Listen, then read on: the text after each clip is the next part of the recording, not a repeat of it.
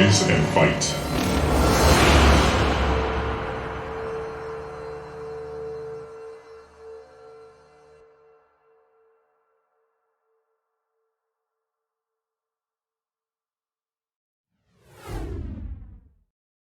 StarCraft fans, we are back with another season of BSL, and joining me this time around for Group A, we've got the return of our Polish player. It is kogeT. What's going on, dude? Good afternoon, good evening, everyone. Hi, Nyoken. It's great to be back, even though you could say on the different side than I'm usually maybe appearing on streams. So very happy to be casting the first group of BSL, round 24. My goodness. To this day, I remember when I played in that league. Now I get to cast it. Tell me a little bit what's going to happen. People, of course, always know you as being a strong player in the PSL, but now with you on the caster side, you're going to be an immense help with this group because we've got a lot of Europeans here. We've got the return of a Protoss Polish player, which you, I'm sure, have a lot of knowledge on. MiStrZZZ is how we pronounce it in NA. There's actually the return of a lot of players this season, like Eon Circuit's come back. I saw him playing a lot, so I have a lot of hopes for this season being another great one.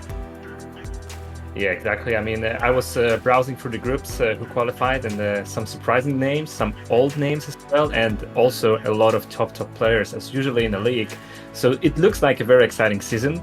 I mean, the group today, I was actually shocked. 4 very strong players, but at the same time, a little bit hard to predict who's going to advance.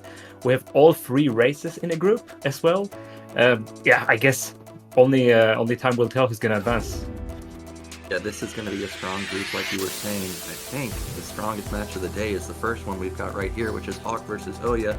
Everybody that's watched BSL knows how far both of these players can go. OyA, always amazing in BSL. Hawk, always amazing in BSL. And then in the bottom side, we've got MiStrZZZ versus SPX. SPX, literally you can go back basically to every single BSL, every single season of BSL. He's always in there, but this is the first time we're going to see MiStrZZZ. From what I remember about MiStrZZZ in the past, an amazing Polish Protoss player. But as far as playstyle, I can't remember exactly how he used to play, but I'm curious to see how his playstyle will match up versus somebody like SPX. To underscore exactly, I think it's gonna be a real test time for him. I mean, I played Mish multiple times in my past, and I'm talking 2010, 2009, 2008, 7, maybe even 6. He's been around forever. But you're right, I believe he removed himself from StarCraft and only returned earlier this year, I believe. But to my knowledge, he's been grinding games super hard. He's been playing ladders, both Battle.net ladder and Star Battle ladder.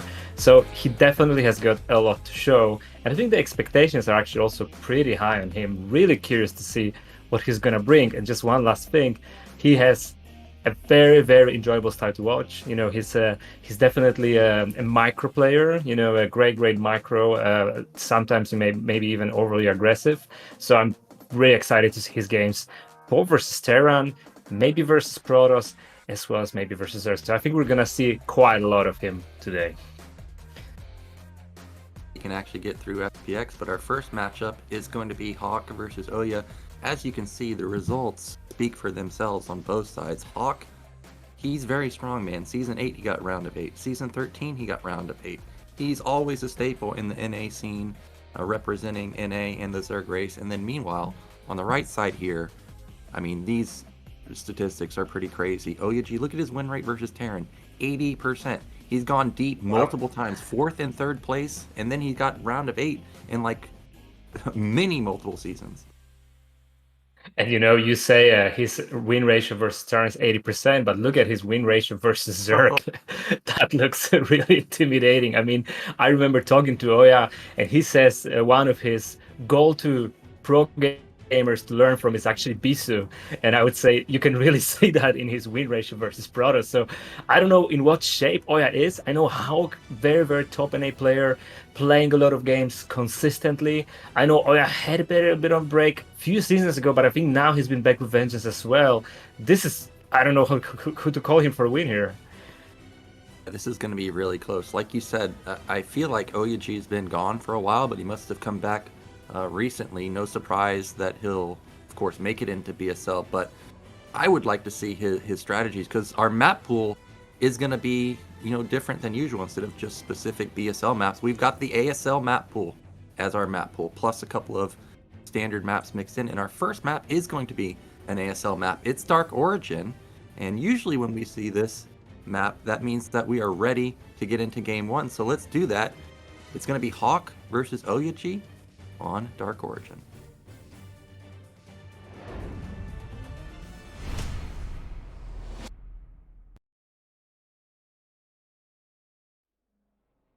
All right, in the top left position, our NA Zerg, it is Hawk. Fantastic, and starting at the bottom right on this one-on-one map, the Swedish Mihu OyA.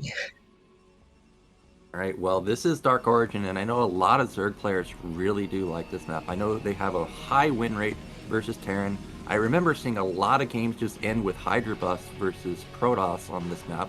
So I wonder what OyA will actually come up with versus Hawk here. Right, I mean, it's a one-on-one map, so I think as Protoss you get the benefit of Scout, right? You can block the hatchery, you can narrow down a lot of the openings. Maybe OyA will go for a greedy Nexus first opening. As well, considering the distance, it is somewhat a cross position. So maybe not going straight into a gateway rush. I don't know. I think that's his preferable style. OyA likes to be aggressive. But on a map like this, is he going to go Forge first or maybe Nexus first? Definitely could be Forge first or could be 12 Nexus. These days I often see about 50-50 Forge openers versus gateway openers. And I know players like Mini really do like going for stuff like Cannon Rush. But that is going forget to about be it. Yeah. Yes. OyA really loyal to, I think, his understanding of PvZ, meaning put as much pressure on Zerg as early as possible, meantime build your economy, get your upgrades, and keep on pumping, the zealots. He's going there, but Hawk, I mean, he's not going to suffer much or any damage from that gateway opening, because that is a very classical overpull opening from him.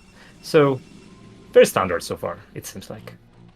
Pretty much a safe opener. You don't want to go hatch first and then get, pylon blocked or delayed. That would just completely ruin the build. So no shocker that we do see an economic pool opener. However, this probe does deny the hatchery at the natural, and instead, Hawk is going to... he gets it down. I can't believe he got it down. Yeah, he got it down, and that's, of course, great for Zerg. It's not a worst case scenario, you get your third, your hatchery on your third best location, but of course it's better for Zerg to have your hatchery closer. Your drones don't have to go so far to mine, and so that is great. How many links are we gonna see? There's no zealot on the map, right? So OyA seems to be a little bit careful here as well, not pushing. Maybe going for a little bit. Okay, there's a first zealot, but that wasn't 9 gate, right? I didn't pay attention. Maybe it was a 10 gate. I think it was a 10 gate, but it could have been a 9 gate. But we do see, what is it, 6 lings out, maybe 4. The first zealot is moving across the map, but you can see it's just hiding in the darkness, making the Zerg wonder where it is. We know it is just sitting right there. Okay, now he turns around. And a quick nexus from OyA, recognizing there's not much potential to do damage versus an overpull. Hawk saving some larva, trying to understand the situation. Both zealots are back at the natural, and Hawk sees that with his overlord. Nice pro block. So now in micro battle with 4 links, I don't expect Hawk to do much damage here. So this is primarily just understanding what each other are doing without real opportunity to put pressure or do some damage. Different other than a map like Polypoid or Vermeer, your gateway is very far away from the ramp. Like, I could really see, like, if it was a Ling Flood, do a lot of damage, but we do know that, of course, Hawk is not going for that. But just something to point out, as I'm looking at how the map is laid out, he could have maybe exploited something like that. And you know what, kogeT? I was actually thinking we were going to see this, because in a recent matchup, we saw 2 gate before Cybernetics, and OyA, he's going to be looking to put on a ton of pressure. Very interesting build. This build has been in PvZ, to be honest, forever. I mean, I remember playing that again, 2008 or so. This is a very, very interesting build from Zerg. If Protoss doesn't, if Zerg doesn't realize what is coming, you can get flooded by the zealots immediately. And what Protoss usually does, it can follow up with something like 2 Stargates to somehow neglect that delay in tech. Hawk doesn't know it's coming. He doesn't have his overlord in the main base of OyA. He doesn't know that the second that the gas is not being built. Now OyA with a big move out. Probe is in the main, understanding how many links are being made, and 5 zeros are on the way out. Oh, don't lose the probe. It seems like the probe is gonna go down. No, he saves this last second.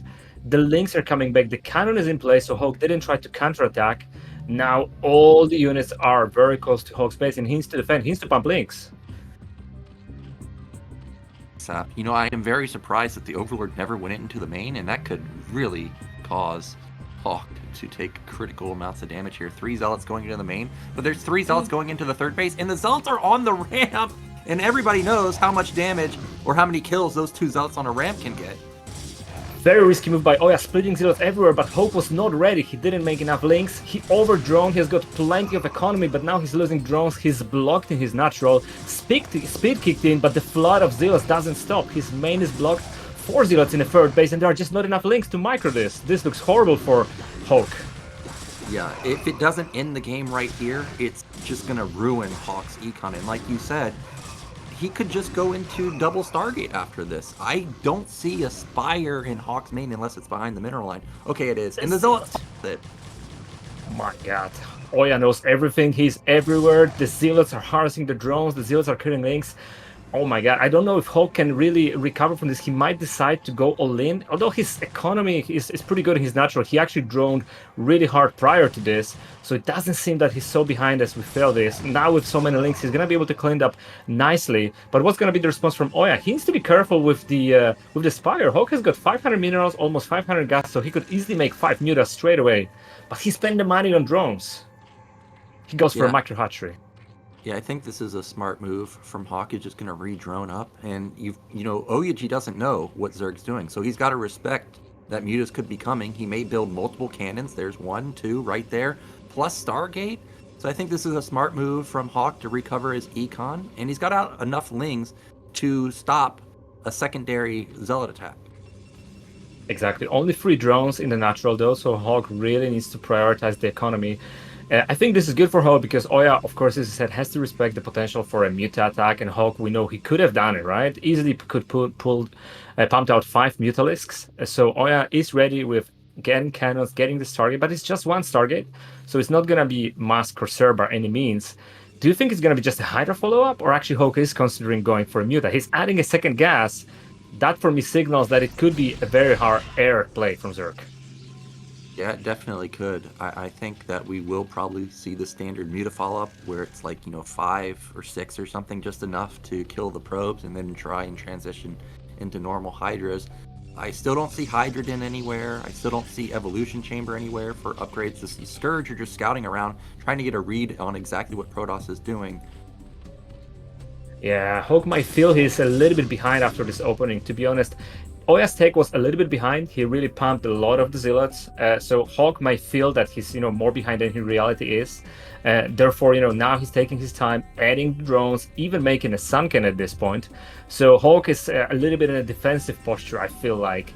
Even though his economy doesn't look so bad, he needs to be careful. There's a lot of Zealot. Is +1 ready, or is +1 delayed for OyA? Not done yet, so that means that these lings are actually surprisingly strong, and he bleeds off 2 Zealots pretty much for free. I guess he will spot the mutas, but like I said, I don't see this build as being anything other than 5 mutas or so to just pick off probes.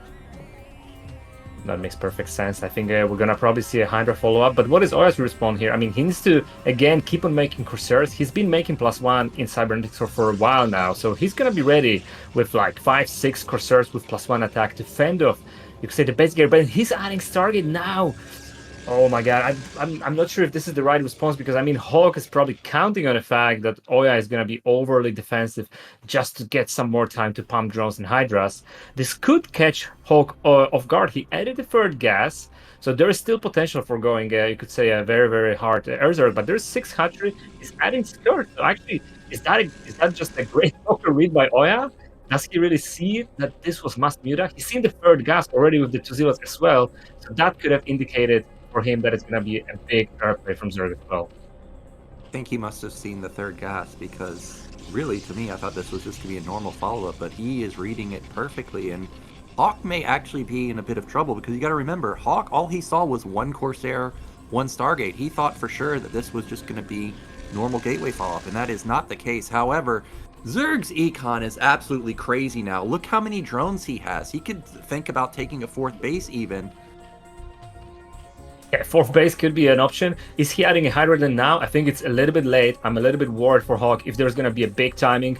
Zealot, Archons, maybe 8, 9 Corsairs, and you can see Corsair has got +1, so even managing to pick up some Scourge without Scourge getting to them, and he's adding Muta with +1 curve pace, so I think this could become a micro war between these two players. There could be a big engagement where OyA gonna have 7 or 9 Corsair with +1 and a bunch of Scourge from Hawk, and really it's gonna come down to control. I mean, who's gonna micro it better with so many Zealots now?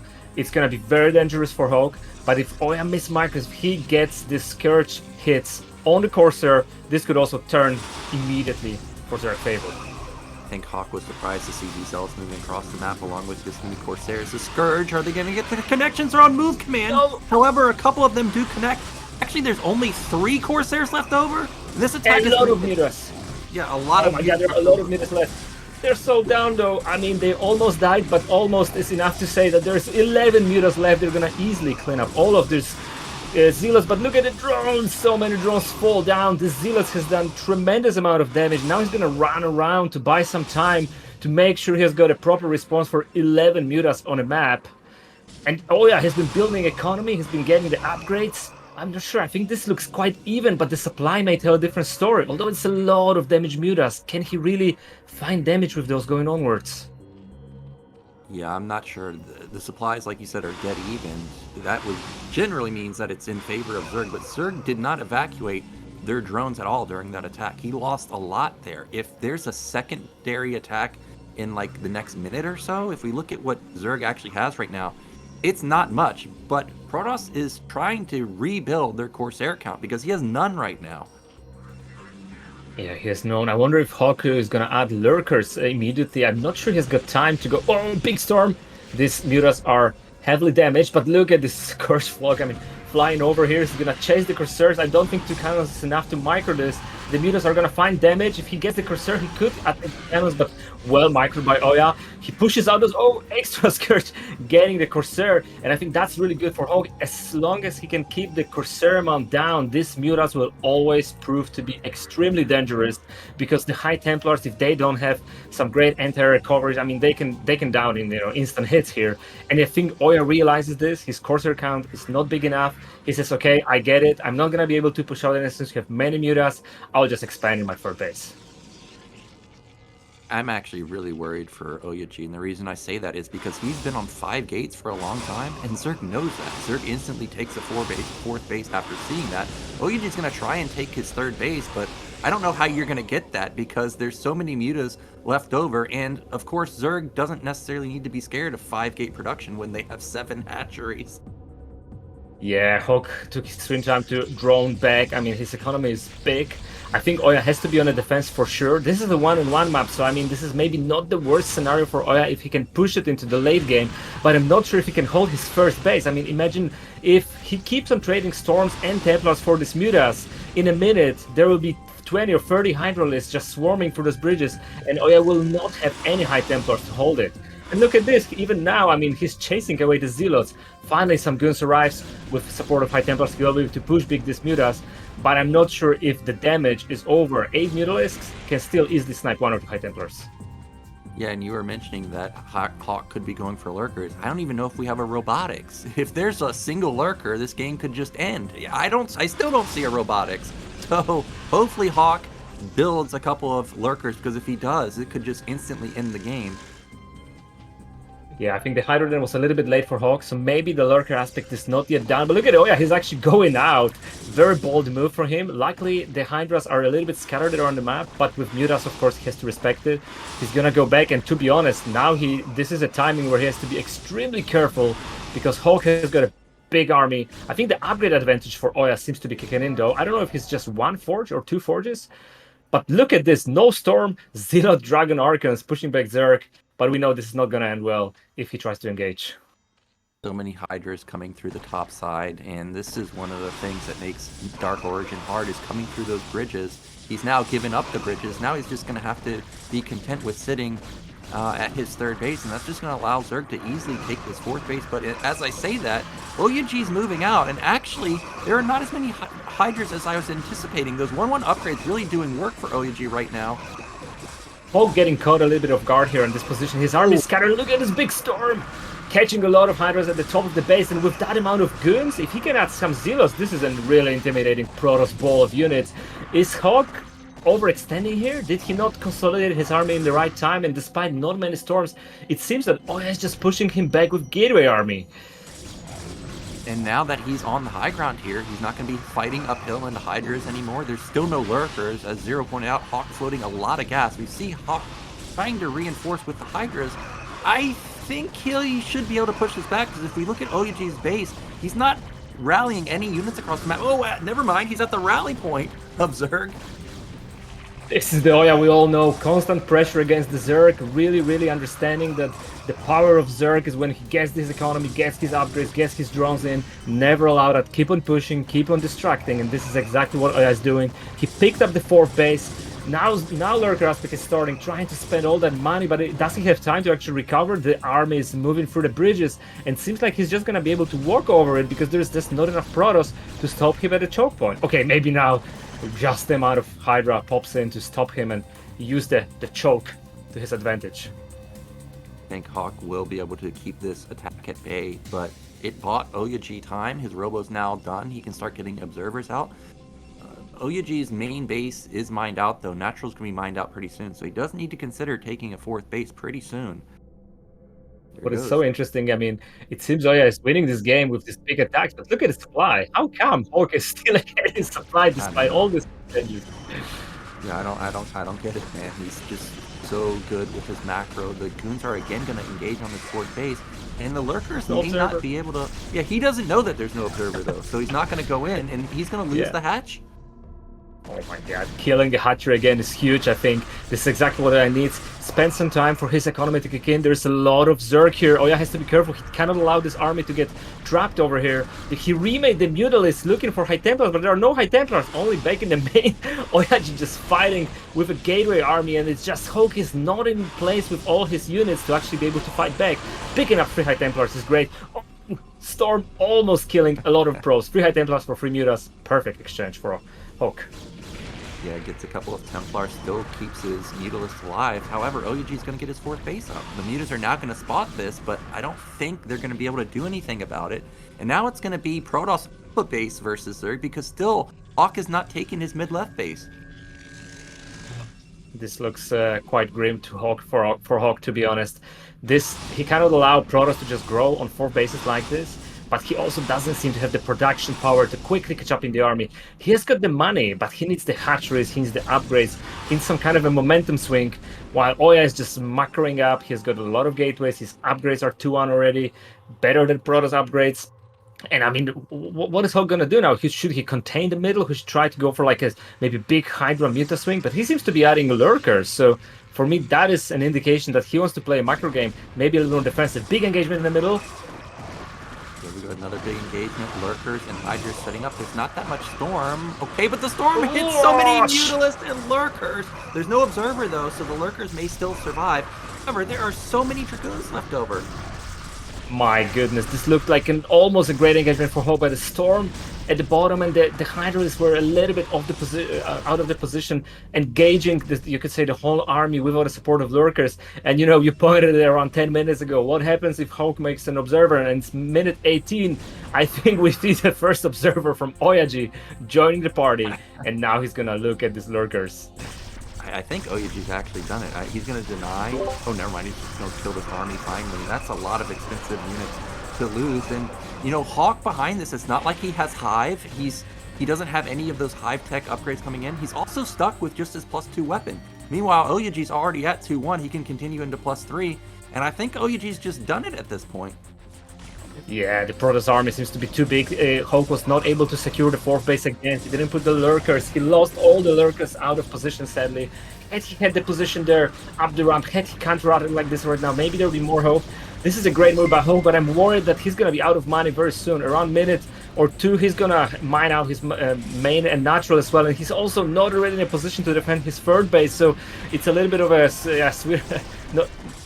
it's a bit of a how do you call that? Yeah, a sour victory. I don't know the word, but point is he killed the base, but he loses the base, and I'm not sure in a main and natural scenario he can actually fight off OyA anymore.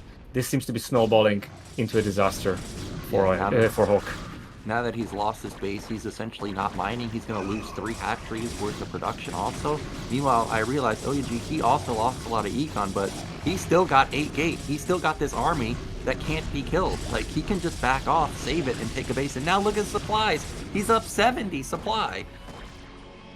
Yeah, this must be close to being over. I mean, Hawk taking upper right corner. Maybe if he taken this few minutes ago as a hidden base, there would still be hope. But now, as soon as OyA consolidates his army, and I don't think Hawk has got enough to even intercept this comeback here. There are no High Templars, maybe one in the back, but even without it, there are just so many units. GG from Hawk. GG comes out. That was quite the game. That was very back and forth. You know, there were moments I thought Hawk had it. There were moments where I thought OyA had it. I actually can't believe OyA won with the 20-minute observer. I thought, okay, we're going to get lurkers, and then you're not going to be able to attack me. But the storms were fantastic every time he ended up engaging the lurkers. Yeah, I think so. I think Hawk has got great macro, great economy. Some of the battles didn't go his way. It seems his army was not at one place. You know, when it was really important, he was trading with small groups of Hydra, and had he had everything immobilized at these bridges, maybe then he would be able to win. But it turned out Brothers too strong, man. It's not so easy on this narrow chokes when, you know, upgrades kick in and a Dragon Ball grows. I mean, it's just hard to engage. Yeah, it is hard to engage. Man, that opener from OyA did a lot of damage, but props to Hawk because he recovered well and he was even supplied the majority of the game. I will say this though, Dark Origin is a really good Zerg map, so if Hawk is having trouble there, it's going to be tough for him in following maps, and I think now it is going to be Hawk's map pick, so I'm curious what he'll pick. Yeah, I'm not sure if there's a great ZVP map in the pool. We discussed this very briefly before the cast. Would you go just for a standard big map like Polypoid or maybe Retro? This sounds, or Circuit Breaker. I think maps with a lot of bases, big space, this is where Zerg likes to be. I think narrow chokes, not that many bases. This can be pretty hard because any kind of split map scenario tends to favor Protoss. So I would go with the 4-player big map if I were Hawk here. I'm looking at the maps right now. I think I agree. I think if I was Hawk, I'd pick Polypoid because that's just standard of standard, right? Circuit Breaker's not that it's not standard, but at least Polypoid's in the ladder map pool. At least you're playing it a lot these days. In ASL, a lot of Zerg players pick Invader, but if I just lost on a 2-player map, I'm not picking that. So I'm in agreement there that it's probably going to be Polypoid. Yeah, Polypoid or Circuit Breaker would definitely be my picks here. And I think Hawk did everything right except the engagements. I mean, it seems he droned a lot. He somehow managed to hold off the 2-gate aggression early in the game, despite being a little bit on the back foot. He didn't know that this is coming. His Overlord never went into main. So, you know, he had a big economy. He had some good timings. He made a lot of mutas. He done a lot of damage. It just seems that when it came down to these big fights, he was just not in the right position to take them, and he lost a little bit too many units. And with the short distance on Dark Origin, I mean, OyA, as soon as he entered through the bridges, the 4th base from Hawk was just, you know, so close to the left, Hawk was not able to reinforce it, and from there it just went completely downhill. Some good maps this season. We've got ASL maps, Dark Origin, Invader, Retro, and Apocalypse, and then we've got the tried and true maps, of course, Circuit Breakers and Polypoid, and actually Shooting Break, which I was not, you know, too aware of, was actually a rejected ASL map. So that technically also could have been an ASL map. And in fact, when I was looking at this map, I was actually kind of hoping it got into ASL because it has a lot of cool features that you just don't see. Like you've got a back base, but you can also take the front of it, but you can get 3 gases. It's pretty cool, but knowing BSL and knowing how players pick maps, we're probably not going to see it all the way until like the semifinals or so. Yeah, I'll be hoping that Terran plays on Shooting Break and he makes the 3rd CC there just to mass ghosts and the nukes Nyoken. That would be the dream. Is Radley in the tournament? If Radley's in the tournament, you know that could be a possibility, but I don't think he's there. Yes, the only thing that we'll be missing is the 3rd gas. But really curious where we're gonna go with Hawk's selection here. This VVP, by the way. Okay. In my little head, I feel like ZVP actually maybe this is the matchup where really things can go super bad short term for Protoss, while I also feel they can go super bad for Zerg long term, if you get my point. I feel like some of the maps where Protoss builds a fortress, it's just so hard. So a lot of Zergs actually start to think this short term, how do I kill a Protoss as soon as possible? How do I get the Mustang? How do I get the Hydra Bust? How do I surprise the Bro? Because it seems that Zerg players actually don't like to go into these ultimate late games on some of these big maps when Protoss just go Fortress. I wonder where Hulk is, because I think it very much comes down to personal preferences. Some people just experience this over and over. They don't want to go in those late games, and actually they pretend, they like to take more aggressive maps, shorter distances, stuff like this. But I don't know how Hulk is. For me, he seems like a pretty standard Zerg player. He likes his Hydras, he likes to macro, he's middle of the road. I don't feel like he's so much on any of the spectrums. Yeah, I think based on the fact that he didn't get Hive last game at all, despite having such big econ, I'm in agreement that it feels like he's probably one of those that want to end it in the mid game, not necessarily the super late game. He's not Larva, right, where Larva will split the map every single game because he knows once he gets all of his bases, he's just going to win in late game. Like, that guy just doesn't lose once he gets to late game. But maybe that's what he needs to do versus OyA, because OyA's quite aggressive. Like, he's always in your face all the time. If you just survive, that could be a winning strategy for you. You let all your Hive upgrades kick in, and then you just overwhelm him in the late game. I agree. OyA is very aggressive, and also the characteristic of OyA is that he's aggressive, but he doesn't stop pro production. So he likes to keep on putting unit in your face, and then you kind of fend off this aggression, and out of the blue there is another wave of units, because he keeps on making props, he keeps on rebuilding. So I think I would agree with you. Probably the way of maybe winning with that style is to actually be a little bit defensive, making sure you get the tech, you get your upgrades, just don't get overwhelmed, because as soon as you lose a grip on your position, you're just gonna get overwhelmed, because there's too many Zealots, too many basic units, too much gateway Protoss, as we see in the previous game. He didn't need the High Templars, he just had an equivalent amount of Zealots and Goons to Hydras, and that's also good enough to just win over Zerg. Polypoid. Oh, we knew it was going to be Polypoid. So Hawk, he wants to go into standard map play. He wants to play in a big map, and that means that we're ready to get into game 2. So let's do so right now. Is Hawk going to bring it back 1-1, or is OyA going to be moving on to the winner's match after going 2-0? Let's go. Okay, in the top right, up 1-0 in the series, it is OyA. And spouting bottom left here on Polypoid and North American Zerg. Down 0-1 so far. Hook. Yeah, so I know OyA loves his gateway pressure, but I've seen a lot of cannon rushes on this map lately. I think this time around, with it being cross spawn, even if he does go forge, it's unlikely to happen, but maybe he could go for it. A lot of these maps where the mineral layout in the natural enables cannon rushes. It's obviously not on every map you can do it. Nothing out of standard so far. Going back, so I expect OyA to go 9 or 10 gate again. I just feel this is so much his style. Keeping on the pressure, keeping making the economy.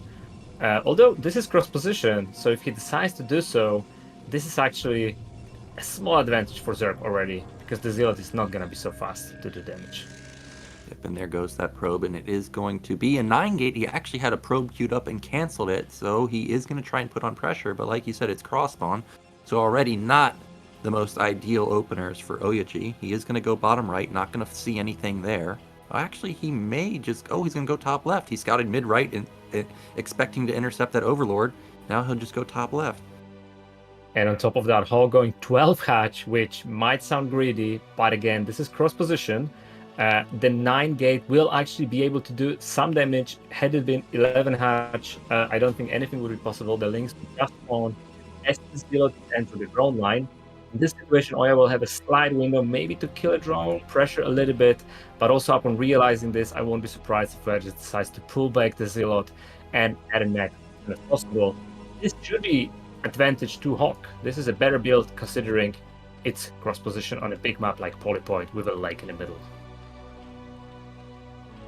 I think this for sure is definitely a better opener for Hawk. I just want to know what the follow-up is. Is he going to go for like the typical 240 gas? Is he going to, you know, go crazy like Nemu did a few seasons ago where he's going 5 hatch before gas? What's the actual follow-up? And it seems like maybe drone to top or mid-left for a 3rd hatch. Interesting. Drone is staying here, trying to see what the prop is going to do. Now he's going to, 9 o'clock for a 3rd base, which again, in this position sounds like a perfect choice. Also getting the 3rd gas here, keeping options open. The Zealot is going. Of course, OyA was able to confirm this is 12 hatch. So Zealot pressure absolutely irrelevant here. OyA also with an instant Nexus after the 2nd Zealot, recognizing this pressure doesn't have so much future. He will need to probably pull back. Maybe already the 2nd Zealot is going to go back. Already this Zealot is going back, so just for the links. Wow, he doesn't even go in and sit behind the mineral line and be annoying. I'm very surprised at that because almost every game I see, oh my gosh, well this is a disaster, kogeT. You play Zerg, you know how big of a deal this is. Like Hawk can do anything at this point. He can go Hydras, he can go Spire. Yeah, he can do everything, or he can do nothing, and OyA still has to react, and I think that's the biggest problem, right? Because Hawk can just enjoy his position. Whatever he does will have a better effect, but wait for it, Nyoken. 1 Zealot at 9 o'clock, harassing the hatchery, and all the links pulled back. Few links now separating because this Zealot is going to get in the main base. Yeah, but Hawk knows something's up. There's no way you're attacking mid-left with 1 Zealot, and he breaks off 4 lings to intercept the incoming Zealot into the main. Good interception there, and he should be able to take both of these down with minimal damage. He gets a almost full surround on that Zealot. Now it's going to sneak into the backside, but with no probe support, this will die pretty easily. Very good position by Zealot though, and look at OyA. He smells blood as soon as he sees that he's doing some pressure. 2 extra Zealots already on the way. He's adding gas. He's building his. He got his fort already. So OyA not leaving his leg from the pedal. Keeps on adding that pressure. This hatchery also took a lot of damage. I mean, there is a moment where this becomes a possibility for Protoss to just brute force some of these buildings like this. But now a lot of links coming in, and Zealots are literally scattered here. He needs to hide behind the minerals. Yeah, it seemed like OyA might have been able to get that hatch, but now with all the links here, he's not going to be able to. But however, the Hydra Den. Oh my god, really obnoxious position behind the minerals. He cannot engage them, and this Zealot gets into the base. All the links are at the top. Hawk completely didn't realize that the Zealot was already in the base. He's starting to micro the drones, but there will be losses here. He's gonna lose the drone. He loses 1 drone. Well, these Zealots definitely were worth their weight in gold. Killed so many lings, got intel also. OyA sees exactly what's going on. He's teching really hard. He's teching straight into Citadel, and it's already more than halfway done. So he's already got the perfect counter. Yeah, I don't think that Hawk should even force Hydras at this position. Maybe he should go for like a 4 hatch defending Hydralisks, because I don't feel he can actually afford being aggressive. Although I can see some Hydras already walking. Is that Lynx or is that Hydras? They're already on the way. No, it's only Lynx. I might feel Hawk is should be dropping the whole idea of an all-in here. Add a 4 hatchery, add Hydras, try maybe to go for a lair on 4 hatch and somehow survive the Zealot on, because if OyA just decides to go for like 4 gate Zealot, there's no way Hawk is going to do any damage and she's going to fall behind considering how many links they had to make. Yeah, and this response from OyA is actually quite perfect. Despite having no intel, you got to remember what happened last game where OyA did a lot of damage and there was a Spire, and what did Hawk do?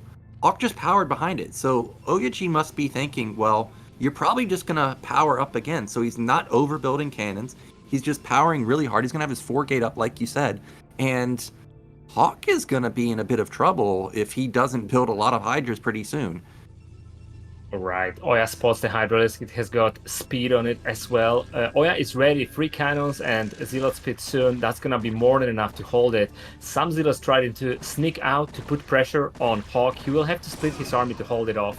At the same time, taking the 4th base, I like that, but I still feel the decision about an all-in has been made already, and Hawk is pumping a lot of units, but he doesn't know that OyA is more than ready for this. Soon there are gonna be a wave of Zealots. I don't even think he can kill the Forge at this rate. think so. Speed's going to be kicking in. Oh, as I say that, there it is, and he's going to move out. However, there are a lot of lings here. This could be a mistake from OyA. There's no +1 weapon. However, there is a Zealot in the third base, but Hawk not paying attention to it. He's just focusing on dealing with the 7 Zealots, and all these drones are going to die. Yes, OyA is not having the best trades with the Zealots, but he's buying a lot of time for his +1, and the Zealot at the back is just doing so much damage that all the losses in the Zealots at the front do not really matter. Hawk's economy is decimated here. He just has got probably 9 drones at his main base, 7 drones max at his natural, and the Zealot keeps on running. It's not even dead. It's not even done. He goes for more. He wants all those drones, man. And Hawk, he's sitting outside of the forge. He knocks down the gateway, but he needs to go. Like, he's got to get in there. He might actually bust, actually, because if we look at what OyA has, it's not much other than these 3 cannons. You're right. OyA maybe should pull the pros, although the 4th cannon is ready now. +1 also finished just last second. It was maybe 2 seconds before the forge died, so maybe that's why OyA was sacrificing some of the Zealots just to make sure the upgrade is ready. Now with 5 cannons, 7 cannons, I don't think OyA is in danger, but he needs to be careful. If proper micro, the Hydras can just kill all these cannons in 3 or 4 valleys, to be honest, if he splits the groups in 2.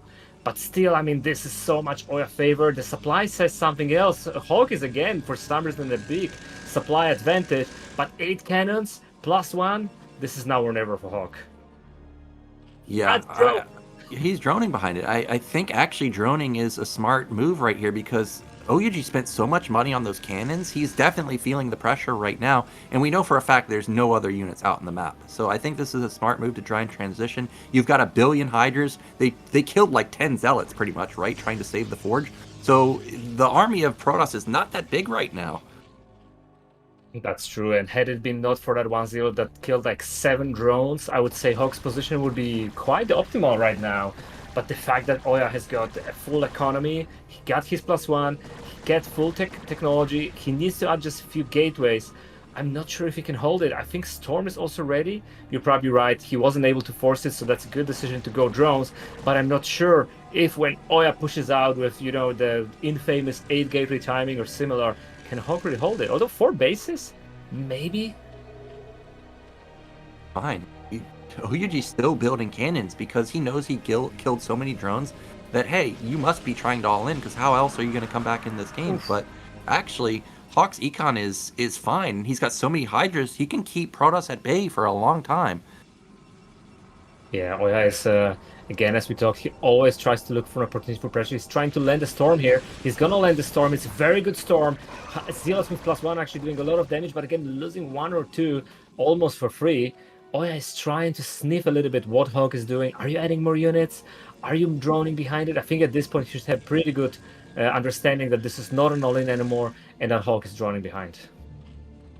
Yeah, this is going to be, what is it, 6 hatch production from 7 hatch production from Hawk? That's a lot of production. He's now got all of his drones, or all of his bases saturated with a lot of drones. There's a decent amount of Templars, though. You got to be careful about an incoming attack, and as I say that, here we go.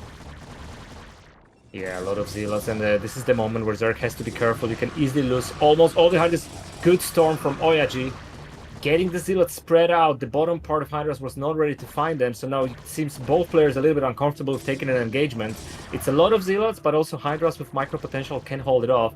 Zealots now ramping around the map, are gonna scout, see how many drones you have, how is your defense, and most importantly, that contain from the front of OyA's base is gone, so now he can also move out, consider a third base, or just establish a position high ground, preparing for the big move out in a minute or 2.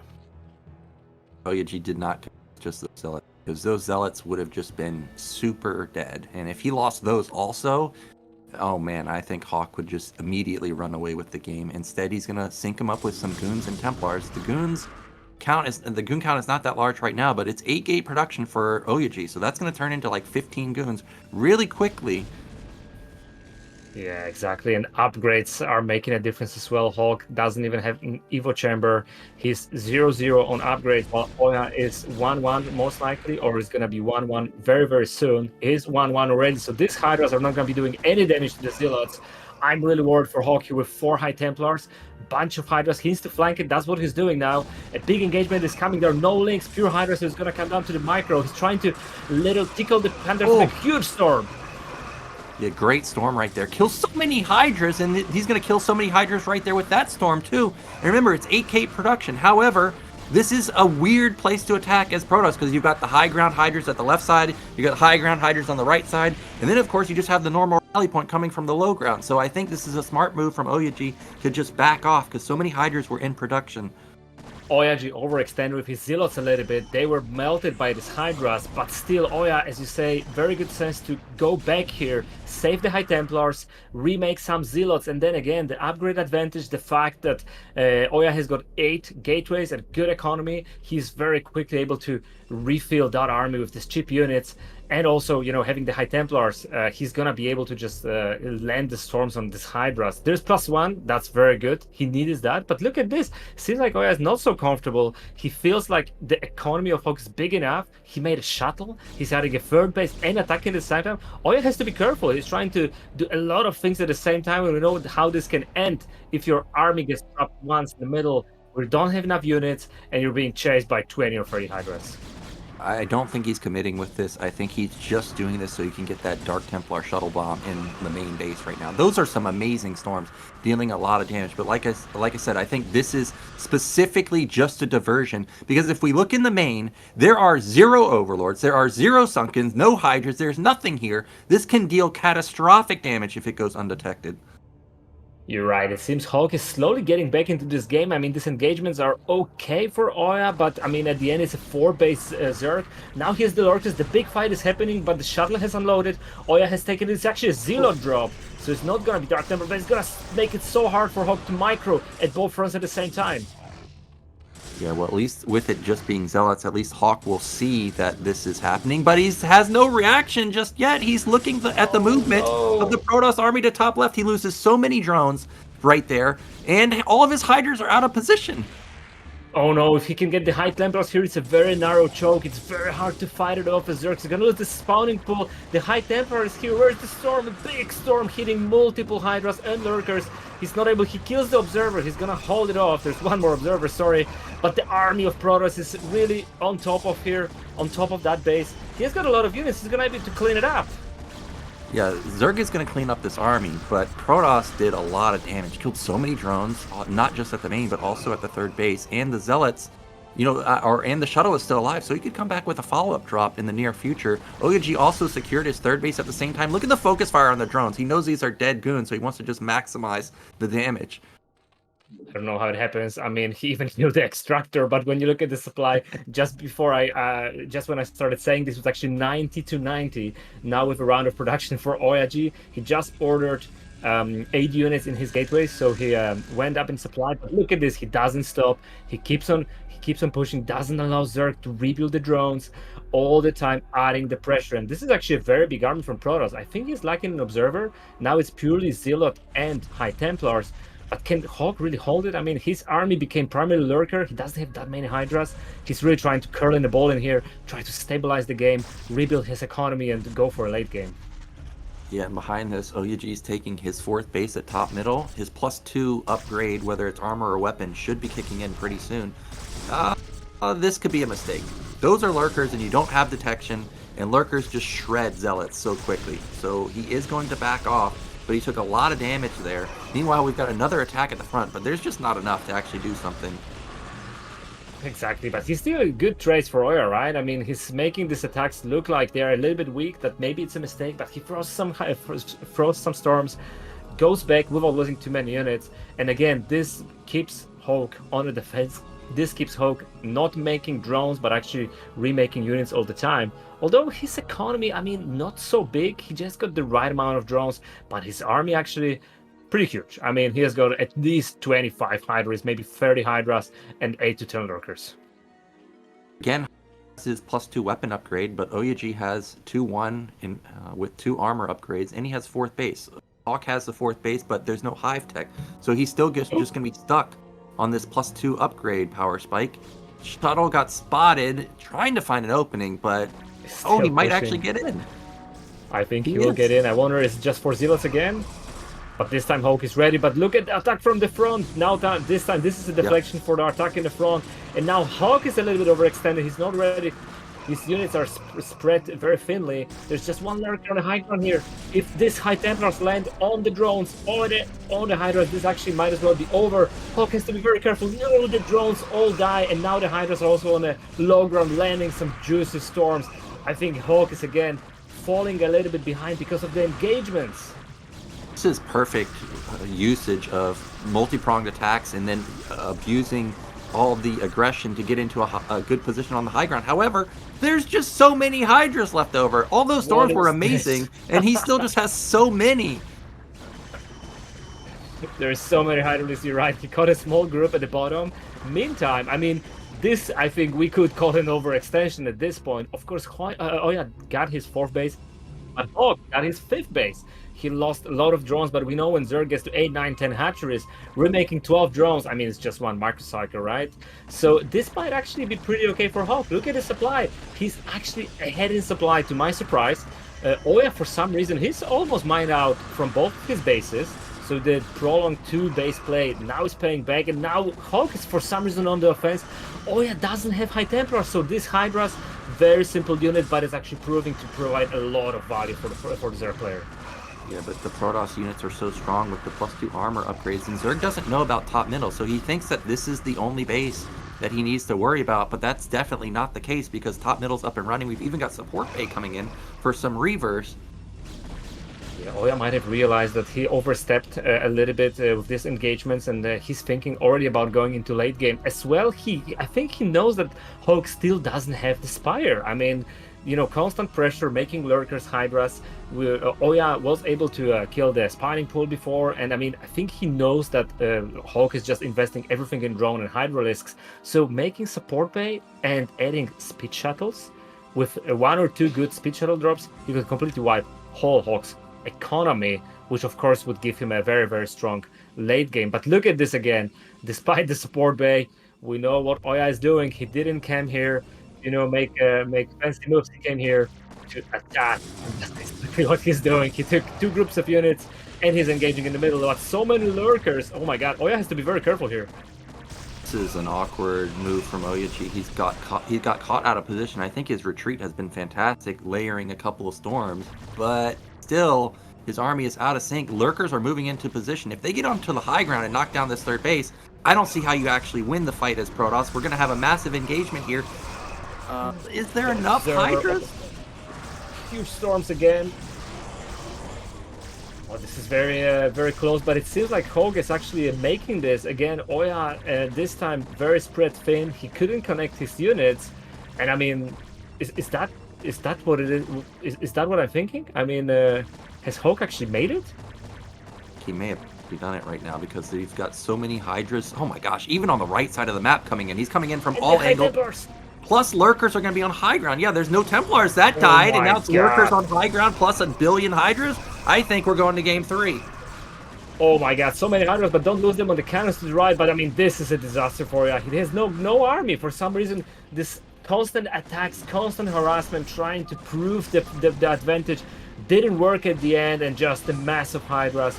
Great macro from Hawk. Great filling of the game, and he just counterattacks and smashes OyA. And goes into game number 3. 1-1 between these two.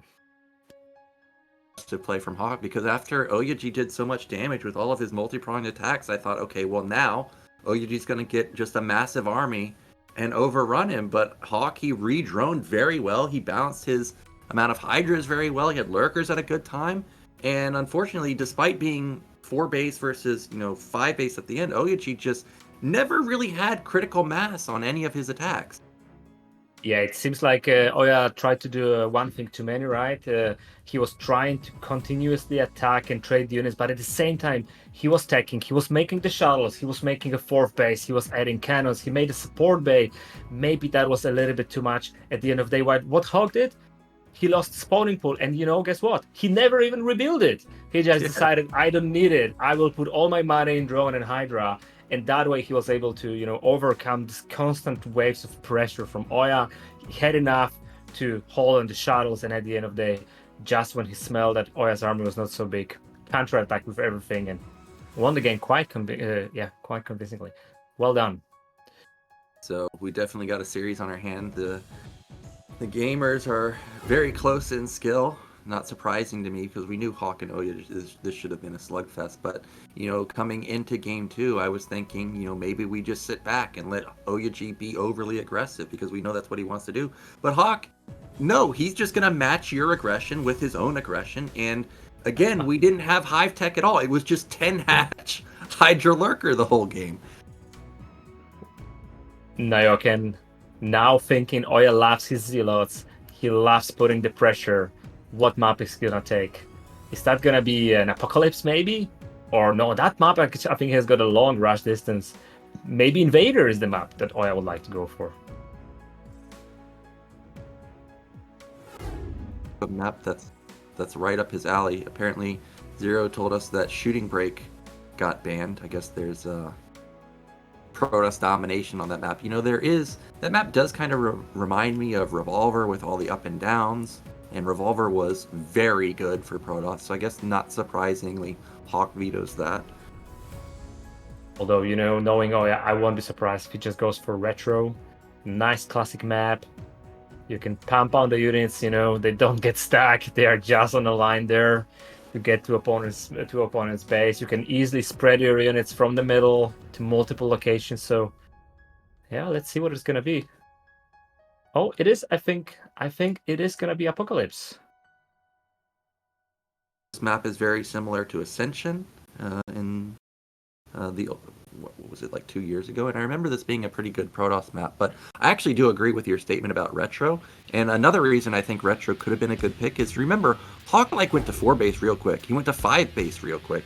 And Retro, it's hard to get 4 bases on that map. But Apocalypse is the map pick, and we're ready for game 3. So let's just get right on in. Interesting stats. 9-4 for Zerg. Actually, better for Zerg than I was anticipating. So in the bottom position, we do have Hawk.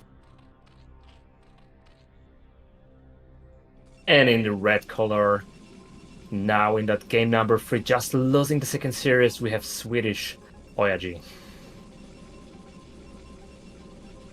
Played Apocalypse to know if the center is buildable terrain. I think it is not buildable terrain, so I don't think we're going to see the classic OyA double gate in the middle. But what I would really like to see is a 12 Nexus. I want to see him get mega econ and try and just do a complete switch up versus Hawk instead of being overly aggressive. Just have massive econ versus him.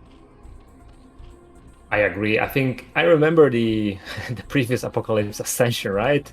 I think the map was relatively good for Protoss for the reason that Protoss could easily fortress on it. You could really take these bases one after another, get the high ground at some point, go up to 4 base, holding ground, and then as soon as you got your 180, 200 supply, multiple storms, just move out and contest whatever Zerg has. That would be especially good for a player versus a player like Hawk, who likes to stay longer in the mid-game compositions, try to go, Muta Hydra, Hydra Lurker. Obviously, when Zerg gets to maybe take 2/3 of the map and have Swarm, that could look differently. But for kind of mid-game position, going defensive, building an economy, it could be a great play for OyA. But he's going for Thunder, 9 gateway, and also checking the overlord position, going straight to Hawk's base. Another 12 hatch or 11 hatch from Hawk. So again, another big econ opener from him. 12 hatch that is again, but this time again, I think this is a long rush distance. Funny enough, it might not feel like this, but you actually have to go around. So it's, I would say, S cross position. Although Hawk is gonna see that with a drone, he may be able to delay the Zealot for a few seconds with a drone, as well as you can say prepare for what is coming, right? So he's probably not gonna make too many drones. Most likely gonna go for 8 or 6 links immediately. Pro taken out real fast, and the Zealot's still did immense amounts of damage. If OyA can keep this probe alive, I can't even imagine how much damage he'll actually do. We see the drone coming back, trying to get in front of that Zealot, try and stall it as much as he can, which is a common move. Oh, yeah. Actually he doesn't. Okay. Well, he does still put it a little bit out of the path, so maybe a second gap there. Still well done. But this time I don't expect OyA to pull back the Zealot. I think this time he's going straight in, because this is 12 hatch, he scouted it fast, and he's already here to start putting some pressure. Actually, he doesn't send the second Zealot across the map. Okay, so we're not going to have the multi-pronged attack that we know and love from OyA. However, he is going to get into the main, and can he pop a drone? He's going to have to back off. Lings are now starting to... Oh, he lost the probe instantly! Already, this is not great for OyA. Great pick by Ho. I mean, getting that drone basically disables some of the annoying tactics with the Zealot. Now he's also... Wow, great micro from Hog, also pulling back that wanted Zergling away. And now, is he going to not lose anything? Perfect hold from Hog. Killing that Zealot, no losses in links, no losses in drones, no losses in mining time. So OyA, I mean, now playing in the dark versus a 12 hatch Zerg on Ascension with ramps facing down is natural. This is a scary position for Hog. Yeah, this literally couldn't have gone better for Zerg. Oh my gosh, that's cybernetics first. Oh, if this was a more aggressive player, like if this was Eon Zerg, you may just be instantly dead going for something like this, because he would definitely, when he sees that your forge has just started, he would 100% try and bust this. But I guess OyA's not going to get punished this time around, because Hawk, I don't think, has gotten speed. Well, I don't think he got speed, but he stopped mining gas, so he is actually getting speed, and he's not adding gas, so speed is on the way. He might as well consider a Zergling all-in, but I think what he's going to, and that is a Zergling all-in, so he recognizes what OyA did, and this cannon might be just a little bit too late. Even with one cannon, this might be a hard hold if Hawks tries to push the issue, but he needs to go now. I'm not sure why is he waiting. This is a perfect timing to start trading HP with these Zealots. Yeah, I don't know. I guess he feels like he doesn't have enough right now. And OyA last game, remember, despite seeing a Hydrogen, skipped the second cannon for a very long time. So maybe Hawk is thinking like, okay, I can deal with just one cannon. And as Zero pointed out, maybe there's a gap between the gateway and the ledge right there. Or, you know, maybe Hawk is playing poker. He knows OyA. He's seen how OyA played the last two games, and he thinks that OyA will most likely move out with his Zealots. And that's exactly what is happening. He blindly goes with all 5 of them. What Hawk needs to do is go around this and maybe backstab the cannon. But look at OyA, actually very careful, but he needs to be so careful. If he gets flanked here, this is not... Oh my god, OyA, you are late! This is a perfect attack by Hawk. Oh my god, look at all these links. There's just one cannon. Probes are pulled, but the slippery Zealots get out of the position actually to defend the wall. I can't believe that those Zealots actually got back. I thought for sure that they're just going to be dead in the water. Now he has a goon. You know, it's not the greatest unit, but in this specific situation, it does help range a couple of the links. The pros body blocking the cannon. It's so low. But is there enough? The cannon falls. Cannon is desperately trying to get up. There's no gateway anymore, so actually all these Zealots that die cannot be reproduced, and Hawk may have done it. This might as well be over. More links are coming on rally. There are no more units for Protoss. One Zealot with pros. He will be able to kill this last more few links, but there's no cannon being built. OyA has got no gateway, so how the hell is he supposed to defend this? There's one gateway in the main, but that's way too little for the stream of Zerglings coming from the base of Hawk. Look, he even has speed on his Zealot. He rushed it real quick. But he just needs units. He doesn't necessarily need speed. He just needs more stuff. He doesn't have more stuff, though. Once this Zealot dies, that's all he has. Cannon dies, and I think we are moments away from seeing the GG come out. There it is.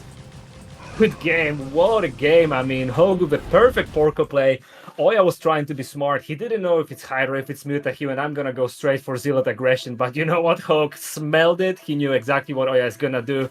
Maslin caught him off guard, and despite the Zealots actually somehow miraculously being able to slide back into the wall of the gate collapsed, and there was just not enough Protoss to hold on. 30, 50, 60 Zerglings. I don't know how many that was. A flood of links.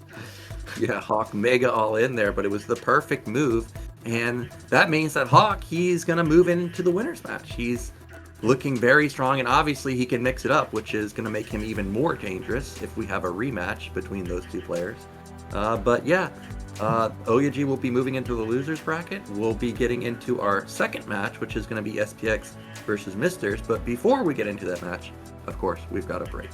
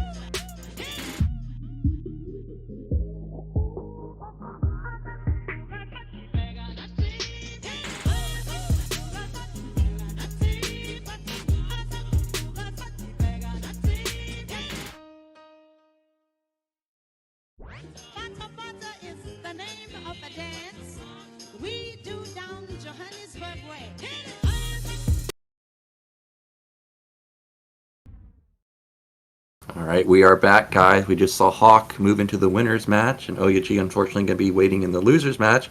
But now we're going to be going into Game 2. We've got the return of our Protoss player. It is MiStrZZZ going up against one of the staples of BSL, man. He's in there every single season. It's SPX.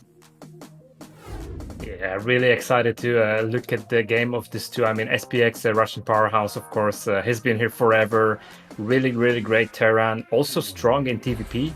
And MiStrZZZ, I mean, super exciting to see him back. A persona for sure, both because of his character and his playstyle. Very micro-focused. You could say similar to OyA, likes to play aggressive, but also focus on the aggression a lot. Can also tend to take some risky plays. He is a poker player, by the way. I know that. I think he's even actively playing, so definitely likes his mind games. And he's got, I think, a lot to prove. I mean, he's been playing a lot for this ladder. He's been participating in the qualifiers for Thailand LAN. So, I mean, I'm expecting him to show some strong StarCraft. Look at an MMR, 23-26. That is no joke. Especially if you haven't been playing very long. That is quite an impressive MMR, and I'm very curious how he'll face off versus SPX. As soon as you said he's a micro type player, I feel like that's a good type of player to be against somebody like SPX, because SPX, he is aggressive all the frickin' time. You think the first attack and he'll transition out of it? No.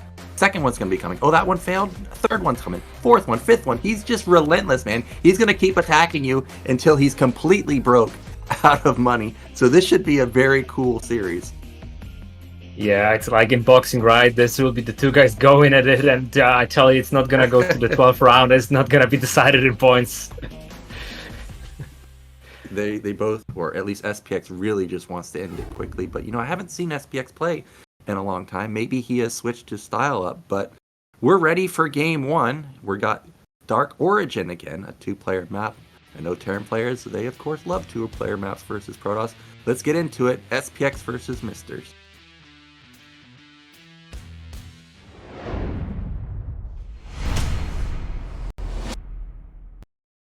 Okay, in the top left are red Protoss. It is MiStrZZZ. Right, and in blue, the Terran player from Russia, we have SPX.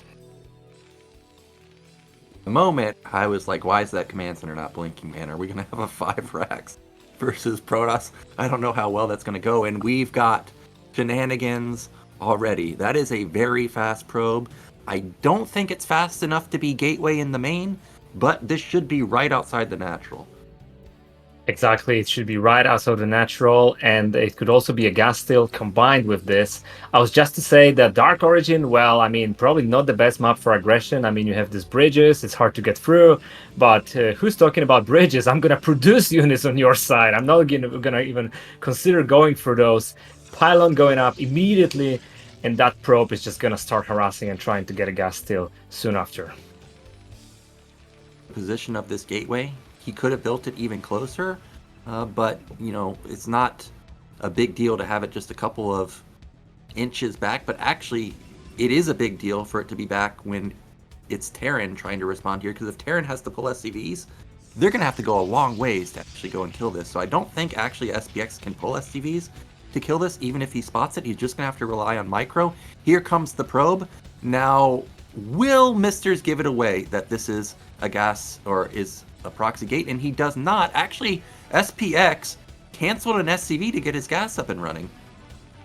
Yeah, I think this is a pretty normal reaction though, although I've seen Terrans actually ignoring this probe, kind of, okay, if you want to take my gas, take my gas. My playstyle is flexible enough, I can just, get away with Rax Expand out of this if you really want to force the issue. And here, I mean, because this is 11 gas instead of 12, of course, this makes a little bit harder for Terran to defend the Zealots, because his second depot is going to be later, and all that gas he's mining now is actually not something you need. What you need is a second depot, Marines, and SCVs.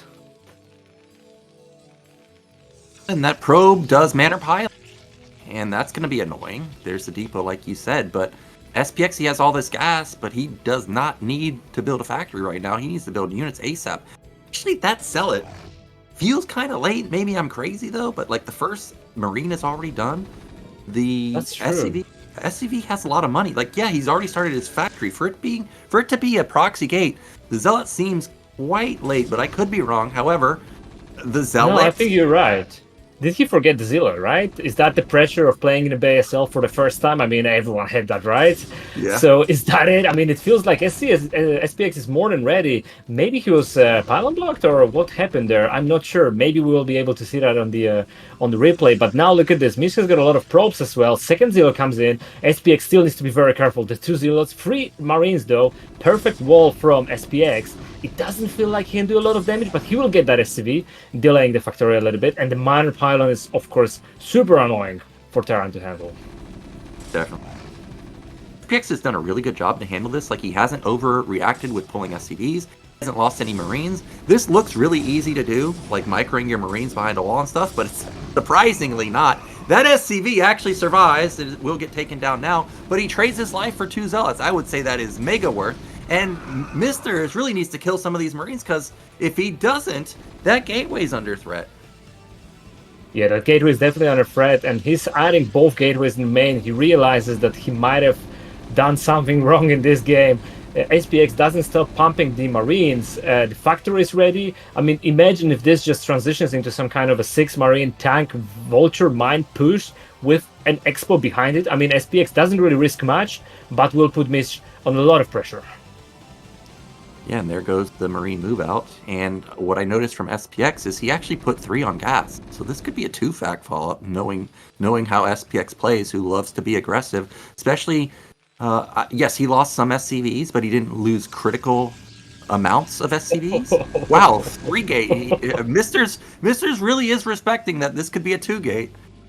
And he's really playing poker. I mean, he knows that there is a risk that he overextended, and how to come back in this game, probably by, well, putting even more pressure on SPX. So the micro wars are definitely going to happen, as we talked just before this game. I mean, these guys are throwing huge shots at each other.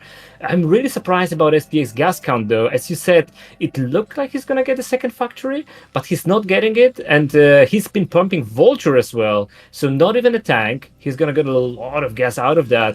But he seems to be stacking some money for an expansion, so that gas might come in handy only later. Now he needs to be careful. He's pushing out with only Marines and Vulture, but we know MiStrZZZ is going for 3 gates here, so he's going to have plenty of units to push it back. Is he going to try to bunker him? With it being an SCV here, it feels like he is going to bunker. So many mines. This is not a smart move from SPX. He's dealing a lot. Fighting up the ramp with losing all these Marines almost for free. Killing the Zealot is good because he wants to kill it in case he wants to demine. But look at this. I mean, he lost all the Marines almost for nothing. I think SPX doesn't expect MiStrZZZ to go for free gate. But all the goons are dead. The Vultures are now going to be in the main, and he's going to be able to rack up a ton of probe kills. There's mines. Oh my god, actually. Okay, what do we know about this game? Both goons going down, and all the probe line is now in shambles. I mean, he's not able to defend it. There are no goons, the mines. This is absolute disaster for MiStrZZZ. It felt like MiStrZZZ had a great response here, but for some reason 7 Marines, 2 Vulture, easily killing these goons, and now he lost 10 probes or more. Oh, he's gonna go lose all his economy and SPX behind it, adding the command center, and we have a reaction from Mish as well. GG. GG. I actually can't believe that attack actually worked. Watching Marines attack uphill into a Zealot, plus the Vultures were attacking the Goons. I'm sitting there like, no man, focus the Zealot, but somehow the Vultures get in and kill so much. I can't believe it. Yeah, I'm also very surprised. It feels like, it feels like the Zealot died quickly. The Goons, I don't know how it happened. I don't know how this Goons die, right? Did he get in the mine or something? Very interesting stuff. How did that happen? Maybe Mish was also super confident he can just leave these units there. He didn't micro properly at some point, but very surprising outcome there. But I think it all goes down to this first Zealot. I just feel it was late. I mean, when I play versus something like this, the Zealot arrives before my first Marine is ready. Yeah, that's also my experience. Like when the Marine was done and the factory was about to start and there's still no Zealot, I'm like, why don't my games look like this? Why can't I face a proxy gate and not have any pressure? But it was well done from SPX. He held it perfectly, and now he's up 1-0, and I would say he won on the map that he should be most scared about, Dark Origin, a 2-player map. He should be feeling pretty good, regardless of what other map Misters picks here. Maybe we should check the replay, not if the Zealot was late, but maybe SPX discovered some new way of mineral mining optimization. Maybe he found some great ways of return cargo on his SCVs, and he just placed his factory at 4-minute mark. I don't know what. 4-minute mark. He would got his tongue at 4-minute mark. So what is that? 220, 210, even faster, I guess. So just like last series, I think based on how last game went, I think we need to avoid 2-player maps just because it didn't work out at all versus SPX. I feel like versus somebody like SPX who will instantly counterattack you, you want to be on a big player map, and that kind of leaves us with Circuit Breakers, Retro, Apocalypse, and Polypoid. Now, I don't know about Mister's practice style, but I would imagine probably just want to play a map in the ladder map pool, and because of that, I'm going to go with either Apocalypse or Polypoid being his selection. And I just realized that on Mish game record, BSL Season 1, do I read it right? He's one of the original BSL players. I also caught that when we first got a look at his profile. 9th to 12th, I mean, that's not even a bad showing either. That's high up there, dude. Absolutely, and I'm quite sure that at the time he played this, he wasn't an active player anymore, so very exciting. He's back. Well, he's down 0-1 versus SPX. He needs to find a way to come back into this game. I mean, the total aggression didn't work. What are we going to see now? Is he going to go 12 Nexus to turn things around? I mean, as a poker player, why not, right? If they took Scissors, this time you take Scissors. And there we go. You knew it was coming. Polypoid is just the standard of standard. No shocker here. I mean, look at the stats. That's basically 50% versus every race. So let's get into Game 2. SPX up 1-0 in the series.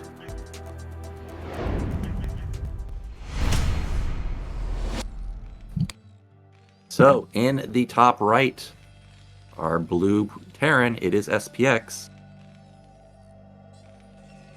And bottom right, in red, we have Mist fighting for his life, back in BSL ProLeague. Yep, and we've got vertical spawns here, so it's kind of likely that Protoss will find Terran first. I have noticed that a lot of Protoss players scout vertically, but I wonder if SPX will mix it up here, whether he'll go for gasless expand, because I've seen a lot of Terran players actually starting to do that quite often. So Nyoken, I'm very happy having you on a co-cast here today, because I mean, both of us, I imagine, enjoy this matchup a lot. Polypoid specifically, I like to think about these positions in this way. This actually is not so great for Terran, because you have to push uphill if you want to attack the Protoss, while for Protoss, it is actually very easy to go from the left and keep on pushing your base. You could say from the high ground, right? If it was reversed, I think this is actually better for Terran, because it's very easy to push into Protoss. You have a clear path towards their natural. You can just sell there. So looking at this way, I feel this is slightly better position for Protoss. But again, this is just, super strategically thinking. It very much depends on what builds they're going to take, right? Yeah, I agree with that statement. Anytime you can take your third base and be on high ground, and that's the angle of attack that Protoss is most likely to come from, that's just a great position for Terran. We do have standard opener from both. We've got Gate Gas, we've got 12 Gas from SPX, so very normal from both sides. Yeah, this looks like opening from one of the TVP or PVT books. 13 Scout, nothing unusual. Also, no Scout from MiStrZZZ. I wonder if he's gonna go. Is he gonna make a Zealot? No Zealot just yet, I don't think. So it is just gonna. There's no Zealot, so classic opening. Yep, one goon. I guess we'll have to wait and see how many goons he actually wants to build before expanding.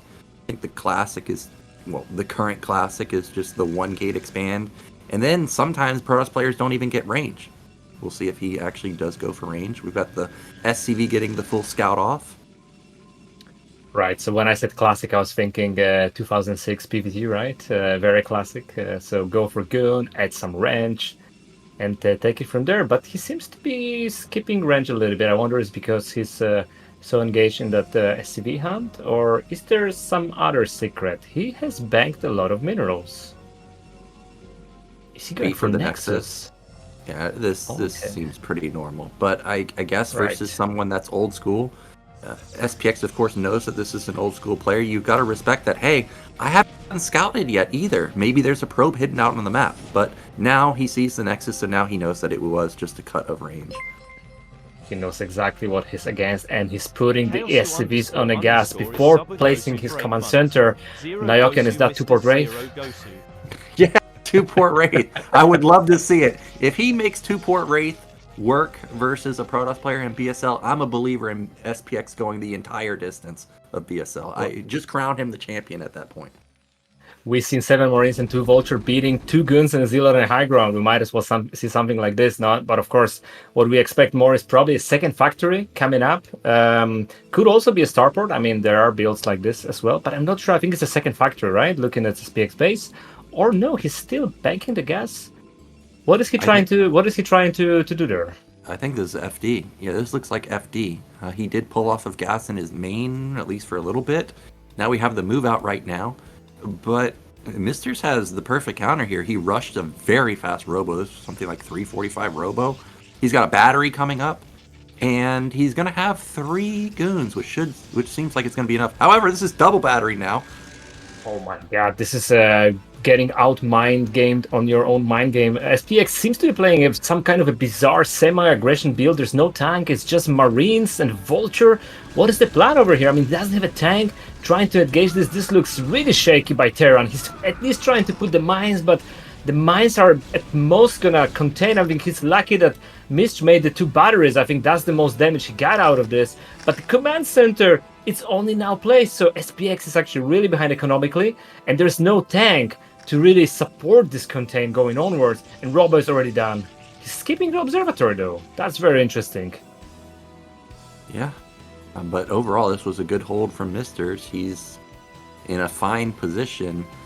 SPX, that's got to be for siege mode, I'm imagining. If this is for speed and he just wants to go for an instant counterattack as soon as the goons move out, that could really backfire. But we'll see exactly what he wants to do. Like you said, there's no observer out just yet. That was straight support bait, which is crazy. But when you're facing somebody that spent all of their, time on Vultures, Terran's not going to have anything that can actually damage the Reaver. Very surprising build order by SPX. I kind of understand MiStrZZZ overreaction here with 2 batteries because he didn't really know what's coming. He's adding the eBay now to get some turrets, but again, all his army is really in front of MiStrZZZ base. If this shuttle goes with a Reaver straight to SPX base, I mean, there's nothing to hold. Good that this Vulture is placing some mines. That is very likely going to spot the shuttle coming in. But so what? I mean, you're going to have 1 tank versus the Reaver? Look at that micro. I mean, very clean. Although he has to be careful. There are 2 mines in the siege mode. Yeah, he doesn't know whether this is an all-in or if this is just a 1-fact expand, so he's got to really respect this. But he is going to send his Reaver across the map because, hey, if you're rallying units to try and bust my natural. Well, you can't have anything at home. Those are great mines just to get vision. So SPX knows what's coming, but how is he going to respond? He just doesn't have anything. I'm also not sure. He didn't really look at the screen, realizing, or I hope he realized that this was flying. He got it in the vision, but he didn't really look with his screen. Look, the tank is still coming and he cannot lose this tank. Oh my god, the SCVs are on fire. The shuttle takes some damage. One SCV goes down. So far, an okay hold by SPX, although he's losing the SCVs. Yeah, he's losing SCVs, and critically, I don't really see him doing anything with his contain. Like, he's not putting pressure at the natural anymore, so he's really just taking damage without doing any counterplay. And behind this, MiStrZZZ, he's going into a lot of gateways. He's got 4 gate, and we still have nothing to stop this Reaver. Oh, this looks very shaky, but he cannot lose that Reaver. I mean, if that Reaver dies and he's not able to clear the contain easily, then it still could be SPX game, because that is a very annoying position that MiStrZZZ has to clear outside of SPX, outside of his base. But now Shuttle is even here, so as soon as one of the stars dies, I mean, it's going to be almost impossible to chase down the Reaver. He can keep on flying back and forth all the time, and now he's trying to push out. There are only 2 tanks here. He sees there are no more mines, so it's only about clearing these 2 tanks, and basically the Marines and Vultures are not going to be able to kill the goons. The Reaver is still alive. This looks horrible for SPX as soon as this contain goes down. Yeah, all the tanks die. Now all he has to really deal with is the bunker, and that's going to die also with the Reaver supporting the goons. The Vulture tried to run by. It's not going to get any damage done. These tanks can't be rallied across the map. And now SPX is going to have to try and transition out of this. I think both players are a little bit confused of what has happened in this game, but I mean, out of the blue, it doesn't look like it's so far. I mean, of course, the tech advantage is definitely on MiStrZZZ side. He has got his shuttle and Reaver, he has got a better army, but at the end of the day, SPX was able to secure his bases. He has got some tanks. I think he has got 3 to 4 tanks. I wonder if he's able to get the upgrades on time. Maybe there's still hope to somehow go back into this game, but for now, it's definitely favored for a Polish Pors player. This is a great position for MiStrZZZ. In his main, what is his follow-up? Because it seems like he built a lot of buildings. Maybe I'm wrong. Okay, we've got a good Reaver shot right there. He is taking a 3rd Nexus. Okay, it is still just 4 gates for him. It is 4 gates, but he's adding a 3rd base, and I think the most scary part for Terran is that he doesn't really have any options, but hold back. The Reaver is on the map, so there is no way you put any more pressure on Protoss. Protoss can just conveniently add base or even 2 bases, pick the tech option that he likes, and just comfortably drive the game onwards. But SPX, as you said, he's not gonna slow down. He's adding 2 extra factories, but I think he needs that. Doesn't matter for defense or for offense. I just feel like he needs to do something to either secure a 3rd base, because otherwise he's just gonna be contained without an option to either attack or take a 3rd base. In years, Terran players would go 2-fact into expansion, but these days with the shuttle horizon being so strong, so hard to deal with, it is definitely 4-fact just to get his 3rd base. Of course, he can try and do a timing with 4-fact, but I think at this point in the game that can't work. Oh, Reaver unloads, Goon attack the front. Reaver didn't fire, actually, but there's just no tanks. My god, so many goons coming out. There are no Zealots, but so what? There's just 12 goons walking up the ramp, and you know, this time we're commanding that SPX was a little bit crazy going up the ramp, but this time it felt like Protoss could have done it despite the tanks on top. But good reaction, seeing the SCV pull from SPX, almost blocking the ramp and bagging these goons. He didn't want to risk losing all his army, but still a pretty good trade for MiStrZZZ, considering he's got an echo advantage, tech advantage, already Arbiter Tribunal on the way. And I mean, for SPX, this just looks worse and worse, to be honest. He lost some tanks, he doesn't have an answer, he doesn't have scans, so he has to hold back and try to slowly crawl his way out into his natural and take a 3rd base.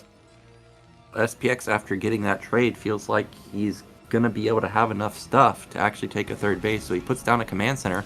Vultures are harassing. They get actually a couple of probes here. This is the move that SPX really needs to get back into this game, and he's going to get a considerable amount of them. What's that, 6 probes? I think it was 8 probes I was counting, so 8 probes in total. That's a really, really good harassment. Not enough to, I would say, put him at the advantage, but definitely a small step towards equalization here. I think the problem is, I'm not sure the plan is, but we have Arbiter Tech and 2 Stargates. Is that just going to be for a quick 2 Arbiters, or is he actually adding a fleet beacon somewhere on the top of his base? No, it's actually a gateway, so it might have been a mistake. Maybe he wanted to add something else. But I mean, it's at least going to be a lot of Arbiters. But 2 gas only, so maybe he's not able to even support it. it's going to be really tough to support it. You Look can at see he this. can't even support it right now. But, okay, well, you got to be careful. He has got his shuttle right there, but there's 2 turrets right nearby. If he even oversteps an inch, he could lose his Reaver in there. Yeah, Wow. I feel Mitch just lost an opportunity there. I mean, he definitely had enough army and shuttle and Reaver to hold on to that high ground. It felt like he got scared a little bit, moved back with his army, but now he's coming with a big round of units. But this time it is SPX with few mines, turrets, and a high ground position. I'm not sure if this is going to be a very, very easy break for Protoss. And now we have everything unloads. The Reaver shoots. There are a lot of Zeros, but they don't have speed. So Mish is trying to target the fire, but no, he's coming back. He realized that there's too much Terran. And I would say if we're looking for an equalization for SPX, it just happened now. Now, I would even say maybe SPX is an advantage. Mish is a little bit shaky. I feel he's very stressed. He blocked some of his units with the gateways, and now he's also taking the 3 o'clock base, which, well, if he can hold that long term, that's going to be great. But if he cannot do it, I mean, this can easily become a liability, as this is such a close base to Terran to attack. Flooding factories. He's going to be matching the production pretty soon, because Protoss doesn't even have that many gates. It's like 6 gate total. That's it.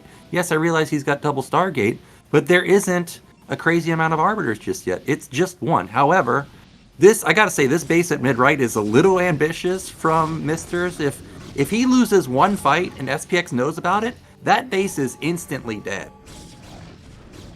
Yeah, I'm really worried for a Polish Protoss player here. I mean, oh, yeah, didn't see that, so I get, maybe it was I'm not sure what he meant. It was one of the scans I get, but I think he's seen the probe transfer, and if he's seen the probe transfer with these 2 mines, that is an eye-opener for SPX, that there is a base to 3 o'clock, and he might as well just start slowly crawling with turrets into that location and start putting pressure with tank or 2. Big vulture run by, but he's not going to get too many probes, actually losing a lot of vulture in that position. I think it's still okay for SPX, considering he has the 3rd mineral base, and he's adding a 12 o'clock base. Yeah, it's his 4th base. I mean, as soon as he gets 4 base economy as Terran, vultures become basically for free, and it's all about, building that tank count while trading with Protoss and putting mines everywhere. Yep, we do have supplies pretty much even, 135 to 125. Terran will take that all day if they're only down 10 supply. We've got the 2nd Arbiter out, though, and the 1st one has banked up a lot of energy, so SPX does need to be careful about there being multiple stasis. I am very worried that MiStrZZZ still has not taken his 3rd gas. How are you expecting to rebuild your goon count and arbiters if you're just on 2 gases? So hopefully he takes that pretty soon. He's going to take bottom middle at the same time. Wow, SPX even has that base? Yeah, he took 12 o'clock already. As I was saying just before, he's playing this really well, to be honest. He realized that this failed attack by MiStrZZZ gave him so much initiative that he just freely expands and takes control of the map. I'm getting a bit, thinking that maybe it has to be a recall that puts Mish back into this game. I mean, he was definitely ahead for a long time. This opening by SPX was confusing, but now he's eating so many mines. His army doesn't look scary at all. I mean, SPX is already adding turrets across the map. He's making sure that, his position is rock solid versus any kind of recall potential. He's getting the, 2 armory upgrades. He has got a lot of tanks. He's probably going to put some mines in his main base, and of course 12 o'clock. I think there's no opening for Mish to attack really, and he's now bleeding the units. His economy is not so strong, and I mean, looking at the supply again, you were just saying 10 supply difference. Now we have equal supply. Something that I hadn't considered until watching these units run into mines is because MiStrZZZ has no gas. He can't even afford to build very many observers, so all of a sudden mines are just absolutely crazy in this situation, getting so many kills so far, and may be able to get even more. I think at this point, since we haven't seen a recall, the only real option MiStrZZZ can go for is to just have, the dream amount of stasises, where you just stasis every single tank and try and just get a full kill onto all the vultures. We'll see, though, because SPX has not moved out just yet. Yeah, he's not moved out, and he doesn't even seem to want to move out. I mean, he's getting so much value of these vultures. The mines are just doing so much damage. He's killing probes. He's getting the map control, so, he's not even rushing this. I'm just thinking what the big plan for Protoss is. You're right. Stasis could be an option, but look at this base. There are so many vultures. There's just one cannon. When this cannon dies, all these probes will evaporate in just a few seconds. Yeah, but he didn't lay that many mines, so actually Protoss is not going to get punished. Oh wow, he actually stasises some vultures, saying you will not escape that easily. But SPX can afford to throw some vultures away. It buys him time to just ramp up that tank count that we see right there. The only thing that really saves Protoss here is that Terran took it very slowly in factory count, and of course this is a little bit on the back on the early game, right? When we knew SPX was behind, he was taking this slow. He had to add 4 factories just to get out of his base. So this forward base economy is a little bit delayed comparing to a regular playing style. But did I see 5 add-ons? I mean, is that true? Is SPX going into 5 factory tanks? This is going to be so many tanks just in a few seconds. But in order to support 5 add-ons, he's got to sack something, and I guess he's just not going to have EMP, which to me feels like a mistake, seeing how many arbiters there are on the map.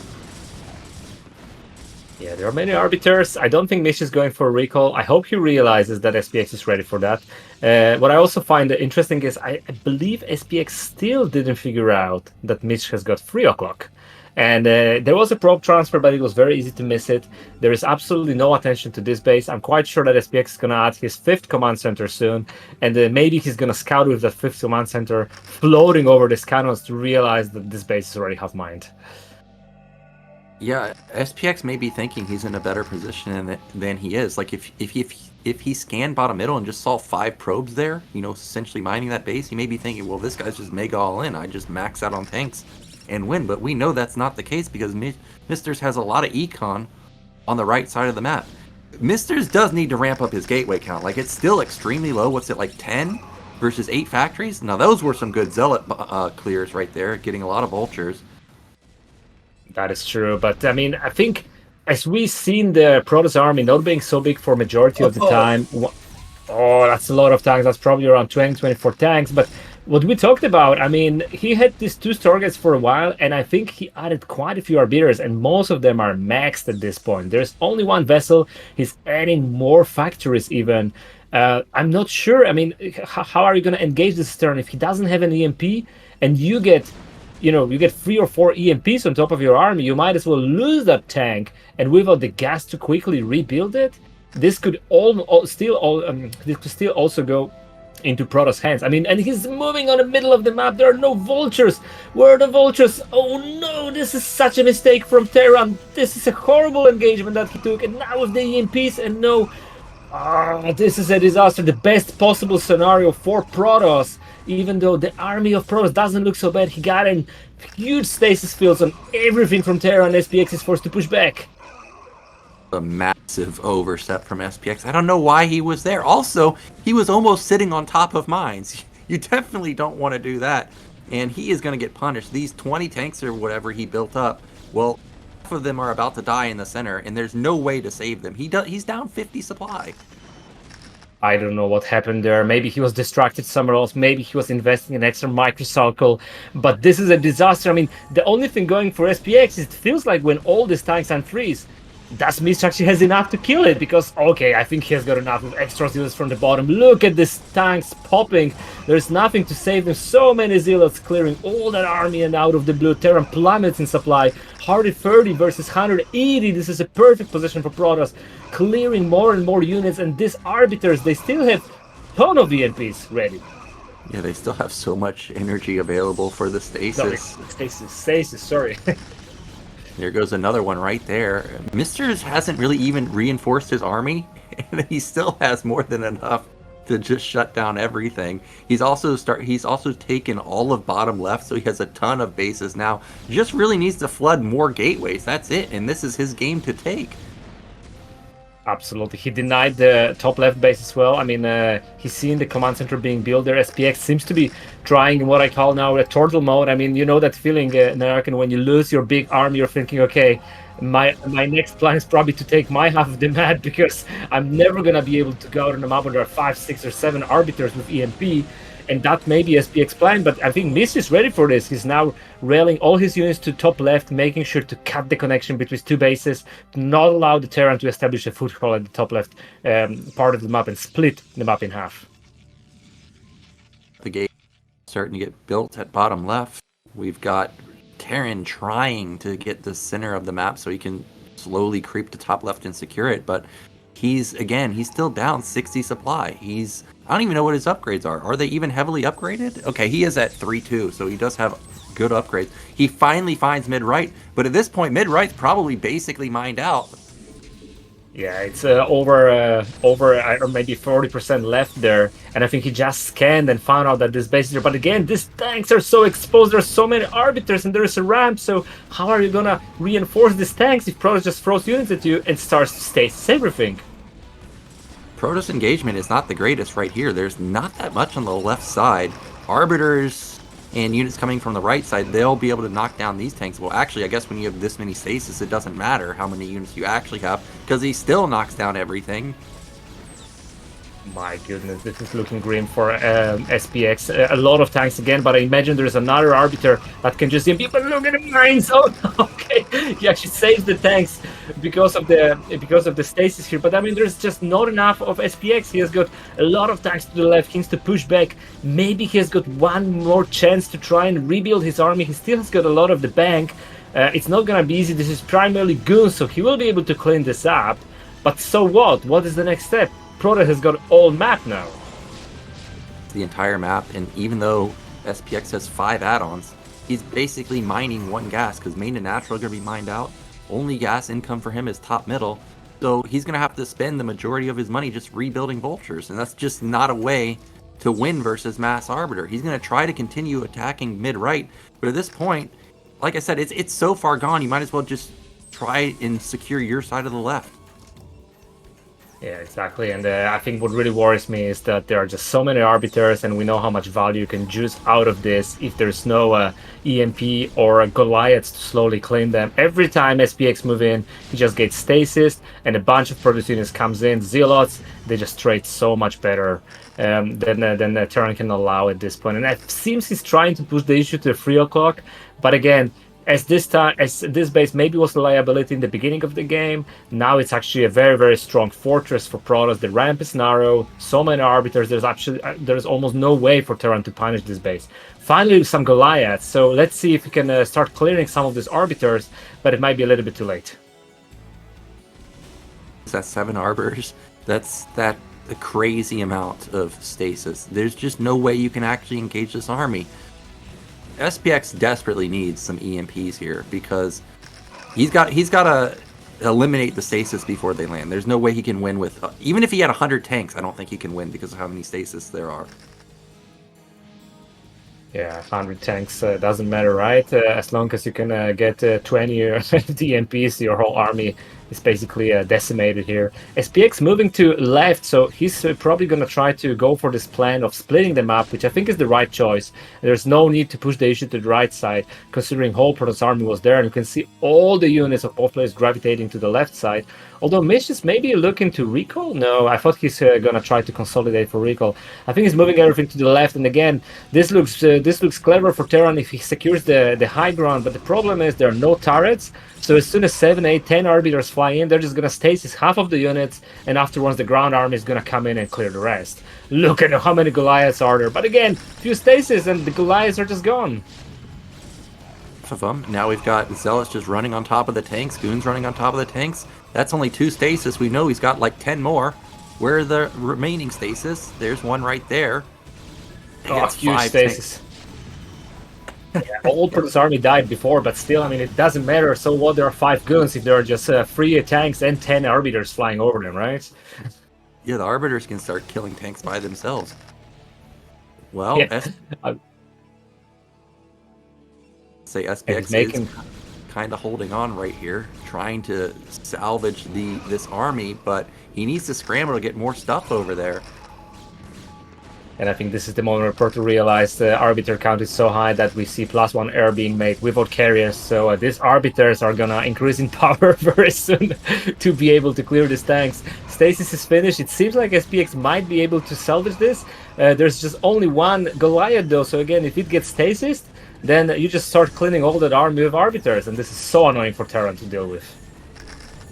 Exactly. Everything is stasis, and tanks are just gonna die one by one. Moving in.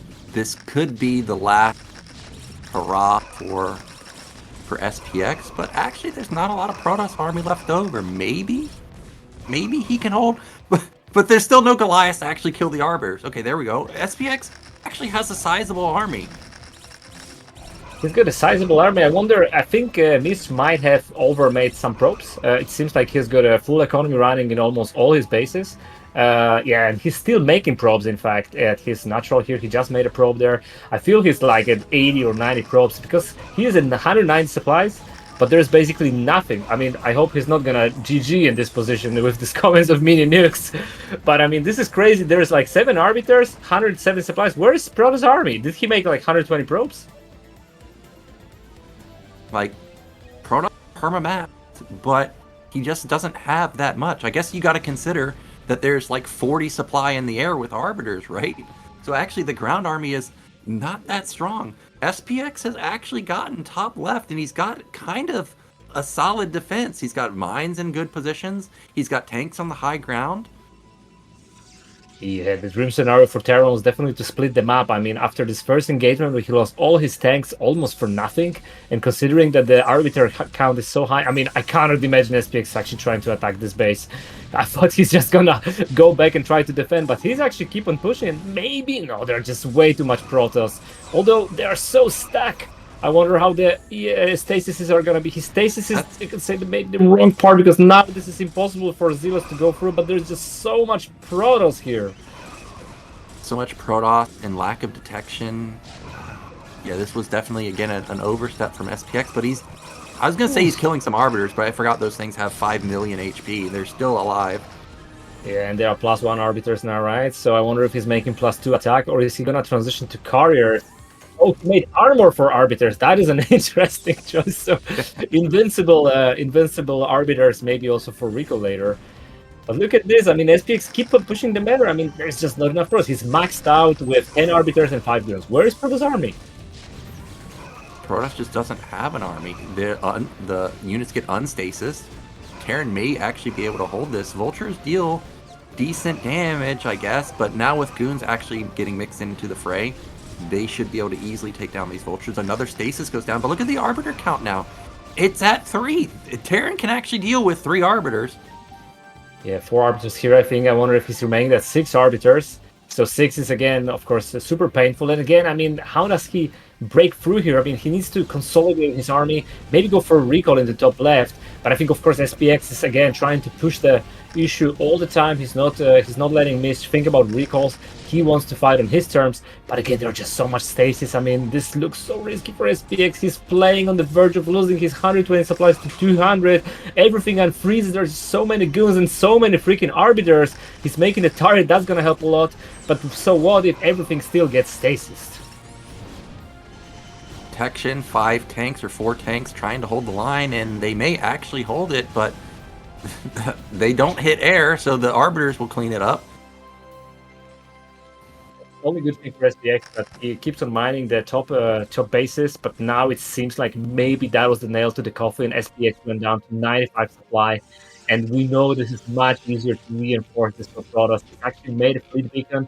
He might be even making some carriers behind this. So maybe this is where all of his supplies is frozen currently. But I mean, losing this additional tanks is basically a 2-base Terran versus a 6-base Protoss active mining. Protoss is also maxed out on upgrade. He has got a superior tech advantage with multiple arbiters, multiple bases. I think it felt like SPX could have made it, but now it's just going to quickly. Quickly. Oh, there's the recall. Quick spin into a win for Protoss. I mean, this recall is not so strong, of course, but it denies the base from mining. I think what is most important. Maybe he gets even a command center. So good job. Not many guns, making sure that he stops SPX from any kind of combat potential. Recall energy yet. He almost loses that arbiter trying to go for a recall bomb on top of the tanks. Yeah, oh my gosh, that right? 6 HP. That was 6 rockets saved by armor. Big brain play. I'm curious to see. Carriers should be already out for Mish. I think he's making carriers, right? No, he's not making carriers. Just making double cybercore upgrades. But I mean, at this point, it's 1-base Terran. I don't think there's any hope for SPX in this game. there's no observer here, so mines again are absolutely crazy in this situation. Slowly, SPX is rebuilding his supply count. I realize he's still down massively versus the maxed out army of Protoss, but if he can somehow save this base, I could see a potential for him to actually win. Oh, there's a probe up here. For some reason, it's just showing off some fancy moves of making a probe recall.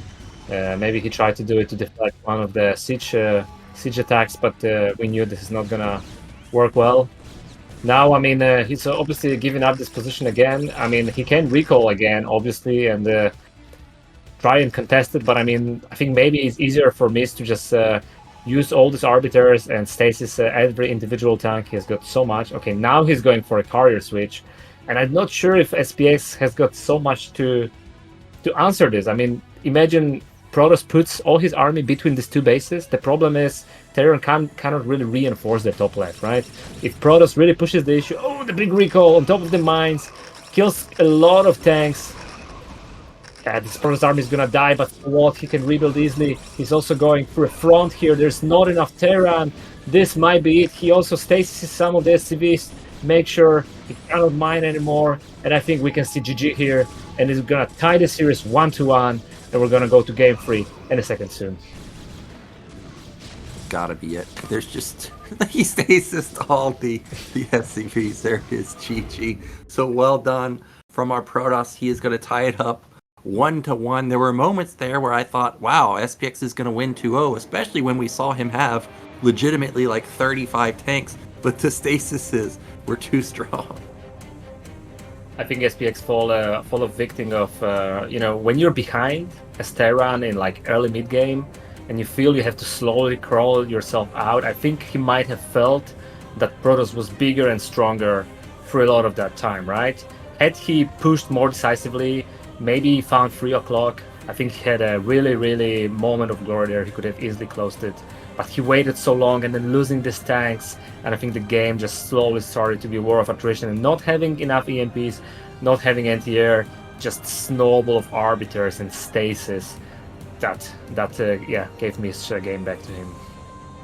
Yeah, because SPX was like within 10 supply for a lot of the game until that big tank moment happened. But actually this game did not go how I was expecting before the series started, right? We were talking about how SPX is always in your face, MiStrZZZ being a micro player. I was expecting to see just non-stop action.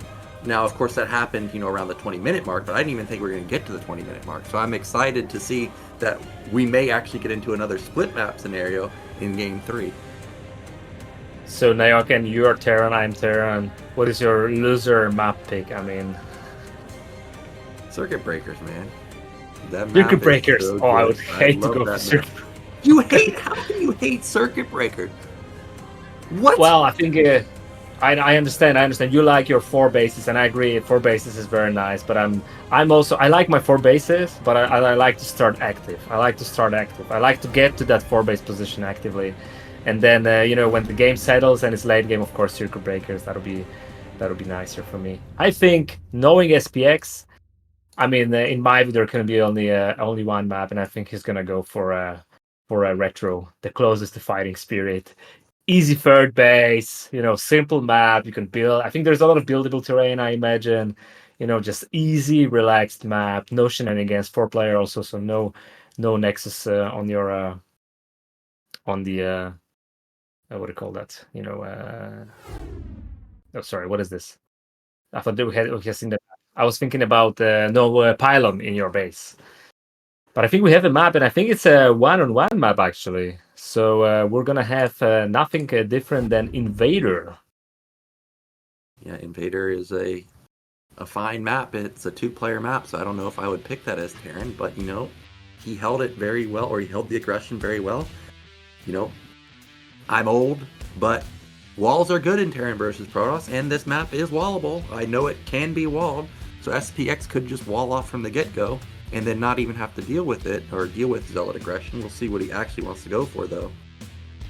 I think it's an interesting choice from SPX because this map is not really the easiest third base map you can think about. I think it's actually relatively, it's kind of Eclipse third base, you know, you cannot really crawl with turrets, I think, to the end of it. It's a little bit exposed. Similarly, SPX likes to be aggressive, but it doesn't feel like 2-Fact is so great. The distance is somewhat long, you fight on equal ground. I'm really interested what SPX is thinking about bringing here, or maybe he wants Mish to go for some kind of early game aggression first and then adapt on the map, just kind of provoking Mish to come to here. This could be an idea. There are a lot of different ways to deal with aggressive Terrans. There are the players that just fight you head on. Then there are the players that, you know, run around and then just prevent reinforcements from getting across the map. And actually, watching these games so far, MiStrZZZ doesn't strike me as somebody that prevents reinforcements. He strikes me as somebody that's like, oh, you're attacking? Okay, well, let's fight then. And actually, SPX may be feeling confident if he can just go head on and not have to worry about counterattacks. Let's see. I mean, I think this game showed us that both players are definitely willing to go head-to-head here with a level of aggression, throw everything they have, and decide who's stronger in the middle. But we have the map, so let's go to the series.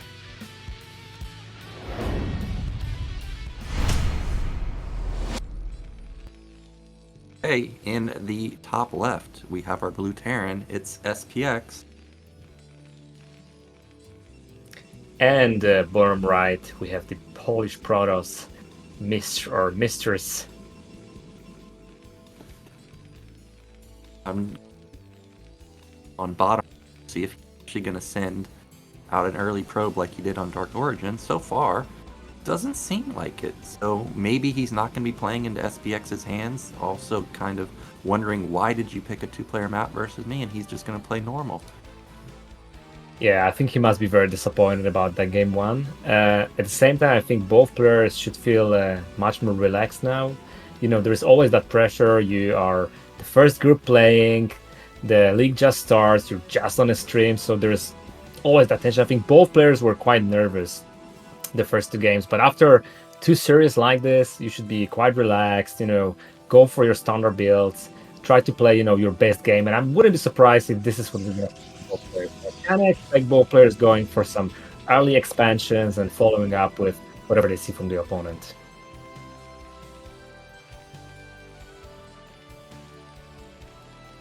Okay. And that is going to be... Oh, fast scout. Okay, so SPX a little bit tickled from the first game. Look. Yeah, he's scouting around to make sure he didn't get proxied in his base. He's, he's thinking like a normal Terran, like, why didn't you even send a probe out, right? Like, he must be doing something fishy.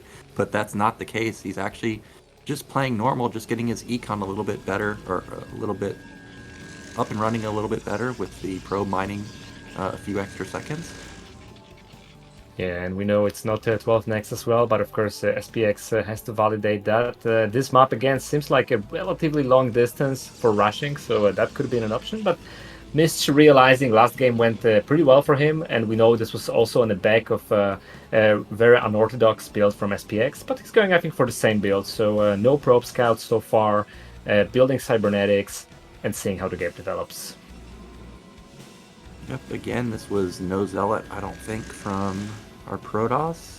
Meanwhile, SPX, he's going to have his factory coming up in the second. His SUV is going to get in here and see nothing unusual go. Yeah, there's range also, so coming back to, you could say, this classic builds as, again, and I think this is also maybe a little bit of adoption from Mish, because he's seen SPX going for this aggressive Marine pushes Vulture, and now he's just making a quick range upgrade, making sure that there is no timing with like a Marine Vulture. I'm also thinking SPX might have developed this style as an answer of Protoss going for a Nexus before adding the Goon Ranches. Then actually this Marine Vulture attack can be quite harmful. We cannot easily micro. So thinking about what we see in the first game, that might have been the response. Now the going to natural, placing that command center on 400 minerals. Oh no, he decides to go for a bunker first, taking a more careful road here, and he's probably going to add a command center just a second after. Command my gosh, we've got a 2-gate on 1 base. I was not expecting that. So he really wants to ramp up the aggression, but you know, it's not a 10-15, it's not a 10-18. So I don't know how many Dragoons you can actually get out onto the field versus this particular opener. We'll see how much damage he can get done. A Vulture snuck out, and MiStrZZZ has been playing for a while now, so he should know this is a common follow-up, but he's rallying across the map, and I'm worried that this Vulture may rack up a lot of kills. It's a map, right, with an extra ramp from your natural, so he needs to quickly connect the dots, because if he doesn't realize that the Vulture could have sneaked in, as you said, it's all gonna come down to the timing of that Goon. I think he might feel a little bit lucky that he went for 2-gate. This Goon is just gonna be in the right time to only lose maybe 1 or 2 probes. If he micros this right, he should be able to save most of them. Small miss micro by SPX, so he's probably not gonna get more than 2 probes in here, but still pretty good, pretty decent damage by SPX, I would say. 1 Vulture for 2 probes. I always welcome that as Terran. Oh, he needs to be super careful. This bunker is very low. The Marine control is really good to save the bunker. If he didn't do that, he would be dead already. So that was a clutch move from SPX there, and he does get the SCVs there to repair on time. Like you said, he only killed two probes, but you got to remember also MiStrZZZ went 2-gate on 1 base, so his econ is not great. So that was really good in response to that. MiStrZZZ is going to try and jump on this tank, and also he's building a 3rd Nexus at the same time. Oh my gosh, he runs directly by the bunker. Thieves need to hold this. Oh my god, I'm not sure SPX realized this was 2-gate, and the 2 Goons just entered the game kind of surprising him. He didn't have enough units in here. This bunker is gonna go down. This is all going to shambles. He needs to leave the command center, and he's not gonna take it back anytime soon. He's in siege mode, and look at this position. This hub doesn't have aggro. He's trying to engage up the ramp. We know this has been very risky, this game, but has worked so far for SPX, but he pushes back in the right moment. Oh, this is a really good position for Protoss. He's making his Nexus. I think he can just sit here. I mean, how does SPX push it back? He's probably like 3 siege tanks, siege mode. Only then he can think about taking back this base. Even though he doesn't have siege mode just yet, the spider mines are quite sneaky. If for some reason MiStrZZZ gets overly confident, he could easily lose a lot of goons. Oh, he may do that. Oh, this is a disaster. He loses. Oh. I think this is what SPX needed. He must realize these 2 Goons are so heavily damaged. If he pushes out, he can almost clear with 2 tanks, right? Especially with siege mode, he's gonna knock down, or I guess he doesn't knock down that one, but he's damaged it heavily. The problem with, I guess, this specific scenario is it doesn't seem like a lot of the ledges can overlook the natural very easily. So these 2 tanks, they were very exposed. Like if Protoss saw those 2 tanks move down, SPX could have lost both of them pretty much for free, but not going to get punished. He does resecure his natural. You see he's worried about there potentially being Reaver or DT drop, so he's got turrets coming up also, but we know that MiStrZZZ, he's just expanded behind it. Proper response for Protoss. I mean, seeing the slow play from Terran, seeing the turrets, seeing the delayed command center. He shouldn't expect Terran to have too many units, but we know SPX still has got 2 factories. These Goons are very low, so he needs to be careful. 4 Vultures coming out, but they're gonna be intercepted by 3 Goons. He might as well lose 1 Vulture here. Oh no, is he trying to find the Goons? This is very risky, but I mean, 1 mine. Okay, this was okay, okay for both parties. He's gonna, wow, nice micro by Miss, clearing all the mines, killing the Vultures, so actually perfect play for Protoss. I mean, now 1 Goon died here, but considering that Terran lost 4 Vulture and this opening, Miss should be with no stress now to just, very settled 3rd base without a feeling of too much risk from Terran. Up and running. We also saw a shuttle was completed. That means Reaver is going to be on the field pretty soon. We've got a 4-fact follow-up from SPX, and this is not just to take his 3rd base, I don't think. I don't see an armory anywhere, so I think this is intended to go for a timing. We'll see what he wants to do with this, though. His tank count is starting to ramp up to a decent number. He's at 4. You're really looking to reach about 8. That's when the tank damage is really crazy, and the gateway count is still lacking for our Protoss. Gate kind of lacking, same as in previous game, and SPX seems to be packing his toys, and he's going to be slowly moving in. Look at this cool turret position. Can he actually move to the right side, put a siege tank, and then start attacking from the high ground? This would be a very interesting angle to attack, but I'm not sure he's gonna get scouted. The probe on top of the map just scouted the move out from Terran, so Mist knows that this attack is coming, and the Reaver and the Shuttle, I think, is gonna be very heavy to defend. But is he gonna know that Terran just tries to slowly push into the ramp? He is aware this is a common setup. Now this is just gonna be 5 tanks on high ground, or at least a couple on high ground. How are you gonna actually be able to kill them? S has a really good position right now. Yeah, I wonder if he. Yeah, I wonder if he tried it before, because this is very one tank is enough here, right? This looks a little bit like improvisation, but actually very strong setup when you think about it. And if Terran now can establish a turret below these tanks, where it's definitely buildable, this becomes really obnoxious for Protoss to deal with. We don't have that many gateways. This is going to be really hard to actually deal with. We also see Protoss not doing what I said he could be doing, which is cutting off reinforcements with the Reaver. So that means that he can just rally vultures across the map without any threat. We're going to have a Reaver bomb. Oh, double Reaver, but Reaver also killed the tank. There's no observer now, and there's no observer to kill these mines, making it impossible for these guns to actually engage into these tanks. Where is the observer? I think this is the moment Mitch has to go for this. There are only 2 tanks. He's pushing with Zealots, so this could be a way of clearing this, but this was a great trade for Terran. Yeah, Terran traded really well. He's got, I think, tanks reinforcing this time around, so even though he lost 2 tanks or 3 tanks there, it's now going to be rebuilt, and Protoss just doesn't have an army. He also lost his shuttle and both the Reavers, so there's no powerful units anymore. There's no speed on the Zealots, like I said. There's also no DT. You know, this is actually genius play by SPX. I wasn't sure. I mean, I like the idea, but as soon as he put that one turret and Mist was not ready to actually confront that army in a position, you know, he sneaked the tank over there. He started to siege the turrets from the right. That completely dismissed the Reaver, you know, potential for delaying this push. And now the tanks are basically covering the ramp. He can't move his units from the left to the left side without taking damage. Mist doesn't have enough gateways to really in any way contend that position. I think this could almost be GG for Mish. There's no way he's gonna break out of the mines and tanks in such good positions. Being buildable terrain, all Terran has to do is double depot right there. You're gonna fight into that. You're just not. So this may be the last stand from Mr. Here he comes. He's gonna try and bust through. Zealots soak up a lot of mines, but look at what the remaining army is. What's that? 7 goons and 2 zealots? Perfect reaction phase from SPX to go 4-fact and take that position. I mean, this seems to be like the golden, you know, scenario for him, considering Protoss went for quick free base unpunished, but now the economy, the probes have to escape, but all the units are taking damage from the tanks. SPX very quickly advancing the position, also blockading the position completely now, and beware, Protoss cannot actually defend his third base because of this. He's making a command center and really pointing the BM with the probe recall from the previous game. You know, he's saying, I will not ride it, you just eat it. I mean, this game is absolutely over for Protoss. He doesn't even have speed zealots.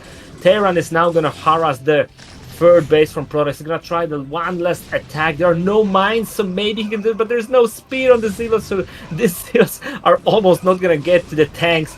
Everything is dying from Protoss. Huge supply advantage for SPX. The command center is not gonna finish, but we might as well see GG from Mish any second soon.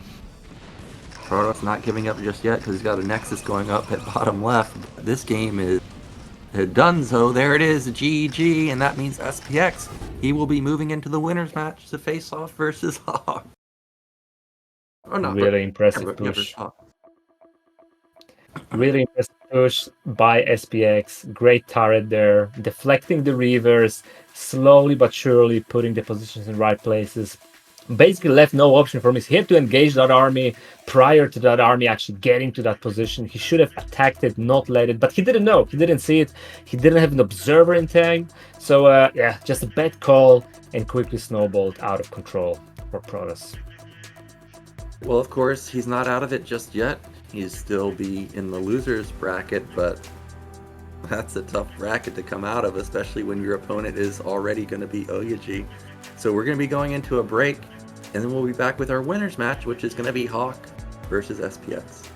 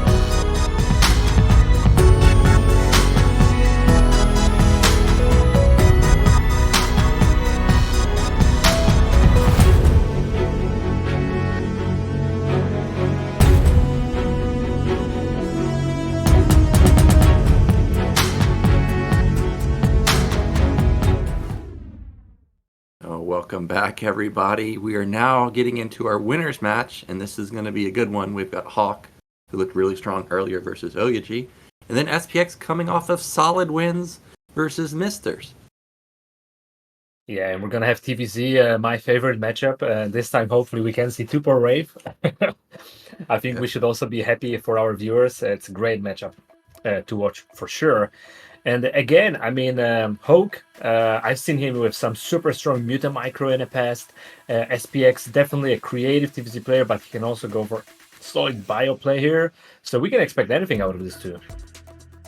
Yeah, and we're going to have a different map to start us off this time. We've got Apocalypse as the starting map, and that's a good map for Terran versus Zerg. I see a lot of good epic games on there. We're getting a look at profiles. Of course, as we mentioned earlier, SPX is literally in every single season of BSL.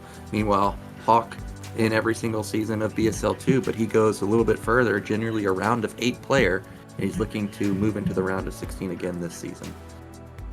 It seems that these two are very evenly matched, to be honest. Look at the total average BSL win rate, 55% for both of them. So very similar scores, you could say. And 58% win ratio for SPX, 59% win ratio for Hawk. I don't think it can get any closer than this. Also BSL results for the seasons, somewhat similar, 9-12, 17th. Really exciting to get into the game here.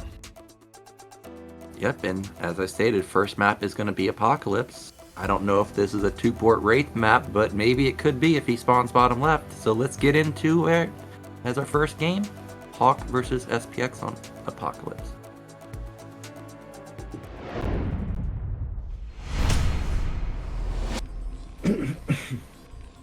So in the top middle, we have our red Terran, it's SPX.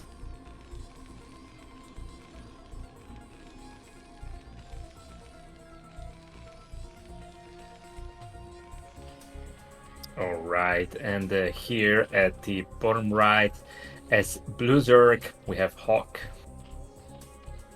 Yep, now Hawk, I don't really expect him to be somebody that 9 pools or over pools or anything, and also SPX, you know, I'm not too familiar with how often he 8 raxes, but we don't see an 8 rax this time, so more than likely, we're just going to have the normal, you know, rax expand going off against the 12 hatch opener from Zerg. Yes, nothing exciting, no wall for Tupor Rave, no gas, so it does seem like it's going to be, at least for the opening, as our standard bioplay. Also relatively quick scout from SPX going on 11th, making sure he scouts both locations prior to landing the command center there. And a 12 hatch from Hawk. So as you said, very standard so far, textbook TVZ. Yeah, so I've seen, you know, actually a variety of Zerg gas timings these days. There's the typical 2-minute gas timing, which is the classic. We see 2:15 gas timing sometimes. We, of course, got the 2:30 gas timing. Then, of course, we've got the 3 hatch timing. And it looks like this time around, we're probably going to have the 2:15 timing, which means we may have a 2.5 hatch opener from Hawk. Right, I think especially on a map like this, where third base is not so easily takeable, because, you know, you don't have that ramp in your other third base, right? So it might be harder for you to cover it. It could make sense to go for 2.5 hatchery from your base to get some extra links to defend that early mid-game pressure and then land third base, you know, slightly later, but with more units. And we have, what, 15-16 command center from SPX, so also a very standard 2 racks play, it seems like. Yep. Oh, wow. Okay, that's a very fast second racks. A lot of times you go for the depot before the racks, and that means that if he does do, you know, the classic Marine medic move out, he's just going to have a couple extra Marines that you don't normally have. He may actually be able to knock down Sunkens. This is well, I'm not gonna call it a semi all-in, but this is a slide all-in. He's already adding gas. He's gonna flow Academy instantly. This is going to be like a 5-6 Marine push with a Firebot and a medic with a stim pack. I'm very happy for Hawk that he kind of pushed his gas a little bit later, because the thing you want versus this is, of course, get this few extra minerals to get a link or maybe a quicker sunken. But it's a scary push, and look at the Overlord position. Because how they have spawned, the Overlord from Hawk is not going to be in time over the natural of SPX to see the move out. So he's gonna have to rely purely on his Zerglings to find out what SPX is doing. This is pretty all in. This is not going to be the normal Marine Medic move out, and SPX just has an additional 2 Marines.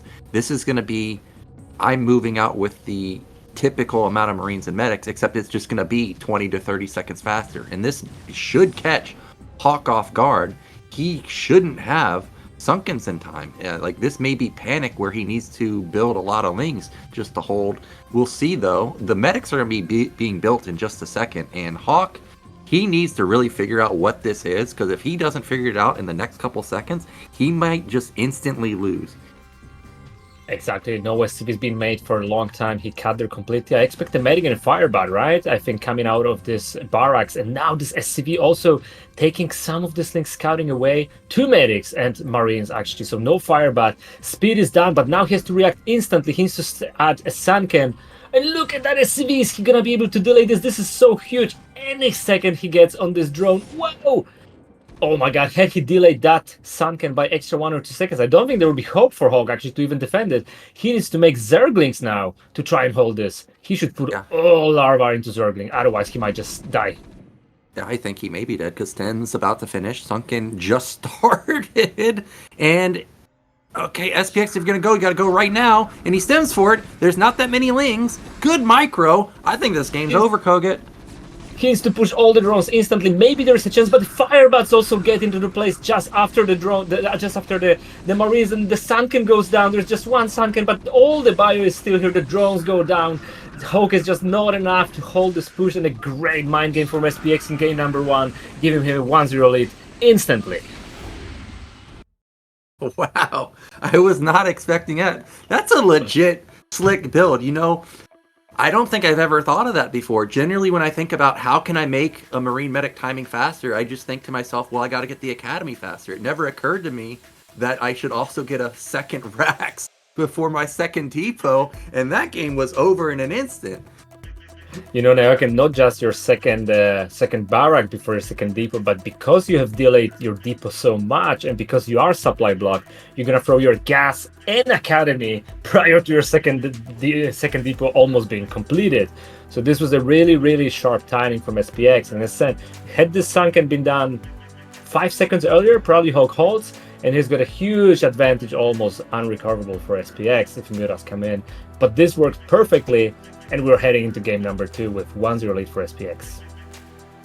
Yeah, and I think if I'm Hawk here, if I thought Dark Origin was a good map, or if I thought Invader's a good map, all of a sudden I don't want to play those maps, because you know where the opponent is, you know that it's going to be really close, or you're going to spawn really close. At least if you pick a map like Polyport or Circuit Breakers or whatever, you at least have a 50-50, or not necessarily 50-50, but you know, have a high percentage of getting cross spawns, because you don't want to be close spawn versus SPX, and he'll just pull out a build like that and just kill you before anything is up and running for you.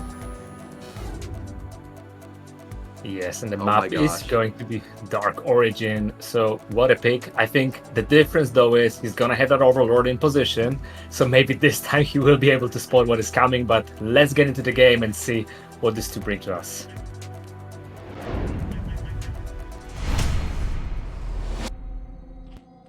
Okay, in the top left, down 0-1 already, it is Hawk.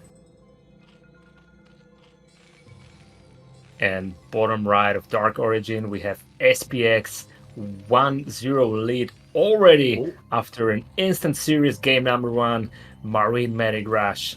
What is he gonna do now? And the SCV, is that gonna be a depot or is that gonna be a barrack? It's an 8 Rex SCV. No, it's the depot. He's actually building a depot? Oh, yeah, okay.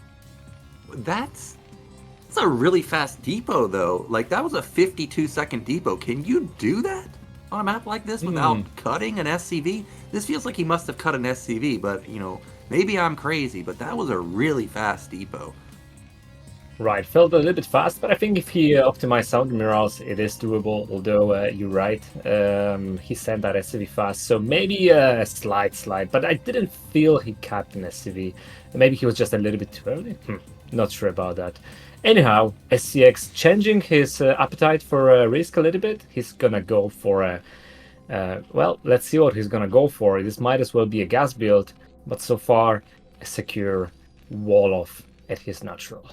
Yeah, this is a typical build order, or not only build order, but positioning of the buildings on this map, where you can get the full wall off with the Marine popping out on the correct side. Hawk is going to be annoying with this drone, though, and actually SPX may need to pull multiple SCVs just to deal with this drone. Oh, he's making a depot. Interesting. I thought he's going to chase that SCV, but he decides to not allow Hawk to get into the base. Oh. Also playing some mind games. This SCV is so low. I don't think he can. Oh wow! This will be very hard to come back alive with that SCV. But the Rax is gonna finish, so he denied any scouting potential from Hawk. Although this Overlord is just around the corner, so it will anyway provide Hawk with necessary vision to tell if this is some kind of a gas build or if SPX is actually adding a command center. And we know it's not a gas build, so it's gonna be a command center. And this SCV. He's gonna die in a second soon. Yeah, I love the drone on the ramp to make sure that Terran can't get in. If Terran gets in and sees that it's a normal build, they just get to play normally. Now he has to wonder, like, well, what is this? Is this 3 hatch before pool? He has no idea exactly what's going on. Of course, you can probably assume it's just a normal opener, but you never know. The SCV somehow has survived. I can't even believe that it's actually gonna get back to the base. That's crazy. I thought this is gonna die for sure. I mean, just 5 HP with drones with a range attack, right? We can call drones attack range attack. It somehow manages, and it's good to call from SPX not to overstate this, because again, he knew that 2 drones were probably chasing him, so it's very good that he returns to the base. He sends another SCV, of course. At the same time, he needs to have an understanding what Zerg is doing. 2 racks again. 2 racks again, but it's definitely not as fast as last game, I don't think. We do have the command center about to finish, and we do have SCV going out for another scout.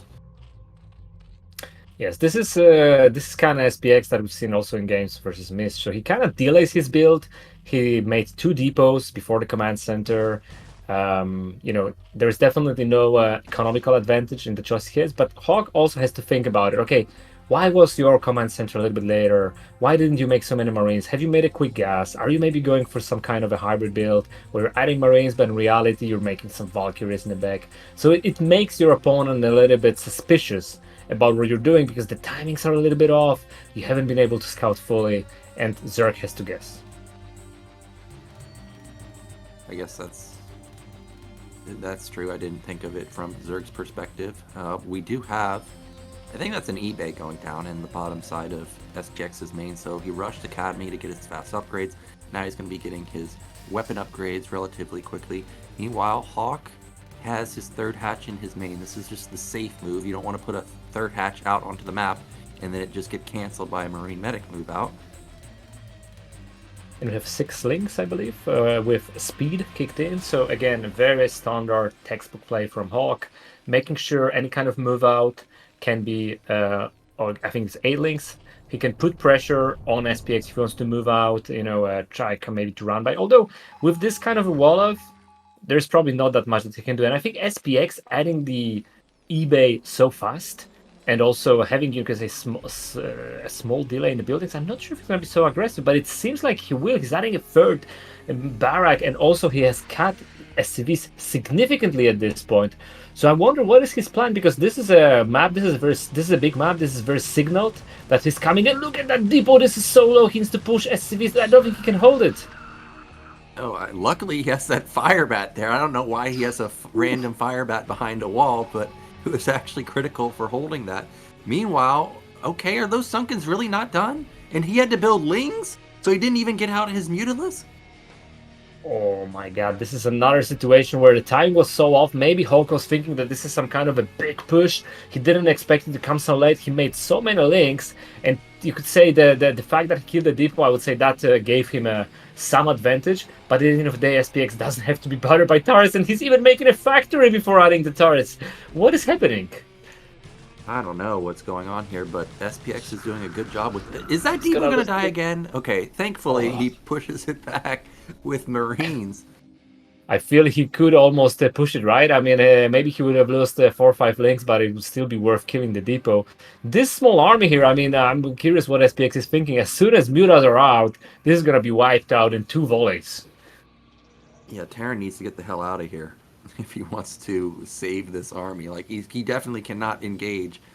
He's content with just sitting here for some reason. That means that these units are just going to be left for dead. I don't even think he'll trade well at all versus the Lings or the Mutalisks. But at least it does buy him, I guess, a little bit of time. He can start scaling into his starports. Now he's leaving. Yeah, now he's leaving, but he might have overstayed a little bit with all that many links and Mutalisks on the map. I mean, this bio ball is just going to disappear. Let's see how he micros this. Can he get 1 muta, maybe? I think getting 1 muta would be a success in my books. Maybe a few links as well. Well, a small bit micro, but actually, he's going to get quite a few links, actually. This Fireball was an MVP, so I think he got more links than expected. Didn't get any mutas. But the good part is he delayed the muta timing so much that it's 7:30 and the mutas are still not in the base of Terran. So I think in that sense, it is a victory for SPX. And he got a quick factory. So if he can add Valkyrie now or go for a quick vessel, I think he's in a pretty good position. Yeah, I think so too. And I think that was the armoring at the back of his base. So a tank Valkyrie push, it was very strong in ASL a couple seasons ago. And you haven't really seen the return of it that much this season, but this could be a deadly push because Terran's econ, Terran's tech was not delayed at all. There's the first tank. It's a very strong push. If Zerk doesn't have... so the problem with this push is that Zerk cannot really have Hive ready for it, right? You need to somehow engage with Muta Scourge, with Links, or maybe with Lurkers. But if you don't have a lot of it, it's actually extremely deadly because the Terran is just going to move across the map. Your Lurkers are probably going to spawn on your side. You're not going to be able to delay it with, like, scans and just borrowing Lurkers. And you have to fight the Terran kind of on his ground. And that's really scary for Zerg because that's where the strength of Terran is in the mid games and Marine and Medic ball. And it's only 2 barracks now. The 3rd barrack is floating. So that makes me a little bit scared for SPX that he will not be able to push out with a critical amount of bio. You need at least 20 Marines to make this push work. Yeah, and actually there was no armory at the back of the base. It's just going to be a science facility, and he will, of course, need to wait for his vessel to pop out. So actually there is a little bit of time for Hawk to get up his Lurkers and more Lings and stuff. We've got Mutas in the natural. Turrets are kind of hard to place, actually, on this map, but so far, looks like SPX didn't take that much damage. He didn't take much damage, but I feel throughout the game, he's really been cutting on SCVs. I think his SCV count is very low. His macro choices were not obvious. I mean, I think he was, cutting the opening a little bit. He was making some scare tactics towards Hawk, and we can see that right now his economy is just not so big, and we can actually see Hawk step and supply ahead, and now he's making a lot of mutas, so mutas are heavy on supply, and it can be that you have more supply than Terran. But looking at how few SCVs SPX has, he's rebuilding the turret, the vessel is ready, but the Irradiate is not ready, and he's still bleeding more and more SCVs and Marines as well. Wow, these Marines just getting funneled up, hit that small entryway right there, and mutas are taking massive advantage of that. The mutas also spotted the tank, so now Hawk knows exactly what this is. It can only be a tank push.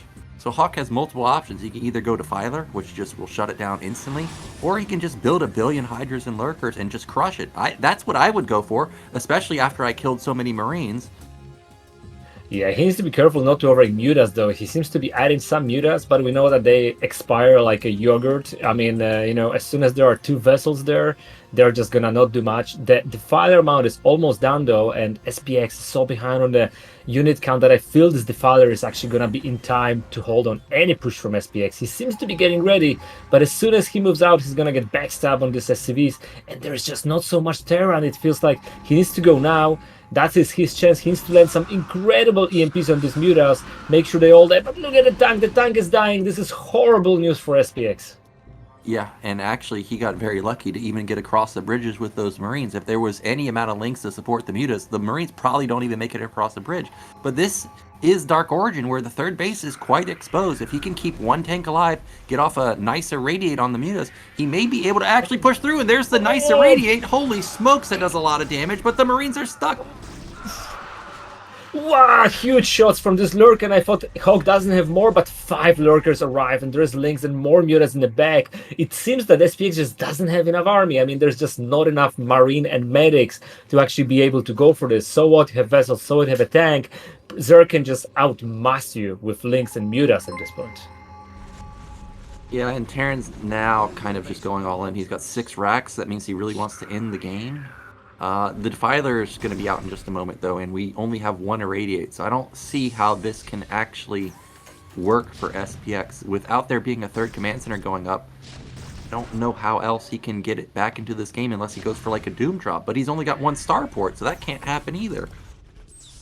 And we have sadly a double Irradiate on the lurker. There are 4 Defilers here and plenty of lurkers. There's no way SPX is going to push for that ramp. I think he should back off, consider how to take map control at this moment, try to somehow blockade the Zerg from going on the map, make sure to land his Irradiates as vessels recharge the energy. I don't think there's any potential for a push at this moment, but the question for Terran is how does he actually survive this? Maybe he should establish a 3rd base. He definitely needs 2 starports for vessels and somehow try to control the Zerg so it cannot outgrow on 4 gases, as this should be the next objective for Zerg to go. As soon as Zerg gets a 4th base, I don't think Terran has got any answer to Zerg in this situation. For sure, there will be no answer. He's got tanks trying to siege these lurkers. Being annoying, he took down one of the Defilers. Right now, I guess, okay, there's the Dark Storm. I was waiting for it to come out. I mean, this does, make Zerg feel a little bit of pressure, but really there's nothing that Terran can do to actually break the 3rd base. No, Terran has to consider either he goes complete all in and maybe make a dropship, or he has to control the map with vessels and marines and try to go into the micro war. There is a 2nd starport, there is a CC, so SPX is gonna try to basically play a control game here, but he's losing the tanks. Now he's trying to run in, but this may be a huge overextension. There's so much Zerg on this side of the bridges, and there's Swarm and everything else. SPX needs to pull back as fast as possible, and now he really needs to focus on his macro,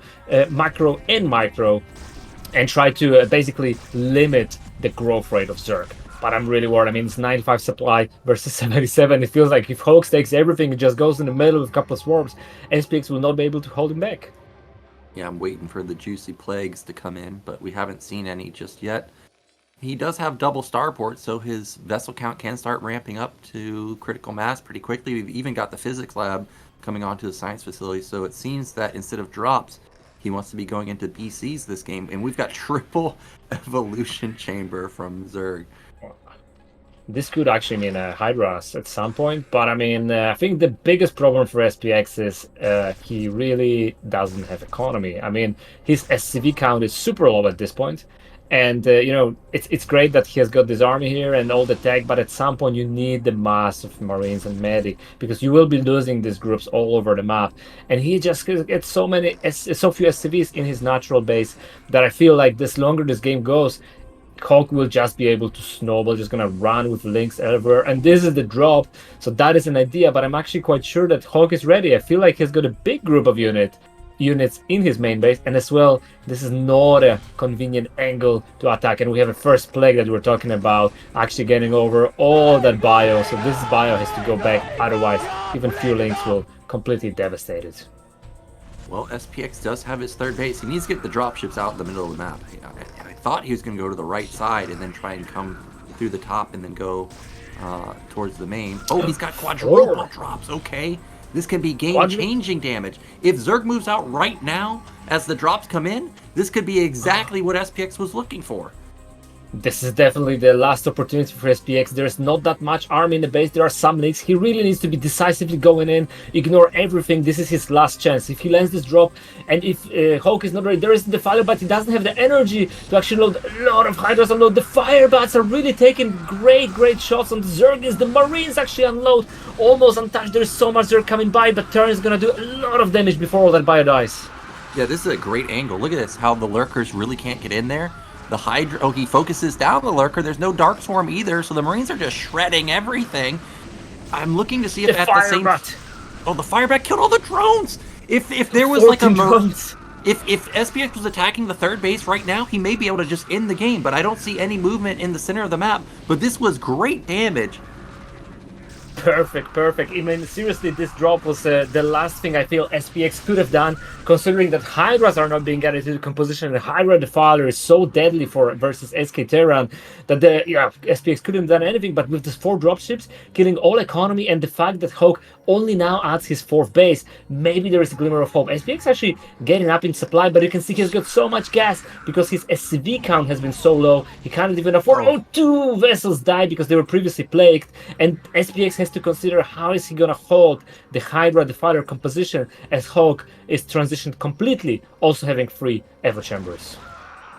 Yeah, and this BC add-on that he has, well, BCs are not going to be the greatest versus upgraded Hydras either, so I don't know. Hawk took a lot of damage, but he should be stabilizing pretty soon. That Eraser doesn't kill any drones either, and supplies are basically back to even now.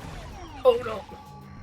I tried to ready the Defiler, but now, I mean, it seems like Hawk is stabilized and there is no way of rebuilding 4 drops. So he's actually in a triple starport build, but we know this is not what you want to do versus Hydra Defiler. Versus Hydra Defiler, you may want to have triple factory build and actually stop making dropships and maybe even lower your vessel count if you cannot have gas. We know that SPX has got gas. Oh, huge plane coming in!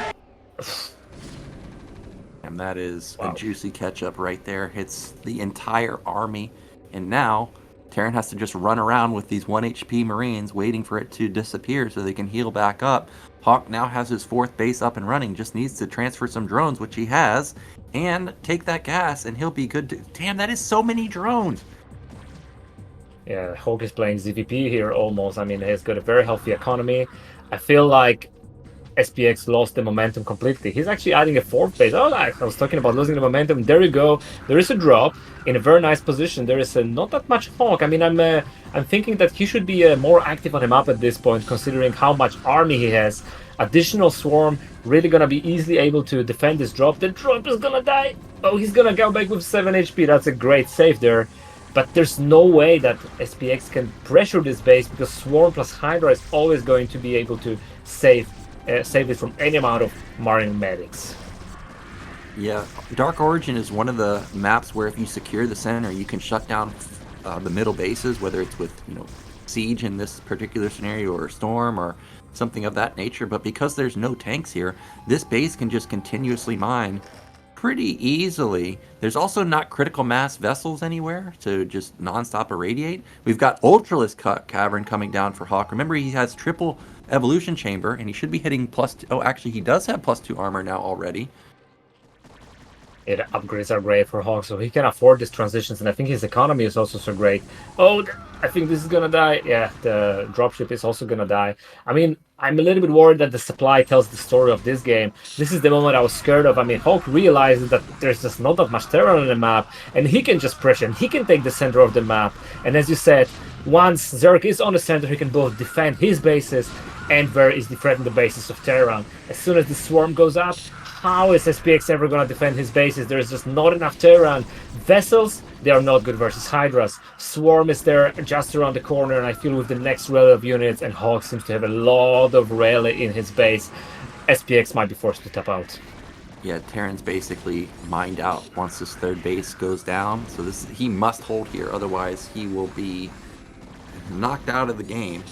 So far, he is holding with just a small amount of Marines and tanks, and actually will kill these Hydras. But look, there's an attack at mid-right, so that 4th base is gone, and here comes the real amount of units from Hawk. So much flooding through the center of the map. Lurkers and Lings getting into the natural and the rally point, and there's Defilers too, so the Dark Swarm is coming. This is the moment where you're Zerg, you're just 1A to a 3A everything from across the map, and you're just microing, throwing a Dark Swarm here and there because you know you're winning. And we have a GG from SPX, tying up the series 1-1. Yep, well done from Hawk. I thought that he had it, but then the drop got in there and did so much damage that I was really a believer. I was like, wow, SPX might bring it back. But he stabilized, and like you said, the econ of SPX was really lacking with the lack of SCVs consistently throughout the game, and he just really never had a supply lead at any point.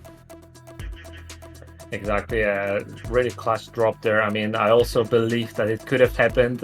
Sometimes you get this position with Marines, Zerek has to come in a line and they cannot really engage, and Lurkers are just dying individual, and you're losing your spawning pool and part of the tag, and you get an Eraser or maybe a Spire. But the Hawk was just too big, too strong at this moment to stop, to be stopped from producing. And even though he killed all the drones in the main and a good portion of unit, it was just too much to come back from. Yeah, just the Mutas. The Mutas did killing damage in the cities as well, I think. Yeah, which is surprising, right? Because the Mutas weren't even out until 7:30. We're talking about, like, look at SPX build order. He's getting away with absolute murder. Factory's done before he even starts building turrets. But that sweet spot behind the minerals and the gas, it is so annoying to deal with Mutalisk, and Hawk really took advantage of that particular position, and that means both players are now one game away from making it into the round of 16. However, it is now going to be SPX's map pick, and I think you just got to go to the tried and true, baby. We got to go Polyvoid or Circuit Breakers. Or Retro. Yeah, I'm not sure if SPX feels confident about Hawk's Muta control. It seems like Hawk was able to do a lot of damage, and SPX was not feeling so great, even though he had turrets and Marines. So he might consider something where he can wall off, maybe go for a tech build or an Aatrox build, something like that. Yeah, you might be right. If it's Polyvoid, actually a 4-player map with some kind of an Aatrox or unorthodox build, I wouldn't be surprised if you see SPX trying for something like this. Also because Hawks goes for 12 matches, it seems like. Yeah, I don't actually remember the last time I saw Hawk go for a full first build, so Aatrox could be very deadly, especially if he spawns bottom right on Polyvoid, or if he gets top right, for example, on Retro, which are both wallable positions, complete wall positions. Those would be the dream scenario for SPX, but of course we still don't even know what the map is. I believe the map is gonna be Circuit Breaker, guys. Ooh, okay, so that's my map, man. I love this map. Circuit Breaker, big map, but the question is it big map for a big game, or is it big map for a quick Aatrox? I mean, you can also semi-wall off, right? You can actually throw your racks in front of your base, float the barrack back, have a little hole in depots actually. So that is one build to consider. I don't think it's a good 2-port brave map. You can't really wall off 2-port on the Circuit Break. There are some positions bottom left you could do it. I know SPX did some 2-port builds, but I'm not sure how much you practice this. Alternatively, you could also go for an all good 2-racks. I mean, there are 2 bridges to leave the base. Maybe an Overlord is hanging over one of them. You just walk around. There can be some trickery. You can take the long road. I think SPX is planning something. I smell it. Okay, well, I'm curious what he's actually cooking up. When I watch our Toasta stream, sometimes he even BBS's, not just 8-racks, but also just goes for a full BBS, and there is buildable terrain in the middle of Circuit Breakers. Circuit Breakers has been out of the map pool for quite a while, so that could be something that Hawk may have forgotten about. Or even that. And you could also consider going for I tried that, you could do a split BBS, a 3 and 9, or double BBS on the opposite side. I mean, you can really do some nasty things on Circuit Breaker if you wanna gamble it a little bit. Although I think versus Zerk, maybe that's too shaky because of the Overlord scouting pattern. But yeah, middle BBS, that could be a way as well. Yeah, can you imagine if somebody does that in the middle BBS and then they just randomly go for the weird Zerg scout where they scout your main instead of going towards the natural? If I was Zerg or if I was the Terran doing that and that happened to me, I would just instantly okay, dude, you got me. And one of the Zergs that lost an Orthodox scout is actually Julia. So imagine doing this versus Julia, where he can do these weird scouts and then you BBS him from that angle. That would be almost criminal evidence, right? Yeah, criminal. Well, we are ready, so let's get into our final game of the series.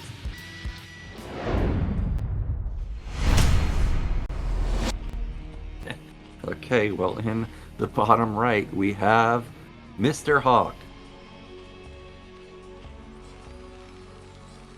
And bottom left, we have the blue Terran SPX. Let's see if he's going for some kind of Aatrox or BBS shenanigans. A spawn that you would want as Terran if you're going to sneak around the bottom side like you were talking about. It's horizontal spawns, and the spawns are pretty close to each other, so we could see SPX go for something like that. We saw him already move his camera to the natural, so maybe he will go for some type of wall off. Nope, it's going to be in the main. It does seem like it's just standard play, so let's see what SPX wants to do. He makes a depot in his main as well. Could still be something weird, but let's see. I'm just worried for SPX. It seems like if he gets to the standard Muta bio things, it may be hard for him looking at the previous game, but let's see what he's thinking about. It could be the same build as in the first game as well. Although these positions are not so close had it been top-bottom, right? Okay, it's just a normal Rax positioning. Meanwhile, we do have the 12 hatch coming down for Hawk again, and Hawk is going to get lucky here and find SPX in the first position. Or is he going for the middle cross, checking BBS? No, he's not. BBS would have been killer this game, man. Look, he would have missed it. He would have been dead. Yeah, and he would have missed him twice because he would just see, he would only scout up until the gas and he wouldn't click on the mineral. You know, there would be no buildings from Terran to even look, so he would probably also skip the location, right? Normal pool timing from Hawk. He wasn't greedy here. And you're most likely just going to have the command center come down. Oh, okay. There's the 215 gas again from Hawk. So again, another 2.5 hatch build.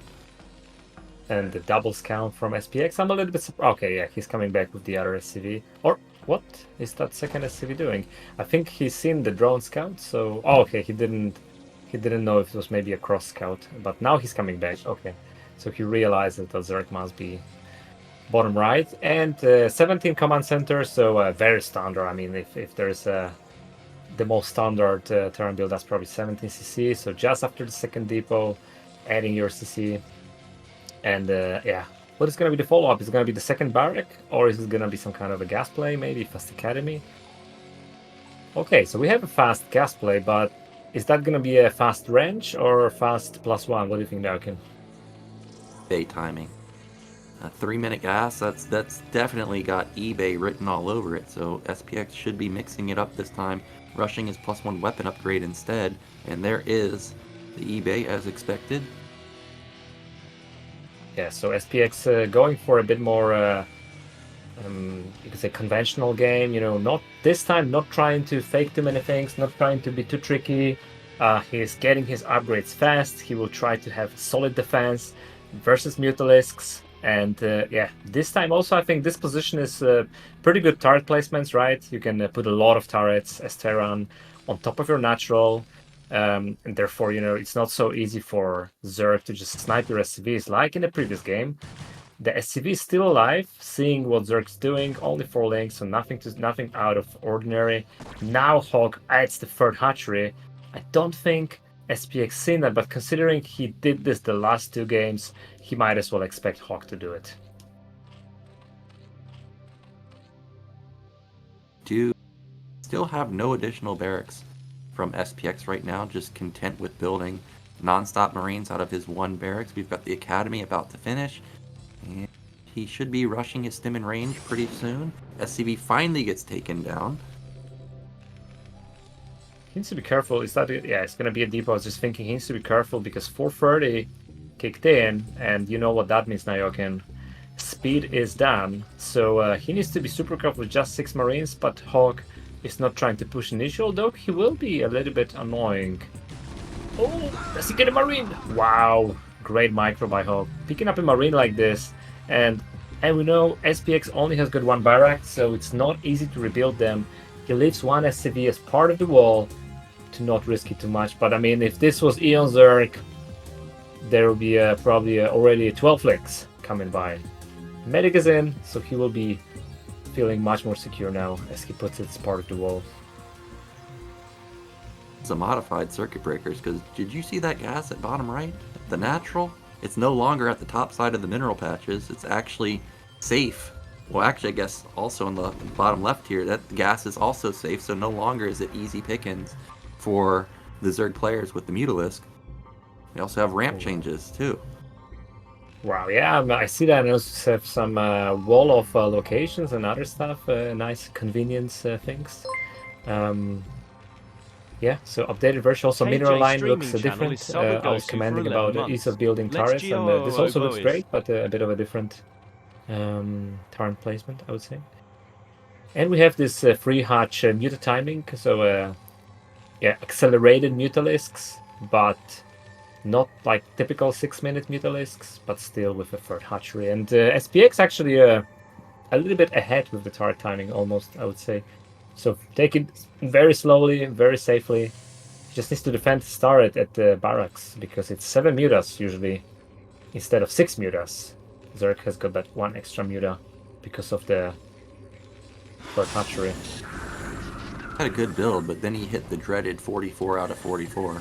And now all of a sudden this build order is kind of down the drain, because look how his racks still aren't blinking. Like, he has a good solid macro opener, but how's he going to get out onto the field if he's just been supply blocked for 30 seconds? And instead, he's now going to use that money, which could have been for Marines, to try and just rush out his factory. Yeah, and I'm worried he's gonna get another supply block because he didn't order next depot as well. So almost want to lose some of this SCVs to mutas. How bad it sounds to keep the production going. But I mean, I think SPX took a very defensive pose initially anyway. He might as well just wait a little bit longer and, you know, make sure no muta damage happens, and then move out with, you know, around 2 groups of units. But of course, as you said, it would be preferable if he kept on building.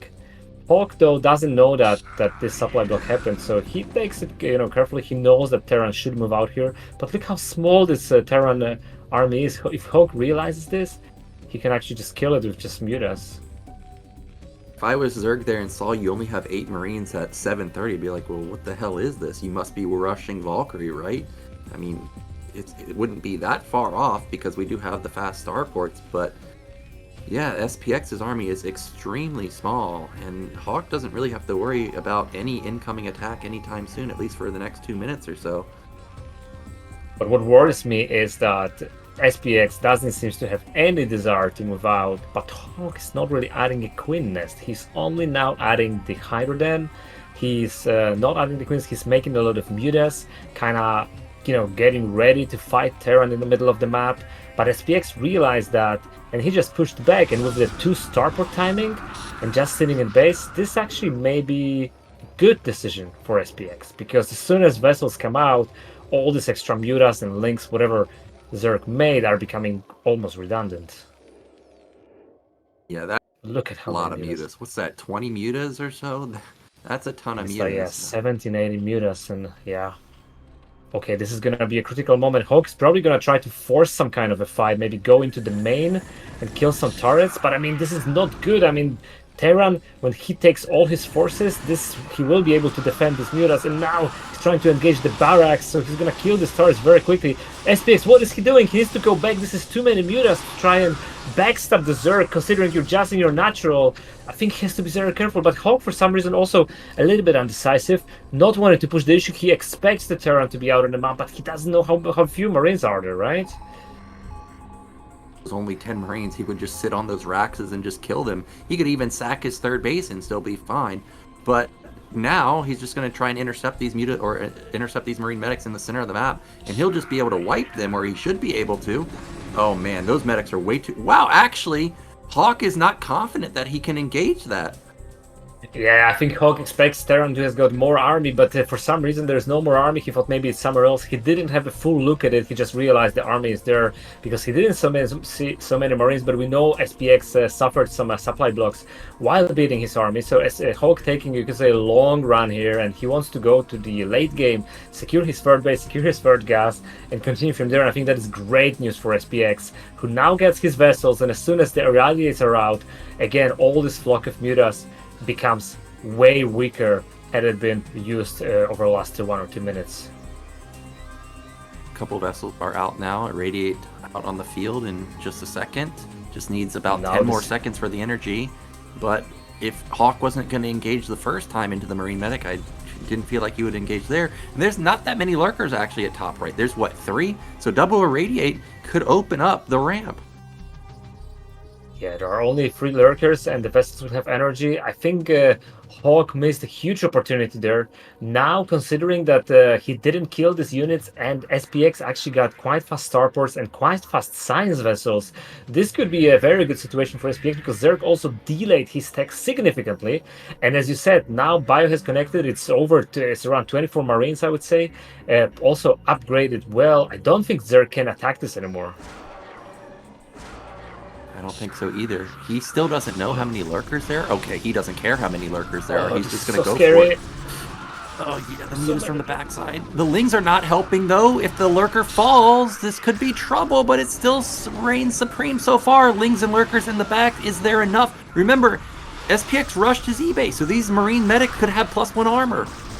Doesn't matter. Yeah, these were really good upgraded units, but I think it was a good trade for Terran, except now he loses both of the vessels to the Mutas, and actually 7 Mutas still remain, and that is a very useful army to have across the late game because you can use the Super Plagues, you can use it to pick up some SCVs and so on and so on, and also Terran has to force using Irradiates and those again. So this has been great for Hawk. Now he should just secure his 4th base if he wants to play the late game, and that'll be, yeah, not a winning position, but an advantage for sure. Again, supply is very close again.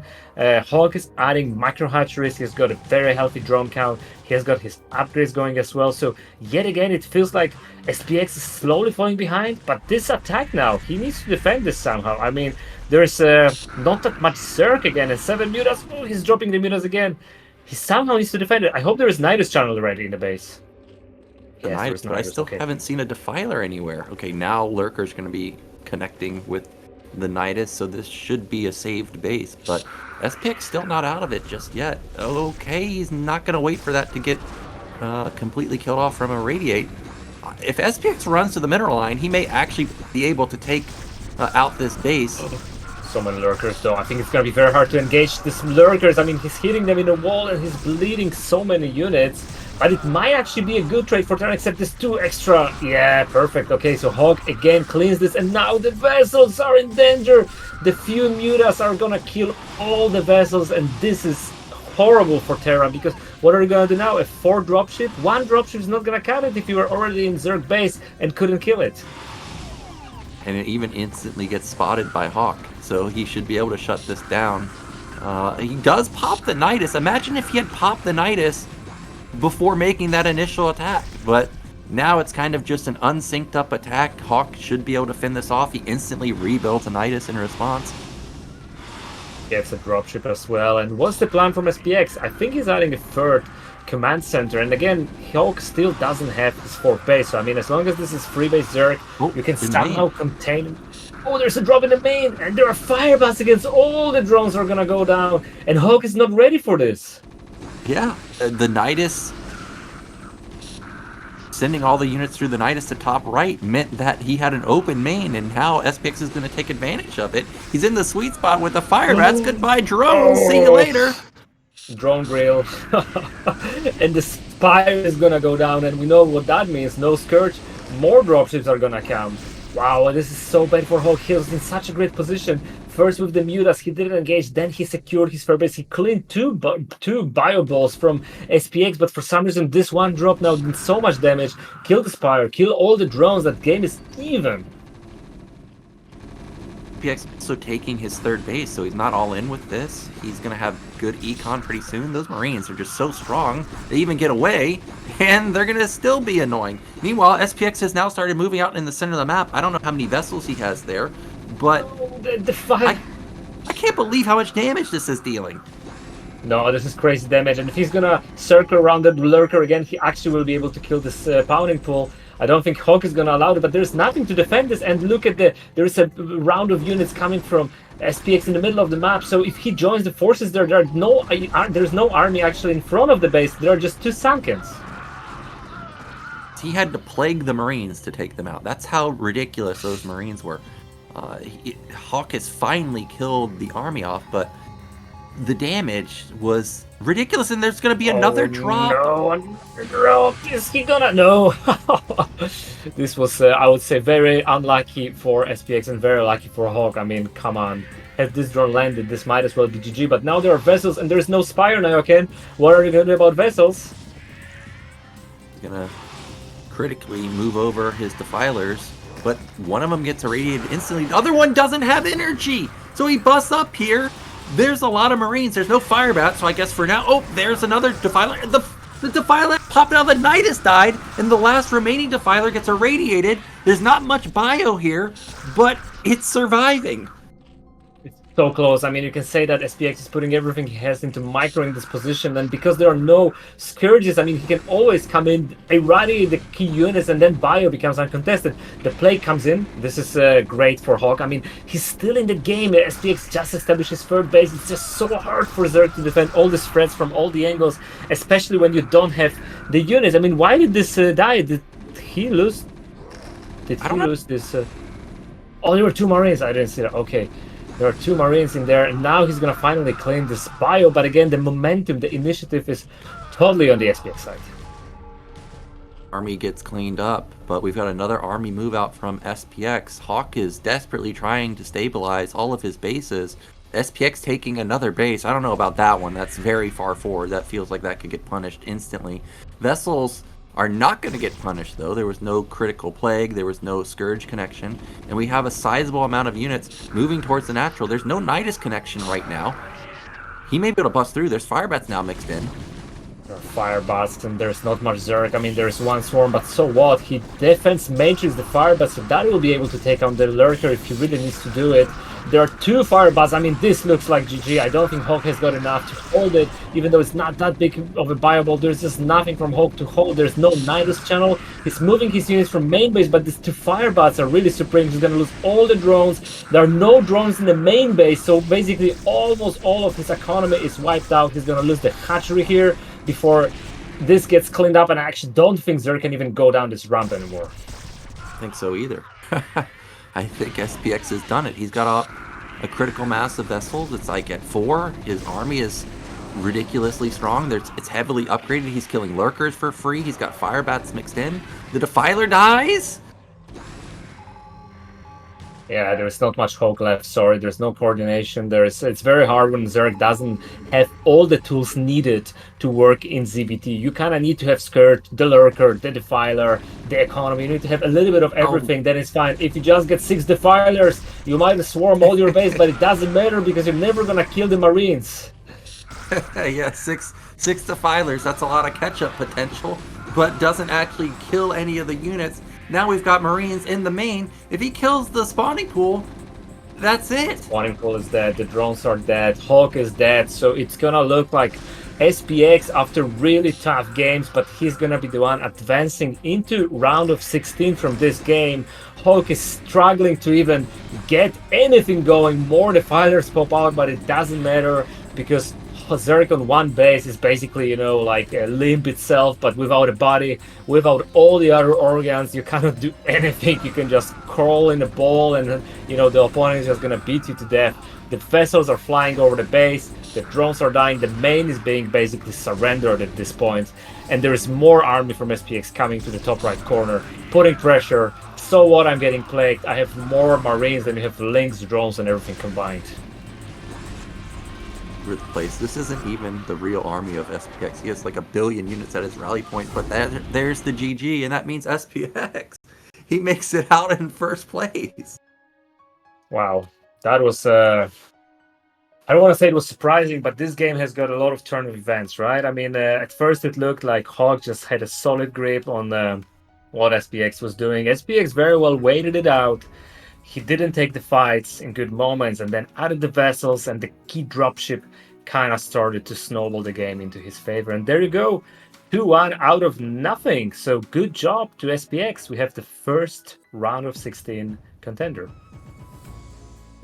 To this group today, I thought, okay, Hawk and OyA, you know, they're the big time favorites here because OyA, you know, he's round of 4 like every single season.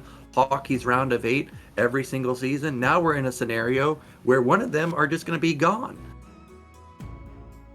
Oh yeah, exactly. I mean, one could think that out of all these players, we should definitely, I would say probably OyA and Hoke maybe were a little bit favored to get out of that group. But now we have SPX, now we have Mist, who is a PvP expert as well. Who knows who's going to be the second player to get out of this? I think at this point, I will not make any bets on who is the guaranteed to get out in here. Yeah, this is quite the shakeup. So we're going to be going into a break, and then we'll be back with that PvP, which is going to be OyA versus MiStrZZZ.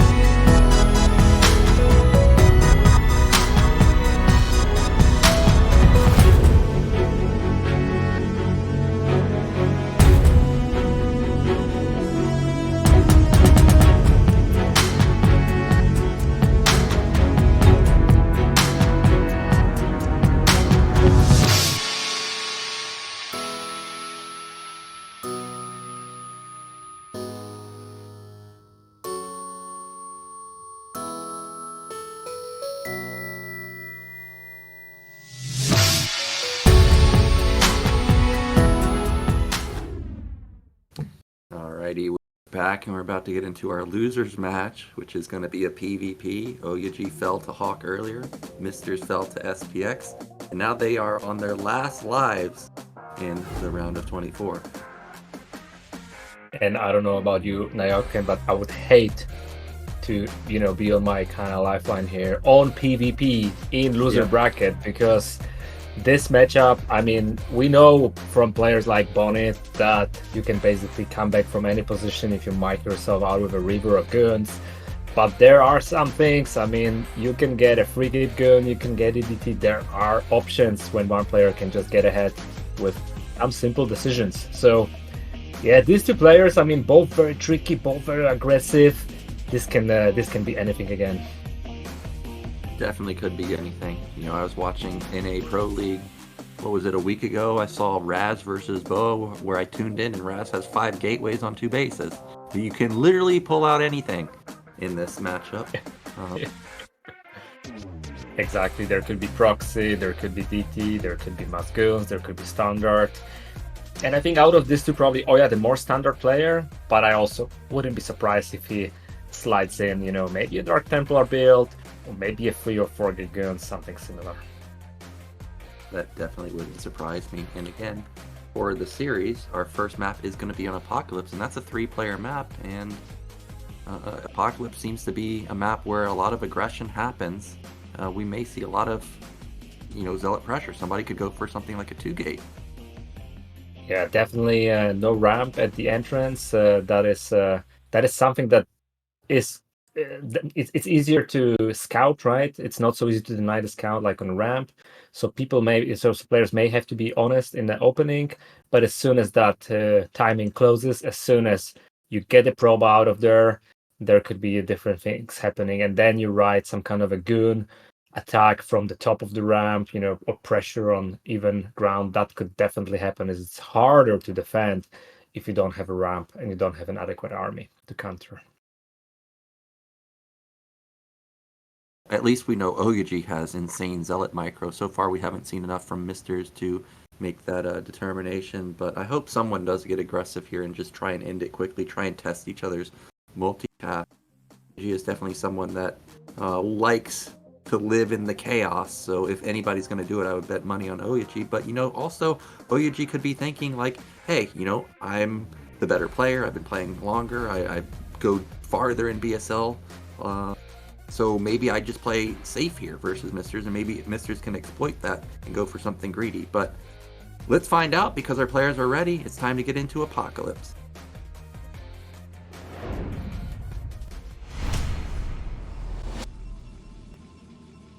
Okay, in the top, our blue Protoss, it is none other than Misters. And spawning at the bottom right here in Apocalypse, we have the Swedish Protoss OyA. Probe move out for some type of proxy shenanigans. So far everything looks very normal. Yeah, I'm thinking of a mindset here, right? You lost your first best of 3. You don't want to be eliminated in you could say the first round, or round 24. You might as well think, I'm just gonna take it safe, right? I don't want to feel like I gamble in my first game and I lose it. This must feel awful. So maybe both players just go for some standard, you know, 1-2 gate, Robo, and then a relatively quick Nexus, something like this, Observer. Maybe that's what we're gonna see, just mirror builds. A normal game. We do have the gate coming in for OyA. For a second, I thought maybe Misters was pulling out the 12 Nexus, but not going to be the case. However, he is going to go for a quick scout here. OyA pulled back onto mining, so he wants a little bit better econ. Yeah, and we can see Mr. actually not going the right direction for that scout, so it's not gonna pay off. Let's see where OyA goes. I mean, this is a gas opening for both players, so interestingly, they maybe recognize that, you know, it is so easy to scout. There is no ramp, so your opponent anyway is gonna know what you're doing, and really, because there is no ramp later, goons will be very supreme to zealots, so both of them selecting to go for tech. And OyA doesn't even add a zealot, or at least not immediately. He is gonna start with a cybercore, probably add a zealot after. Sides. Looks like OyA's gas was a little bit quicker, so he's got 40 gas more, but not a huge issue.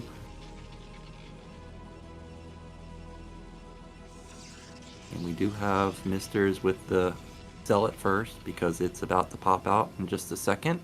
And both players going to intercept their probes. However, where's OyA going to go? He is going to go to the top, so nice. Actually gets a little bit lucky here. Yeah, he gets a little bit lucky both with build order. He skipped the Zealot. He didn't need it. He also got a later scout, and of course he's gonna get there.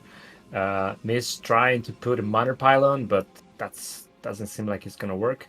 Now this Zealot is very sad because it cannot really block from entering. Oh yeah, really not paying attention and almost losing the probe. And I was saying that it's easy to get in, but now when you get 2 hits on your probe, you might as well be stopped from getting the main, considering that the Goon is already here. So slightly better for Mitch because he knows at least exactly he confirm what opponent has. Although I don't think OyA is expecting any crazy things coming out in this stage of the game. Something, because I keep looking at the gas and I'm like, well, you could get range, you could get Citadel, you could get something, but he hasn't spent it on anything. Now he finally spends the 150, so I think it was, oh no, it was not range. It was a really quick robo. Oh my god, but isn't this very risky? I mean, not getting range on a map like this. Okay, he gets some free hits. That's very important. That may demotivate OyA from trying an attack later. You know, getting some early hits on the Goon almost makes you feel like, okay, I'm gonna wait. I'm gonna be a bit on the defensive. Because not making a fast range, I mean, on the map again where it is even terrain, right? You cannot really use the ramp to your advantage to hold it off. So if OyA forces the issue and goes with guns, it could be very hard to defend, but I don't think OyA is trying to do it. He's still on 1 gate. Also, oh, sorry, he's 2 gate. Sorry, I missed that completely. So he is 2 gate. So he could go with like a 4-gun timing. Say blue start getting range pretty soon because at some point OyA will attack and he's going to have a massive advantage for a long time. However, Mr. still has not upgraded that just yet, so it's approaching something like a 1.5 minute differential between having range and not having range. Look, what? He's going observatory? It's not even a support base, so if he just gets he's now making range. He must have missed it. I mean, this must be a mistake, making range so late. I thought it's gonna be a Reaver in the Nexus, right? Like a very fast Reaver to hold on to Nexus and then catch up with your unit count later. I think he's lucky that OyA is also going for a very similar build. Maybe he will somehow, not be punished for the fact that he didn't go for range so far, but he didn't really get an advantage of that as well. I mean, his robot is a little bit faster, but as such, I mean, his Nexus is not there. I mean, I don't think he's getting anything. Is he killing his probe because he wants to get a Reaver? Oh, he got supply block, but he doesn't have gas to make a Reaver. Does he cancel an Observer? That's painful. Kill a probe for no reason. And then he just spent 50 gas on a Dragoon! What is going on? Yeah, the brain Protoss. There we go. Oh my god. Is that a trick like you... Is that like you did with Guardians in the past? You did 12 Guardians and you cancel them and you double your gas count? We had a bug like this. Maybe there is a special Protoss technique similarly. With killing a probe and getting some extra money. I don't know.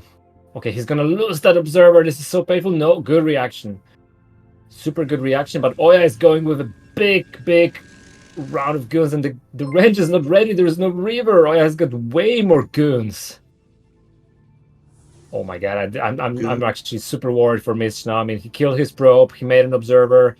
He doesn't have a Reaver, his unit's not even present. I don't think he even has range. Yeah, I think range should be done now. Like, it should have just barely kicked in at this point. Oh, okay, it did, yeah. Luckily for him. But he's still down 2 goons. Yeah, he's down 2 goons, and at least he's gonna get the Observer. I think that's something, but he has got just so few units. I mean, where is his army? Yeah, how is he down so much? He's down 2 goons. He's also down 2 zealots. Okay, there we go. The Reaver just got across the map somehow. And hello, there's no defense. Oh my gosh. This is a ridiculously strong Reaver. So many 7 probes die. 10 probes. And the second Reaver, so this is your faster robo build. Now I'm just gonna try to push in front, but the Reaver is already in base. If he decides blocks this could be a winning move for Miss. He's not able to push the issue. There are not enough goons, and with the Reaver, he has got such a big economy. Advance 17 probes dead, 19 probes. Sure. Unless there's some type of miracle attack from OyA right here, that Reaver should just leave. It's already dealt catastrophic damage, 20 kills. On that single Reaver, OyA is down 20 supply. 20 or more. He's got 22. Oh wow! And a goon. Oh my gosh, OyA.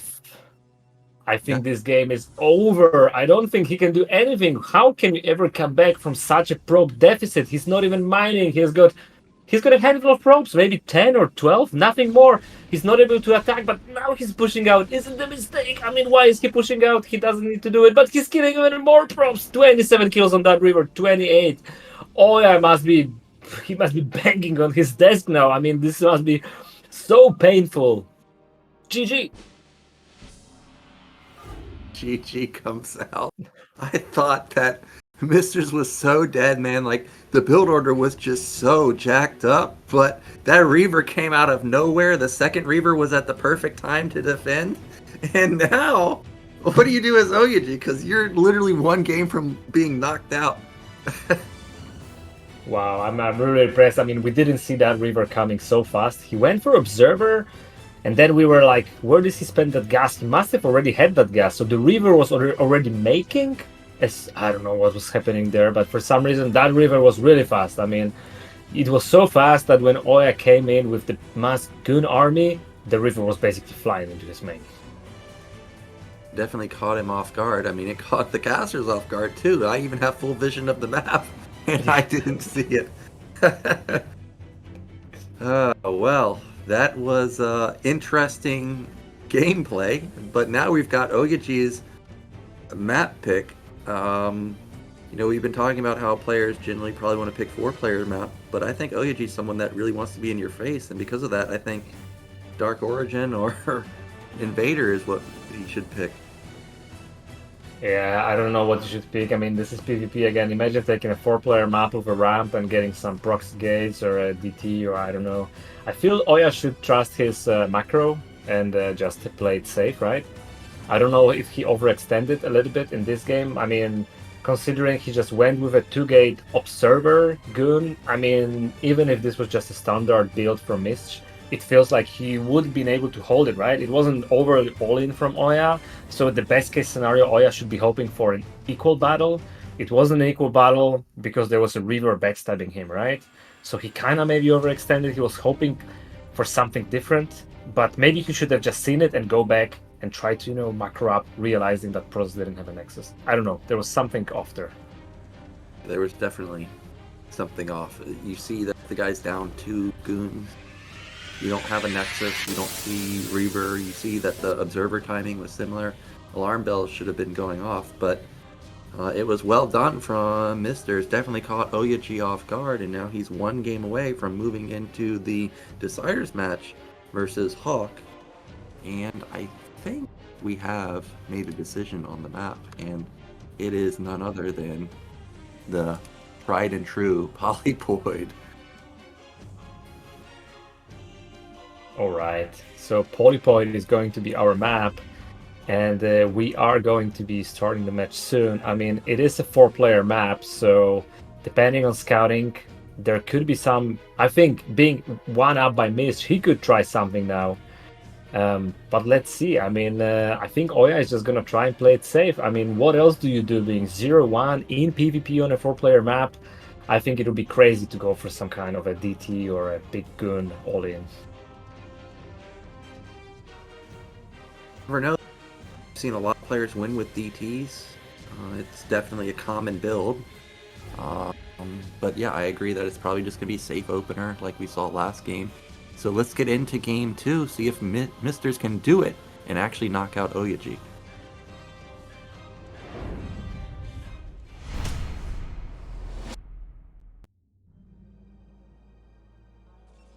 Top right position. He needs your energy, chat, because he's on the brink of elimination. It is OyA. And bottom left is Blue Protoss. We have the Polish Mother Lover, which is MiStrZZZ. What kind of a nickname is that, Nyoken? Yeah, I don't know what type of nickname that is. Maybe he's memeing about something that I'm not completely aware of. But we do have, you know, the more modern map we were talking about a little bit last game. This map has actually a ramp, so you can actually get away with crazy builds like MiStrZZZ did last game. Yeah, exactly. Pylon in base so far. I'm kind of anticipating still both players go standard again. It's kind of realizing, okay, I get it. He played a weird opening, he managed to, but I think they're gonna take it to a normal game again. But who knows? So far, nothing out of order.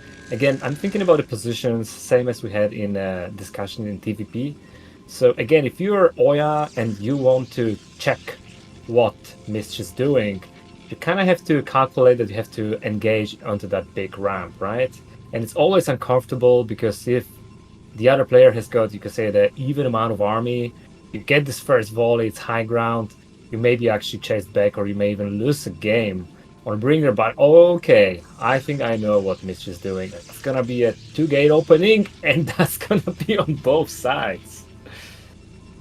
Just could come down to somebody being sneaky and actually branching off a single zealot, and then one of them just walks into the main and racks up a lot of kills. OyA has scout advantage, and he will find in the first position, so he's going to know exactly what's going on. Massive scout advantage. I mean, Mist is not gonna know what is gonna come at him because there will be a zealot blocking the ramp when the probe arrives, while OyA is gonna get a full scout of the situation, so he can react. He can either say, okay, you know what, I'm gonna let you play 2-gate, I'm just gonna outgas, and he's doing this, so he's just taking his little advantage out of that one. He's not gonna bank on, you could say, making more zealots and, you know, trying to surprise me. Oh, you have 3 zealots, I have 5 zealots. But he's actually gonna go gas, he's gonna make his 3 zealots, he's gonna make cybernetic core, and he's gonna be the faster one to transition into tech play. Mr. going into gas himself after a couple zealots. Like you said, with the probe scout advantage for OyA, he can just tech a little bit faster, whereas Mr.'s here, he's gonna have to guess exactly what this is. He doesn't see anything. I mean, he sees one zealot. Yes, he has to assume what it is, and I don't think that he assumes it's 2-gate, right? I mean, if you were to flip a coin, you wouldn't say 50-50 2-gate or not 2-gate. You would probably assume it's probably a 1-gate play, some kind of a variant. So, of course, you're going with 3 zealots, but there will be 3 zealots in time to hold you back. And I think you can deduct that it's 2-gate, right? If it must be 2-gate if it's 3-on-3. So Mist should know at least after this that, okay, this actually has been the same builds from both players. Right there to get the favorable engagement. I don't think Mr.'s can win this fight. He needs to start running. Oh, I thought he was going to get in. That was a cute move, but really good micro from OyA to prevent that. Yeah, overall a nice micro battle from both sides. Both of them trying to abuse the positioning of the zealots to get this 2-on-1 hitting. But at the end of the day, OyA coming out with upper hand here, getting a win, following up with a robo and 2 goons immediately going into misdirection because he knows he had this slight tech advantage. So any kind of pressure he can put on Mist is of course, small advantage added to what he already has. Probe was alive the whole time. He still got full intel onto exactly what's going on. Now it's been pushed out of the base. So technically, Blue could be doing anything, but it's more than likely just going to be a standard robo follow-up, and that's exactly what it is. What? Those goons didn't fire? Oh no!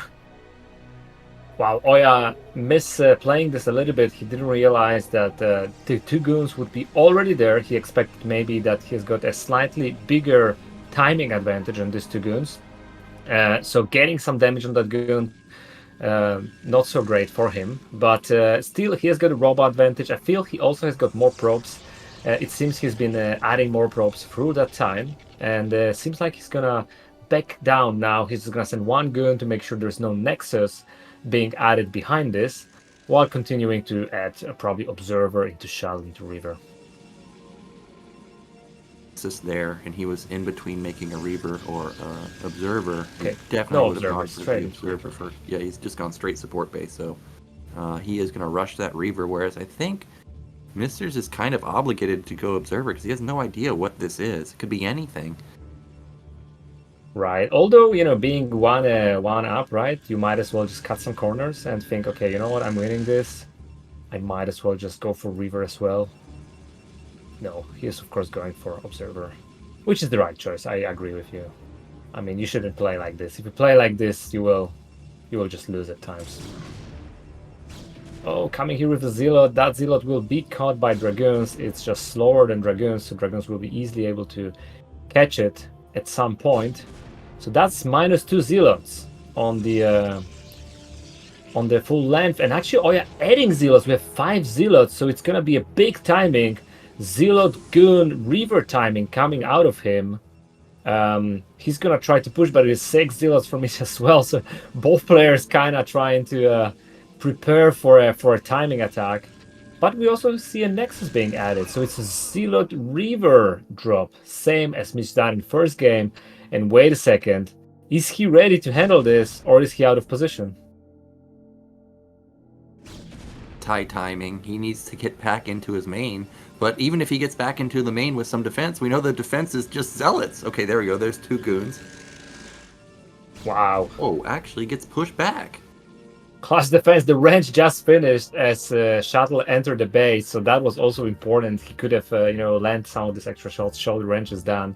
But still, we have this big follow-up. So the Reaver is done. I don't see a Reaver for a Mist here. I mean, he has only Zealots and Goon, and we know how decisive a Reaver can be in PvP. Reaver and Shuttle versus no Reaver is like twice the army size, right? Yeah, something like that. Especially when half of the army is Zealots. Reaver moving into position already gets 1 shot off. Big shot. He needs to somehow target the Shuttle, I feel like, but there's just so much Protoss also to deflect. The Reaver doesn't shoot. He shoots now, does so much damage on the Zealots. He's trying to chase the Shuttle, but the Shuttle is just falling back. I think this is so bad. The red is just killing everything. The Reaver survives, the Shuttle survives. The advantage for OyA seems to be massive. The Reaver shows up to do some damage on the Zealots, but it might be a little bit too late. Basically, the Shuttle is something that cannot be defended by Mist. There are some Goons coming out. He needs to target the Shuttle quickly. Maybe there is a chance if he kills it. Whoa!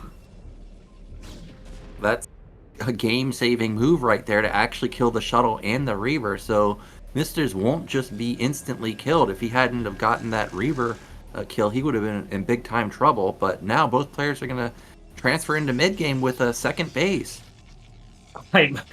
This was so impressive. I mean, this game was over had it not been for these 2 shots. I mean, that Reaver coming back and just returning with that two Reaver timing, that would then done the game. But exactly as you said, killing that Shuttle with a Reaver inside, it seems like both players traded with Zealots, traded with Goons. Wait, what? And whoa, does OyA not have range? There's no way. Did he really never get range? Okay. I guess I didn't realize that those Goons were shooting from a short distance. Yeah, maybe that's why the fight actually ended like this. It felt like he had an overwhelming advantage at some point, but maybe the Goons on top of the ramp, they were able to outrange the red Goons and also target the Shuttle at the end. But now OyA has to wait, right? I mean, this range has to finish, and I think it did finish now. So it was a little bit of a maybe Reaver Zealot timing also to force an issue like we've seen. But as you said, look at the supplies. The game is so even. Reaver. And I do remember OyA did have speed on his Shuttle, so they can get across the map real quick.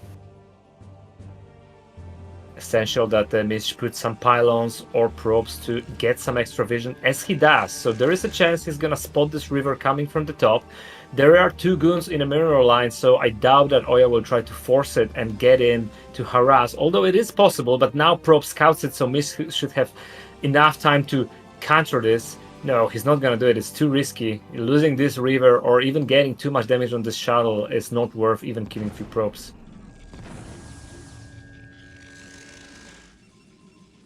Will back off with his speed Reavers. Both players' unit comps are pretty similar Goon count. I guess I still don't see a Shuttle yet for blue. Oh, the Reavers! No, he catches the Reaver! Wow, losing a Reaver here, that was huge. And you know what, now I can just thought about it. It is actually not worth to kill the pylon with Reavers because you lose the money, right? It's you need to have 7 Scarabs of 100 damage. So that is more money than 100, right? Was not worth there, especially now that he's lost the Reaver. That's a big loss for him. Supplies are still close, 98 to 93, but problem is blue has an additional Reaver. Oh my god, I was so scared he's gonna lose. But now this does not look like a good angle to engage for neither player, to be honest. But it seems like Mish is confident that he has got the extra Reaver, that he can force it. But now OyA will just go on him and maybe try to corner. Oh, this is risky going up this little ramp. He could get caught here, but he's gonna try and harass, but he needs to be so careful. He's gonna go back. I don't like it. I don't like it for blue. I've seen so many angles of attack like this, and it just doesn't work because the high ground is so strong. Okay, the Reaver's on load right in front. Whoa, he loads up all of them before they get shot. Oh, he loses the Reaver that was in the shuttle. However, OyA lost his shuttle too, but there's still 2 Reavers for him. 2 Reavers, and he tries to target fire, but not decisively, and this Reaver seems to be down, but not before taking down multiple Dragoons, and that means a big supply advantage for OyA, who smells blood immediately, takes all his unit, and looks like he's going to counterattack. Yeah, this looks like it could just be the game-ending counterplay, but there is a Reaver on the high ground, and it will get pushed back for now. I don't think OyA is going to feel confident. Well, maybe he will. Yeah. He does have 10 goons versus 5. Yeah, he's gonna go up, he's gonna target River immediately. Blue goons are also a little bit damaged, so now it's actually 5-on-5, interestingly. But yeah, no party should probably push any further. Yeah, I think that OyA needs to back off for now. He's got more gates, or an equal amount of gates, I guess. It's 6 versus 6, but he's got a 15 supply lead. I did see the shuttle was done for Misters, but no Reaver just yet. Also, OyA no shuttle or Reaver himself, and actually he just spent 400 minerals on a Nexus. Yeah, he's spending a Nexus, and this could be a good play, or it could be a mistake. He's pushing at the time as building a Nexus. He has got an overwhelming amount of Dragoons, it seems like, though, so he's taking a better fight in here. Or Miss should come back. He shouldn't be trying to fight this knowing that he's got fewer units. He should take the Reaver, but he doesn't have it. He has a first Reaver, okay. So he will be able to push back OyA if he doesn't lose the shuttle. Oh my god, this is so close, but seems like he's gonna be able to hold it. Yeah. He is going to hold, but OyA can just back off. He's got a 30 supply lead now. He's got his own Nexus coming up. He's got Reaver himself. He just needs a shuttle, and he's good to go.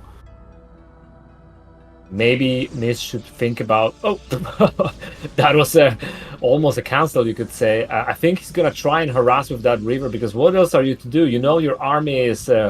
you know that OyA has got a superior army composition, and OyA, of course, considering that risk, he puts 4 guns immediately, knowing that if there is something that can give a comeback, would be probably some good harassment, some huge scarp shots on the probes.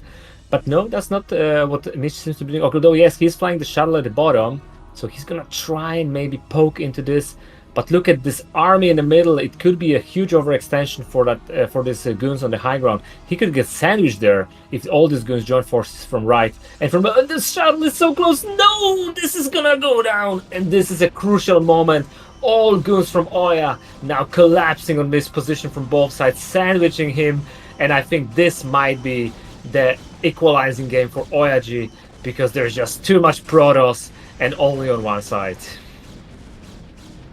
Game-ending move. I mean, maybe Misters won't tap out right now simply because he has a Reaver, but he is massively behind, almost getting doubled in supply at this point. The Reaver is very exposed, more goons flooding in, and it's just an overwhelming amount of goons, and GG should be coming out any moment now.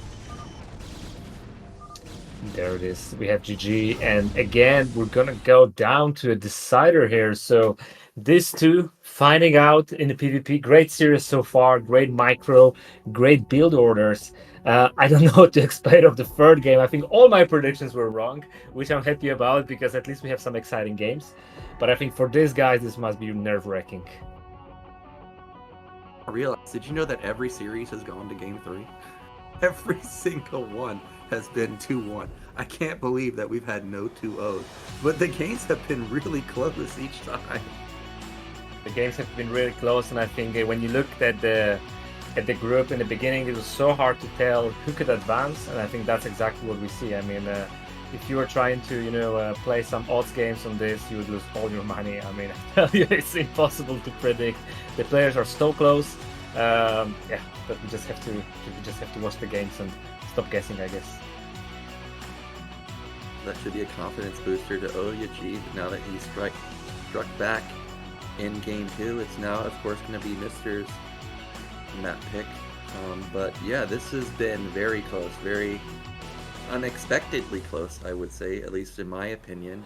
I think that you just got to keep playing the standard builds because both players are having, even though Mr.'s lost last game, like he was having success with just playing standard. Like if he doesn't lose his shuttle with the Reaver, he may have actually been able to win there.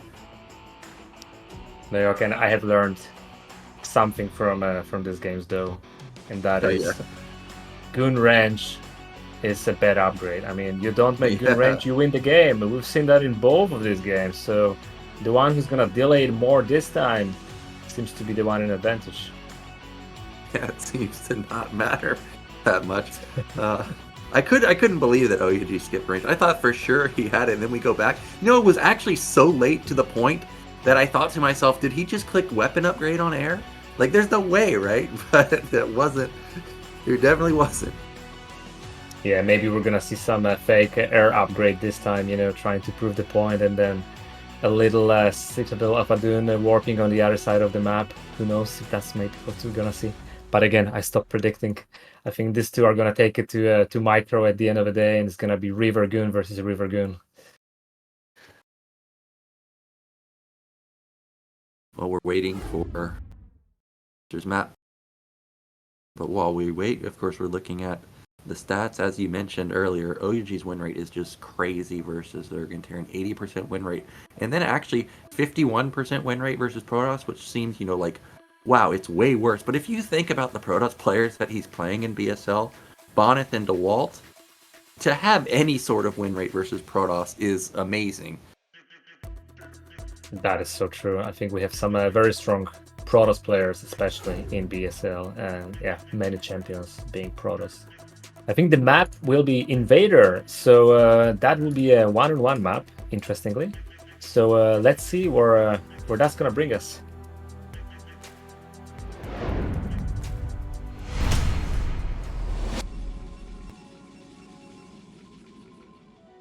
Red, Protoss, it is Mr.'s. All right, and here in the bottom right, we're gonna have a blue Protoss, so that's gonna be OyA. Well, again, no probe move outs. I'm surprised out of this series that nobody's willing to be aggressive, but since standard has been pretty good, decent openers for both sides, I guess there's no shock there to just go with what's been working. Yeah, kind of proxy gate maybe in the opponent's main, double gateway, why not? Love it. So many games in the past couple BSLs has been proxy gates in the main, whether it's Dewalt pulling it out a couple times on Eclipse or that 3-player map that I'm forgetting the name of. But this is definitely a map that you could go for. I wonder if anybody will actually scout their base for it.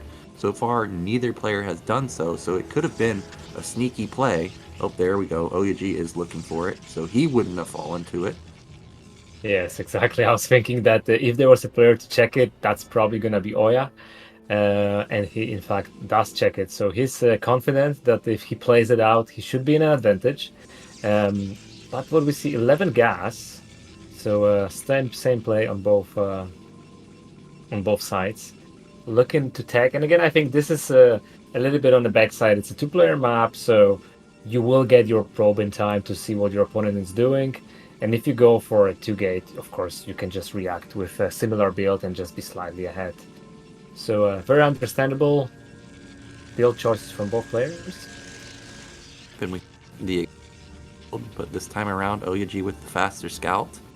So he's going to get full intel off again and be able to respond appropriately. Meanwhile, we still don't have Red scouting at all. Like, he's just content to just power up as much as he can. I think somebody must have built a Zealot. Maybe I'm wrong. Yep, yeah, there. I think MiStrZZZ building a Zealot, as you said. I wonder why is he cutting corners so much? I mean, obviously that can mean that you are willing to go for some kind of a tricky build afterwards, right? Just to push that timing by a few seconds. You leave that probe in the beginning of the game. But he has to consider that now the probe in the base, I mean, you still have to wait for a Goon to start making something up. He goes with a Goon range, and looking at the mineral count, it was a Goon range, not air attack. So not DT, at least not for now. For Mister's first, which means OUG is going to win, right? Because we've seen that the person that cuts range the longest is the one that wins the game. That's true. OyA also follows up with range upgrade though, so maybe we should call it a draw. Okay, yeah, call it a draw. Well, the probe is finally going to fall, I think. Okay, in both bases, we don't have anything crazy going on. Will anybody cancel? And the answer is no, they're just going to continue. So probably we're going to see Robo on both sides. Or a second gateway from OyA, interesting. And a gateway and a triple gate, okay. So, well, I think that should favor OyA, but of course, one bet engagement and you will be cooked. So the question is, how aggressive will he be with his goods versus when is he gonna get at his Robo and Nexus? Because obviously, if OyA goes for some kind of a quick Nexus and Robo, okay, Citadel of Adun, and that may be the perfect choice to deal with frigate goons.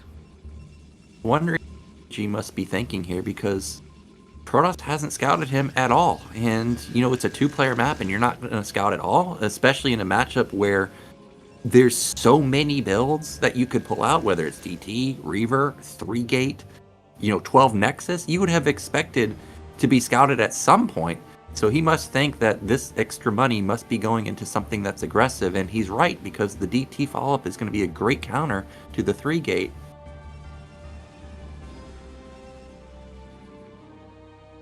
Is he gonna get a goon to block it? No, he's not even gonna try to go. He expects goons to be in a position. Wow, this is so funny. Had he just went straight into the ramp, maybe he would have been able to actually even get in there. The goon is out now, so maybe not, but it would have been close. I don't even know if he'll get enough vision to spot the Nexus. Okay, well, I guess he would have spotted the Nexus, so at least he knows there's no 12 Nexus here, but he really doesn't see anything other than this guy built a decent amount of goons. Yeah, and this is the worst possible scenario for MiSTRZ. I mean, frigate goon is great versus fast Nexus versus maybe a 2-gate goon into Observer, but obviously it's not great versus DT, considering you have absolutely nothing to get vision. So this might just end very, very bad very, very soon, unless MiSTRZ realizes that something is off and why are you having so few units? The only thing that can kill me is DT, I might as well just add a cannon. No, but he tries to fake that it's just a normal play. He's hiding the goons behind, hoping that OyA is gonna overextend, but we know that the Cape Men are coming, and the Cape Men take no hostage. Oh, gee, look at this. He's just buying time with these goons. Drawing the goons to the top side, that means that the DTs can now just sneak around, and he can just go directly to the main. Not that it really matters in this situation, but now he can just obliterate all the probes, and there's absolutely zero chance of this ever working. Yeah. So MiSTRZ tried to cut corners. I don't think we can be overly excited about what's going to happen, because we're going to see GG in just a few seconds. I think as soon as MiSTRZ realizes that DT is in his main, and that, okay, exactly, he's just going to tap out. And GG, so OyA taking the game 2-1. MiSTRZ ends his first run of BSL Pro League. Well, not the first one, second run. Gets eliminated after some very cool games. He had some great games earlier. Close game with OyA. One could wonder, had he played a normal Robo Observer style, maybe it would have turned differently. It wouldn't have been so easy for OyA to defend, but this is StarCraft, this is PvP, and builds matter. So we have OyA, who's gonna advance and face Hawk in the loser bracket finals. Oh yeah, and we're gonna have a rematch of that, Hawk versus OyA, but of course we have a break, and then we'll be back with the final series of the day.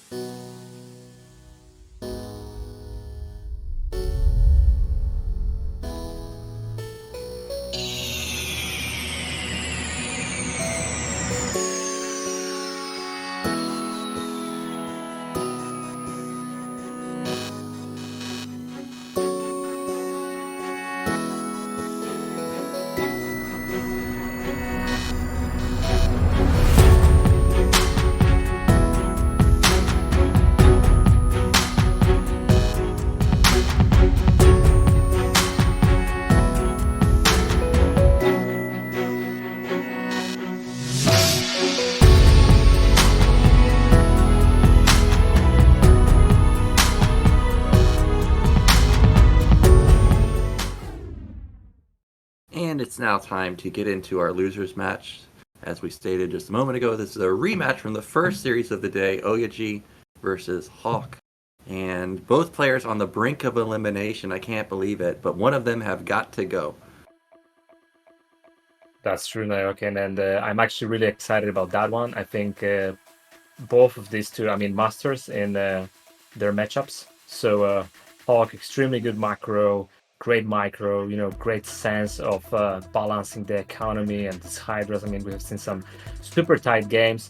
And OyA with the mindset of pushing the issue, of always pressuring. I think we couldn't ask for more exciting loser bracket finals here. I agree. The games were also very close, and there were moments where you felt like both sides could definitely win the series. Everybody knows OyA loves to bring the pressure on, but maybe this time around he'll be looking to play a little bit more defensive, because actually it was Hawk defending almost every single game. The only time where he was on the offensive was the Polypoid game, where he was on the offensive for, you know, about a minute. And then after that, it was OyA in his face the rest of the game. Exactly.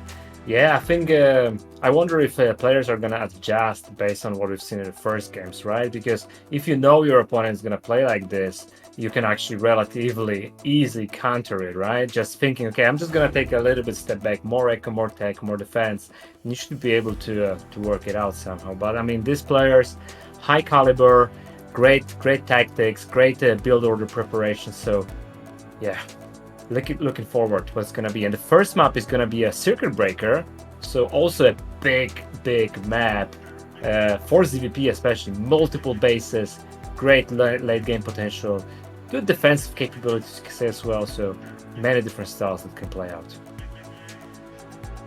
Zerg players did like this map in the past, some people calling it Zergit Breakers, but you know, a lot of games that I saw on here, Protoss seemed really strong with their like 2-1 timing around like 14 minutes or so, where they just barreled down from the high ground onto the mineral only.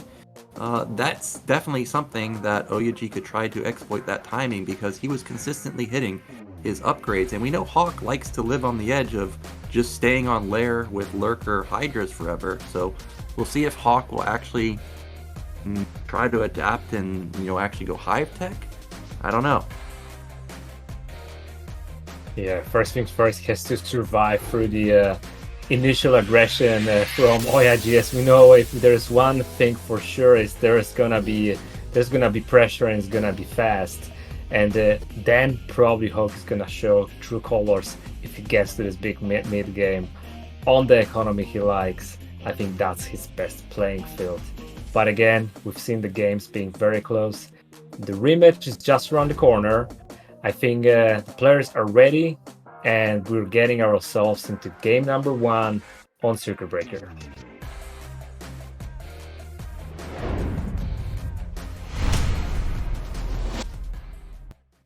Okay, in the top left are blue Protoss. It is OyA. And starting in the bottom right corner here as Red Zerg, we have Hawk. Yep, so we've got horizontal spawns, and always dangerous with that back pathway, especially playing versus someone as aggressive as OyA. If you are ever have a misread versus him and a zealot just in through the darkness, you are in trouble. And you know, I was thinking about our Polypoid game that we had earlier. You know, I was surprised to see that we haven't seen any storm drops in any of the games so far. Right, we've seen more of destruction of zealots and things like it, but I also felt OyA never had the potential to do it because he's always has been with his army in the middle of the map, always trying to push. He never fell in a defense, and I think that's where it really storm drops, shine, right? When Zerg tries to attack you, and then you counter with a storm drop. So let's see. I mean, how it ends up. I think again, left versus right. Yes. So this is actually a bit of a more aggressive setup for Circuit Breaker than if it's top versus bottom. Because if it's top versus bottom, you could say this top and bottom 12 and 6 o'clock bases are kind of falling naturally to one of the players. In this situation, you cannot take this middle base, always will be contested, the 12 o'clock base. So players have to actually expand further down the map. And these are not so easy expos to take. They are just from the middle. So it seems actually this game is again going into some kind of an aggressive fest. And already now we see a Nexus first from OyA. The next first. He's dead. I was talking about earlier in the cast, I don't think I've really ever seen Hawk go pool first, but I was mostly talking about that in Zerg versus Terran. But unless he has some type of miraculous probe surround, this game is done. This cannon is so, if he goes south, he's mega dead now. He doesn't even get to scout it. Yeah, this is gonna be very hard for OyA to defend. The only hope is that he sends one Zergling to the left and all the Zerglings go across. This is actually a possibility that Hawk does that, or he splits 3-3, but I think he has to split it somehow. I don't think he can go blindly everything to the left. Okay, but he does it. Oh my god, so he actually assumes he goes all in or nothing, considering that he doesn't know where OyA is, and he's gonna find it, and as you said, this might just be GG on the spot. I think OyA is just gonna resign, seeing 6 goals coming in, and there it is. It's 1-0 for Hawk after 2 minutes 50 seconds of game number 1 on Circuit Breaker. What a start to the series for an American player here. Yeah, that is quick. And I was looking at the chat and TT1 talking about a 70% chance of it being a 12 Nexus. And when OyA is the one that's the Protoss, I don't think it's a 70% chance. But he called it that time. Complete prediction right there. At least OyA didn't waste his time and, just try and fight with probes and just tilt him to oblivion. He just exited instantly. But yeah, that's not how you wanted to start the series.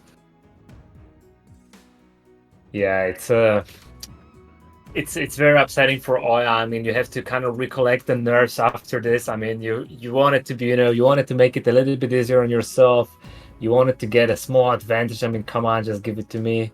And you get this in your face. So now you're not only on the verge of losing the series, but also getting eliminated from BSL. So it's so hard to, pick a right build order now. Hawk can actually be super greedy. He can feel, okay, you know what? Now I'm just gonna go. I know you're gonna go gate. You're now gonna go 9 gate, because what else you can do, OyA, right? Are you gonna go 12 Nexus and you're gonna allow me to go 12 Hatch, undisputed? I mean, he kind of expects OyA to go standard now because he cannot take so many risks. So very comfortable start for Hawk. I think OyA really need to quickly, take a quick bio break, something like this, go to the toilet, wash his face, and, focus fully on this game, as this is now or never for him. Now or never, and he's decided that Apocalypse is the map he wants to risk it on. So let's get into game 2. Can Hawk do it? Or is OyA going to strike back?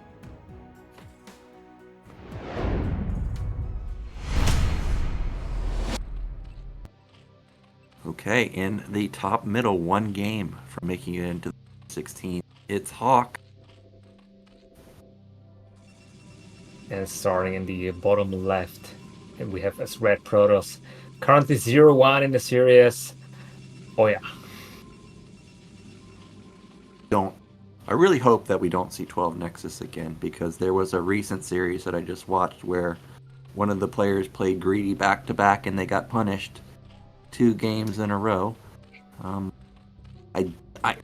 will say I think it's unlikely that Hawk will 9 pool again, but I'm sure he also watched that series that I'm talking about, and he may feel like, well, you might try it again.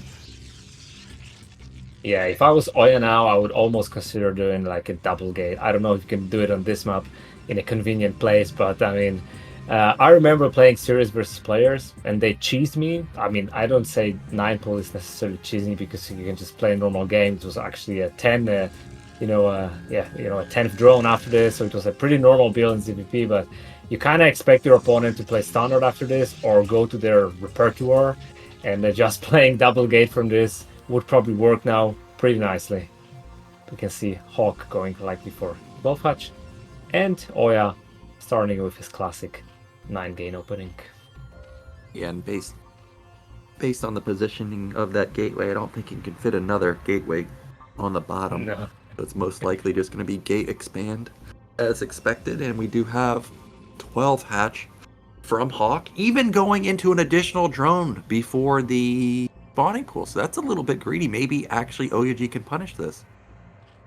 Yeah, I think it's also a selection on the map. Again, this is cross position. You have to think about it like this, or at least it was in the previous one, Ascension, right? But it looks like this is also a little bit of a run round you have to do to actually get there. Now he's faking a cannon rush, getting a big drone pull from Hawk. 3 drones already. That's pretty good. So that actually matters a lot in this situation, although Hawk has played a very greedy opening with multiple drones, so he's not going to be suffering that much, but he makes drones as a response, so now this Zealot is going to actually do a lot of damage, so OyA definitely got exactly what he wanted out of this. He is not going to have much larva available, it's just 1 right now. And that probe is still alive, and we know how much damage it can do. The drone intercepted the Zealot in the middle of the map, so now he should know exactly what he's facing off against, but he is in trouble. He needs to micro these drones very well. He might lose 2 or 3 if he doesn't play it very much right, and he's gonna lose a lot of mining time for sure. There is a first hit on a drone. So far, nice micro by Hawk. Well, it's carrying the Zealot and the probe away, but now it's getting into the drone line. He's gonna hit. No, almost. Yeah, he got this 1 drone with a probe, and now he's gonna back up. Oh, almost losing the probe. The probe backed. It was so hard to micro, but 2 Zealots already in the base, and he's pushing more Zealots into here. This is looking really difficult for Hawk. 5 links is not enough to kill the 2 Zealots. That was a good drone drill, and he is going to get that bottom Zealot. Those drones at the top side are doing a lot of damage. Good control there to save the drone. There's not good positioning for the Zealot to get into. Can he? Oh, he sniped that drone actually. Really well done from OyA, and he gets another drone. That's amazing. 3 drones down there, also forcing a lot of links from Hawk. He keeps on making links because he knows that OyA is keep on pushing the Zealots. Now OyA has to be a little bit careful though. This could initiate an all-in from Hawk if he's not careful, but the fort is already down, so OyA is not cutting corners with any kind of cybernetic builds. He knows that a Zergling all-in is a possibility after killing 3 drones, but I'm not sure Hawk is also going into this. He rebailed drones, he didn't overmake links, realizing that he can make it, and look at this. Instant Hydra Den. That's a risky Hydra Den positioning, isn't it? You know that Protoss players are well known for just branching off a Zealot and running in at a random moment in the game, and that's right at the front. You're just telegraphing exactly what you're doing. We of course know that there is no hidden Zealot, but we'll see how this can play out for Zerg. But there are 2 things, Nyoken. First thing is OyA knows he done a lot of damage, so he feels comfortable to just play it out straight from here. I mean, he knows a Zergling all-in is a possibility. He lost 1 game to a Zergling all-in on on the Apocalypse previously, so he's taking this into account. Secondly, this is a very fast Hydra Den. This is not 973. This is a super fast Hydra all-in, so it's not gonna make more drones. I think this is all the drones we have seen in that game. He's gonna start the speed upgrade already now, and he's gonna... Okay, actually he may transition to 973, but this is a very fast Hydra Den, I would say. Faster than 973 normally, or maybe faster, yeah, or a little bit faster. And we will be seeing that all-in hitting very, very soon. Although I think he's going for 903, so sorry for that. It's just, different type of all-in. And no speed on Zerglings. OyA sees it, so he might be tempted to actually push with Zealots. Yeah, contrary to the previous game. He also has 2 cannons, not like in the other game where he only had 1. Could have been a run by, and Okay, did he even build a Stargate or a Citadel anywhere? I didn't see it, but he's already ramping up his gateway production. Is he going? He's going goons!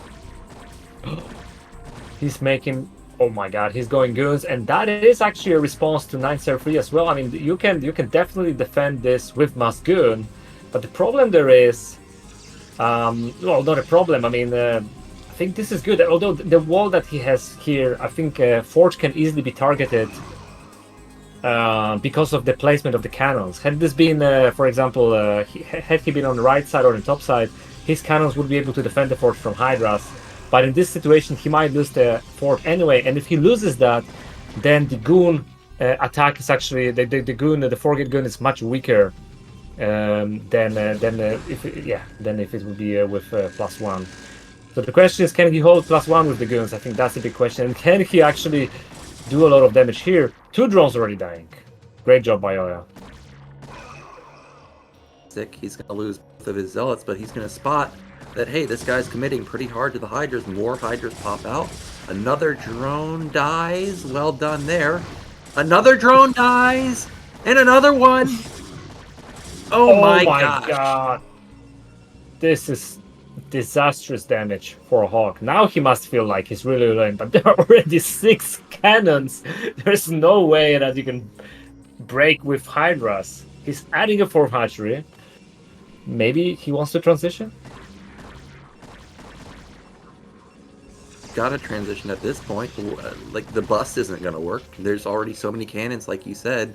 He is going to try and build drones. He's got his 4th hatch completed, I think. He's got a 5th coming up. But there's going to be so many goons out so fast. Is he going to get +1? I mean, this is what I was talking about, sadly, because the Forge is to the right, not on the top. He will try to defend the Forge. He should target fire the Forge, Hawk. Oh, he doesn't target fire the Forge, so the +1 is going to finish, and it is... Did he catch? Okay. So we're not having +1. Oh, it's done. Sorry, I cannot see here. Oh, you can see it here. Okay. Sorry, guys. I have a bit of a struggle seeing some of the details on my screen. Okay, so +1 is finished. Yeah, +1's done. We've got the 4-gate Goon. Okay, take that back. We've got the 7-gate Goon with speed coming in versus a Zerg that does not have Lair, doesn't have good econ, does have a lot of hatches, has a decent amount of Hydras, actually doing a good job to whittle down some of these Goons and Zealots. Yeah, this is the best trade that Hulk could have asked for, but I mean, as you said, if OyA just stops making Goons, he just focuses on Zealots.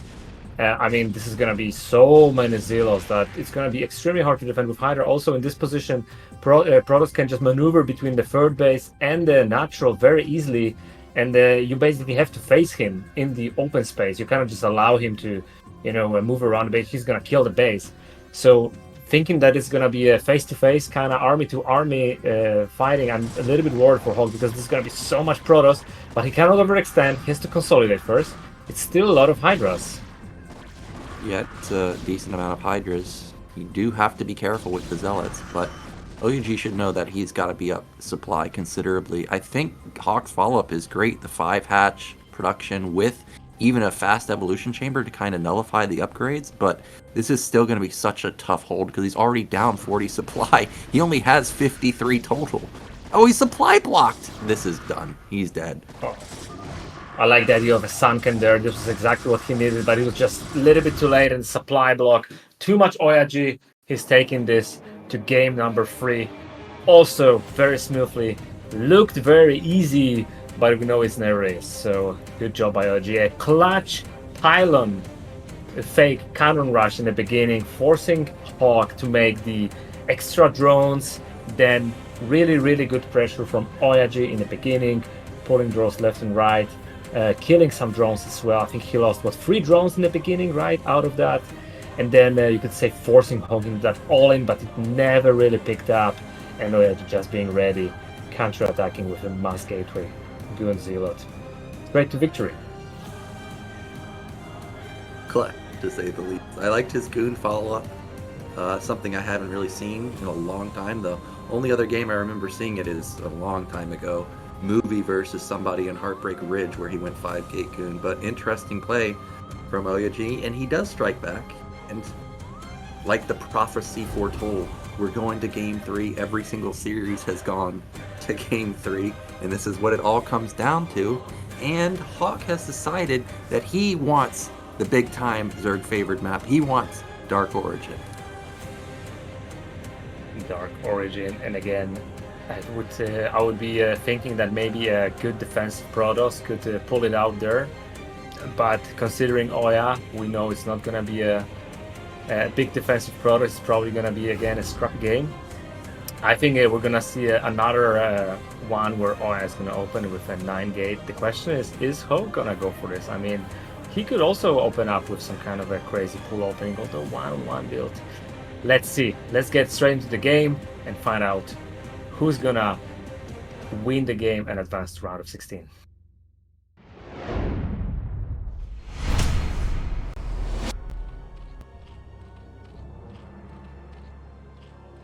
You don't know how excited I was to see a potential 5 pool, I but in seen the top that. left, it is Hawk. And he's not playing a 5 pool. Yeah. And bottom right in the blue, we have OyA.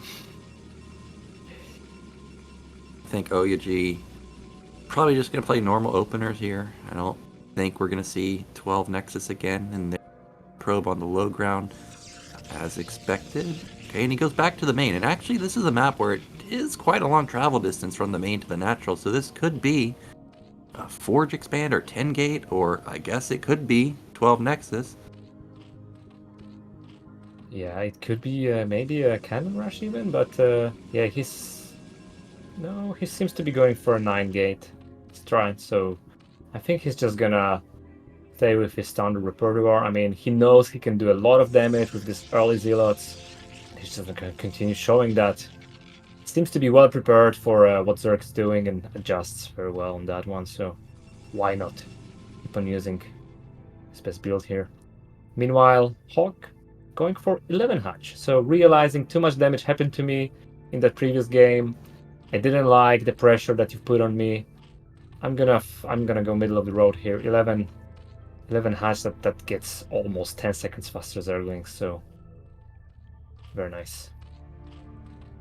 Damage this time around, and now that OyA sees exactly what he's facing, wonder if he'll commit as heavily this time to the Zealots, or if it will just be one Zealot, or even any Zealots, and into a Nexus. We do have the probe trying to be annoying, but Drone has already done a decent amount of damage to it. Yeah, so you can say textbook PvZ, you should of course harass with one Zealot. Or you can also consider the 2 Zealot tactic where you scatter them later. These are the 2 options that Protoss has. Protoss doesn't really have an option to continue pushing here, because with 11 hatch, Zerg is going to get a lot of Zerglings, and you have to be concerned about a counterattack. So I think that's what OyA is going to take, but let's see. He keeps on harassing these drones, very nice. The first Zealot is already halfway through on the map. The third hatchery from Hawk also getting established, so let's see what OyA's decision is going to be. There's the first Zealot. It did commit this time. Last time we had OyA versus Hawk on Dark Origin, he did not commit heavily with his first Zealot, and Probe's still alive. Always a threat, but the Zerglings, as you stated, they're much faster than usual, and goodbye Probe immediately. Yeah, so the advantage of 11 hatches, you get the Zerglings pop out just as the Zealot arrives. This is exactly what happened here, so you don't have to pull the drones to defend, you don't have to lose any mineral time, but you have to be careful. Okay. Now we have many Zerglings already, no gas done yet, so there's not gonna be a super fast speed attack. The second Zealot is here, but no third Zealot coming from OyA. He knows, oh, there is coming, but I expect this to go back, because he knows there are many Zerglings, there are many larvas already in play for Hawk. He has to be a little bit careful not to overextend and then lose from a Zergling counterattack. Oh, does nice not get that micro. drone.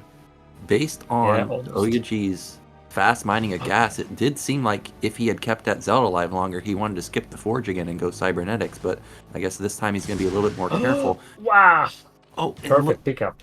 look, oh, Hawk was supply block for a moment, but he resolved that pretty quickly. Oh, there's a gap. We're in. Oh no! How many Zerglings are going to get in? 2 Zerglings in. Another drone going down. Oh, this is going to be such a scrappy game. 4 Zerglings in the base. Zealot in the main killing drones. Super scrappy game.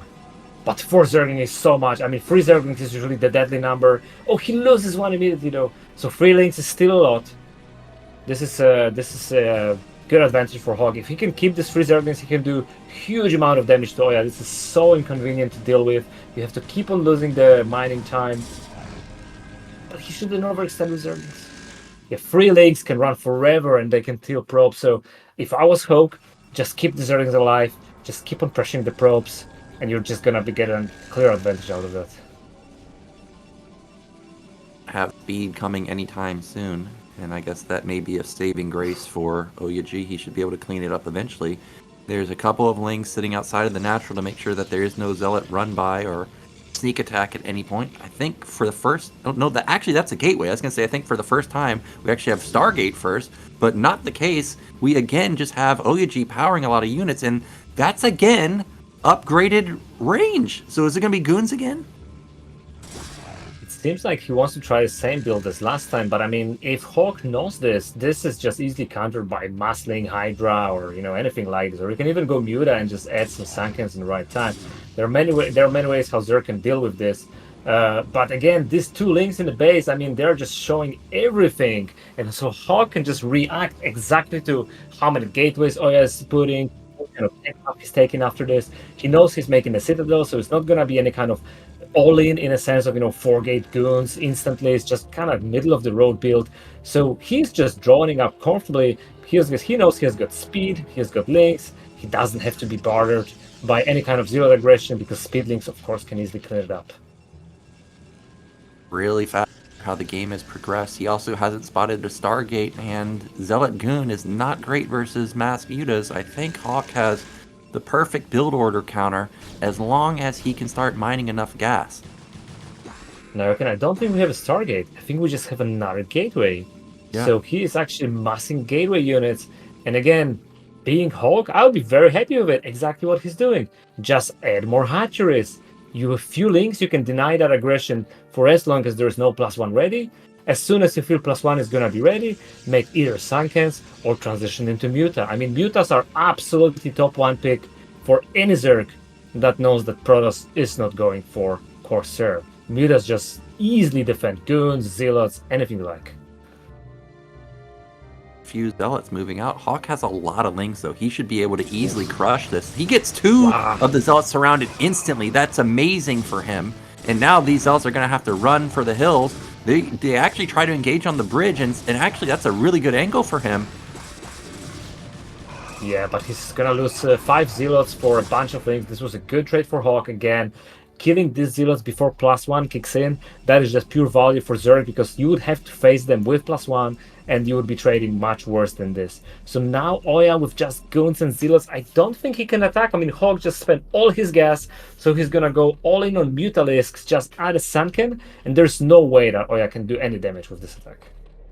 OyA, he's very low on gas, and even though he rushed range, he only has 2 goons. Well, these 2 goons aren't going to do very well versus the 6 or 7 mutas that are coming out. Also, like you said, there's going to be a Sunken here. There's still a decent amount of lings left over.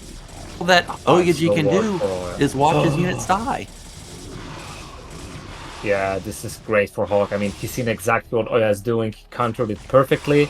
He found the right balance of drone. He made his 5 hatch. He got his gases.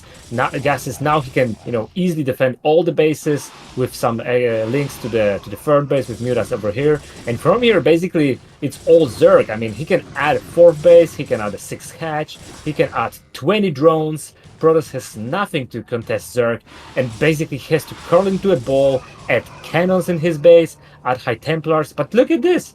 OyA is not resigning. He says, you know what? I don't have time to prepare for your Mutas.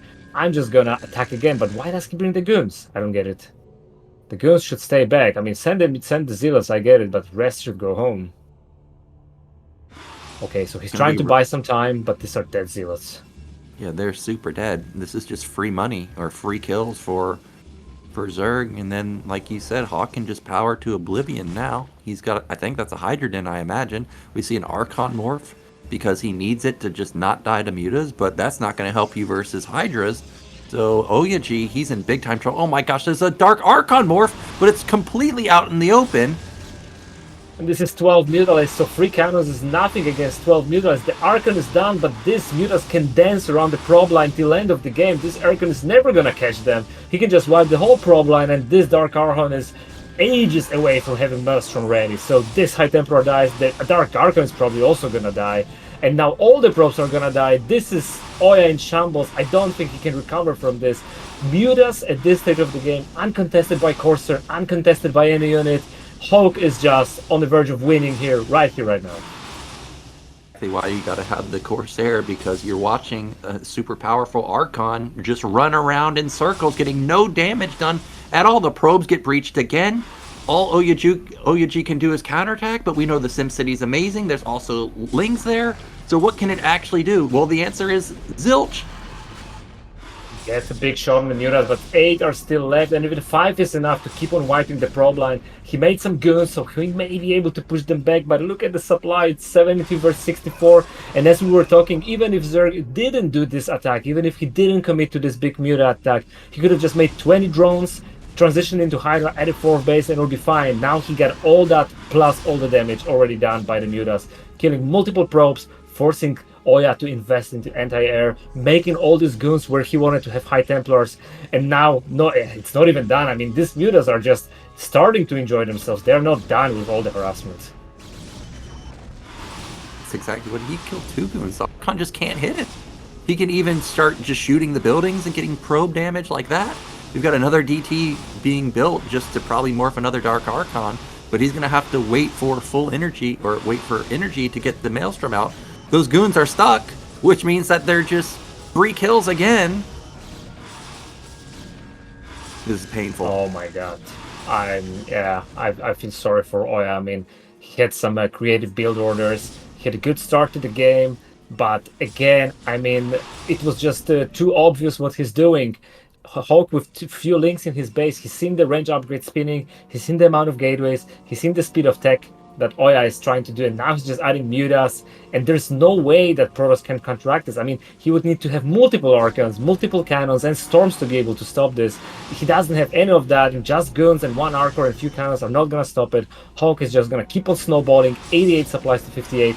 I'm just really worried that there's no way back for Protoss from this.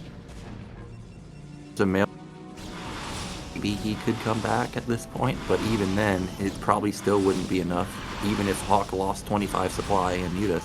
The probe count has just been obliterated down to almost nothing. Zerg can start pumping out Hydras now.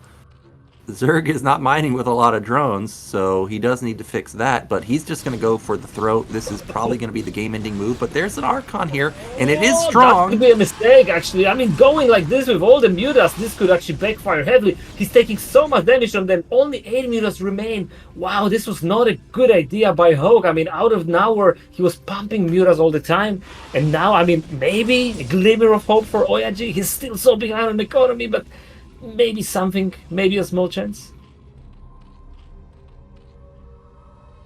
Hydras from Hawk, if he wants to hold something like a double, triple Archon counterattack. The Mutas are still dealing damage, taking down maybe another Zealot there.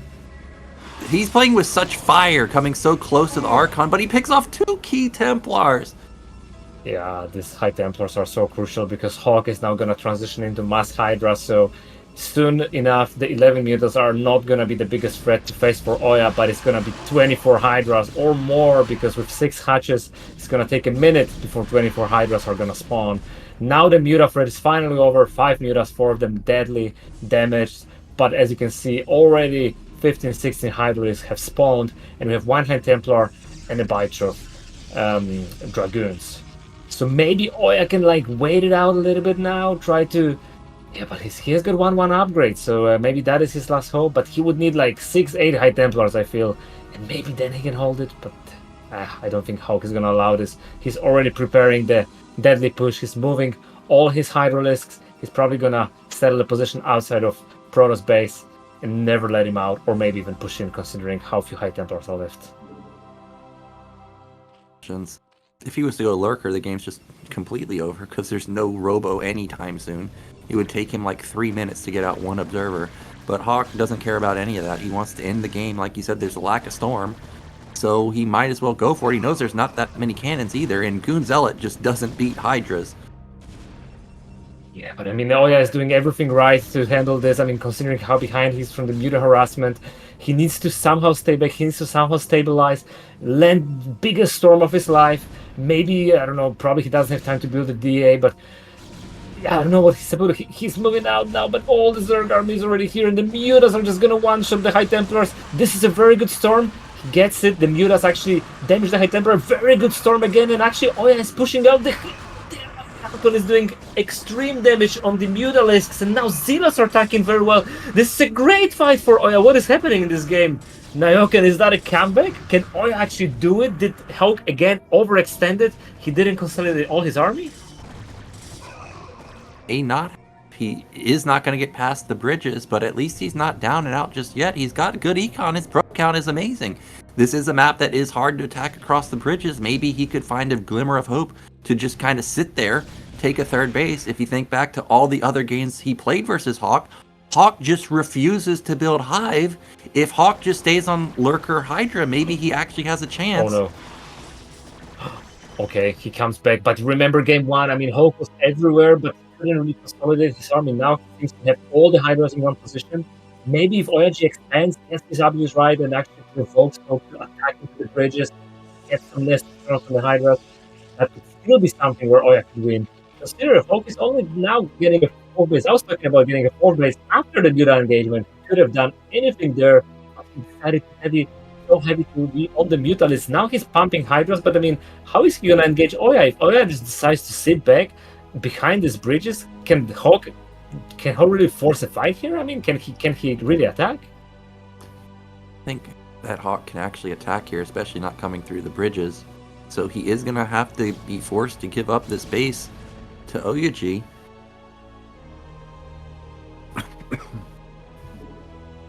Wow, I would like to get a look in Hawk's main. Does he have Hive? No. And you know, if he remakes Mutas, and he just spent he spent 800 gas. I was thinking that maybe he remakes the Mutas, but of course he's making the Lurker. This will be the most impossible contain to ever live by Protoss. But if Protoss just slowly crawls through the right side of the map, tries to establish the 4th base, maybe the 5th base in the corner at some point, gets the upgrades, very patiently, brings up his supply up, regenerates the energy on the High Templars, gets to 6, 8, 10 High Templars. I mean, why not? I could still see a comeback on OyA. I mean, this position he is in now, considering to 11 Mutas wreaking havoc, around his probe line. I mean, this is a miracle that he gets to the situation. Actually gonna try and attack, and this is a big misstep. I don't think that he can make this move, because now Zerg's gonna instantly counterattack. And once Zerg puts Lurkers down, how do you ever... Okay, he didn't actually get Lurkers there in time, but dangerous positioning from OyA there, trying to make that counterattack. Yeah, but Hawk is again only on 4 bases. If OyA can establish the 3 o'clock base, I mean, slowly but surely he could come back into this game. I mean, this is very difficult to attack for the bridges, but Protoss doesn't have to attack for the bridges, right? He can actually use the 4th base as a way of slowly establishing presence in the middle. It's a high ground base, with multiple storms. You can both pressure the top right corner and try to get back into the middle. The problem is, as I said though, as soon as Protoss leaves with majority of his army, Zerg will likely be eyeing these bridges and actually engage and counterattack into the 3rd base of Protoss. OyA might be looking for some storms on that army, but I don't think he should be doing this. He's still in a bit of a shaky position. Hawk has got a significant supply advantage. Yeah, and I like how Hawk is taking both corners, because he knows it's going split map. It's just so hard to actually attack across the bridges that, hey, I will just win because I just have more resources than you. And that obligates OyA to attack, which is exactly what Hawk wants. Somehow, this army got across the map without being spotted. However, there's so many Hydras up here, but I think OyA pushes through this. Maybe not. Storm in the back. Oh, the High Templars are exposed. Oh my god, I think OyA has to be so careful. I understand what he's doing. He's trying to split the army, maybe provoke Hawk to attack for the bridges while this army is here, but this is just so few units. if Hawk takes majority of his Hydras and he starts dancing around these High Templars, he might as well snipe those, and then all that army dies, and OyA gets neither the 4th base, and he loses the army. Well, OyA is going to take his 4th base. Hawk has both the corners. Hawk is basically maxed out. But he doesn't have much supply left over to build any crazy hive tech units, which we still don't even know if he has a hive yet. It's just now morphing. He's got double, triple evolution chambers, so his upgrades are going to be nuts. Yeah, but how do you convert this to a win as Hawk, right? I mean, you're right. He will have these extra bases, but if Protoss is just very patient, maybe he has Reavers, he gets this 4th base and just, consistently pushes to the upper right corner, he maybe will be able to break that base. And before, it's mined out, it's still a long time. It's probably like 20 minutes before it's mined out the top right corner.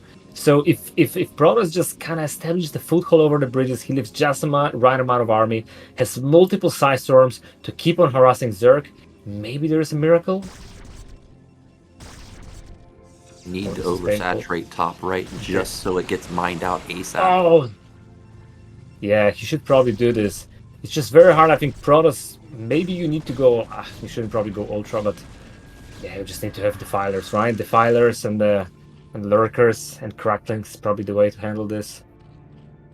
Double Defiler amount, I actually like it.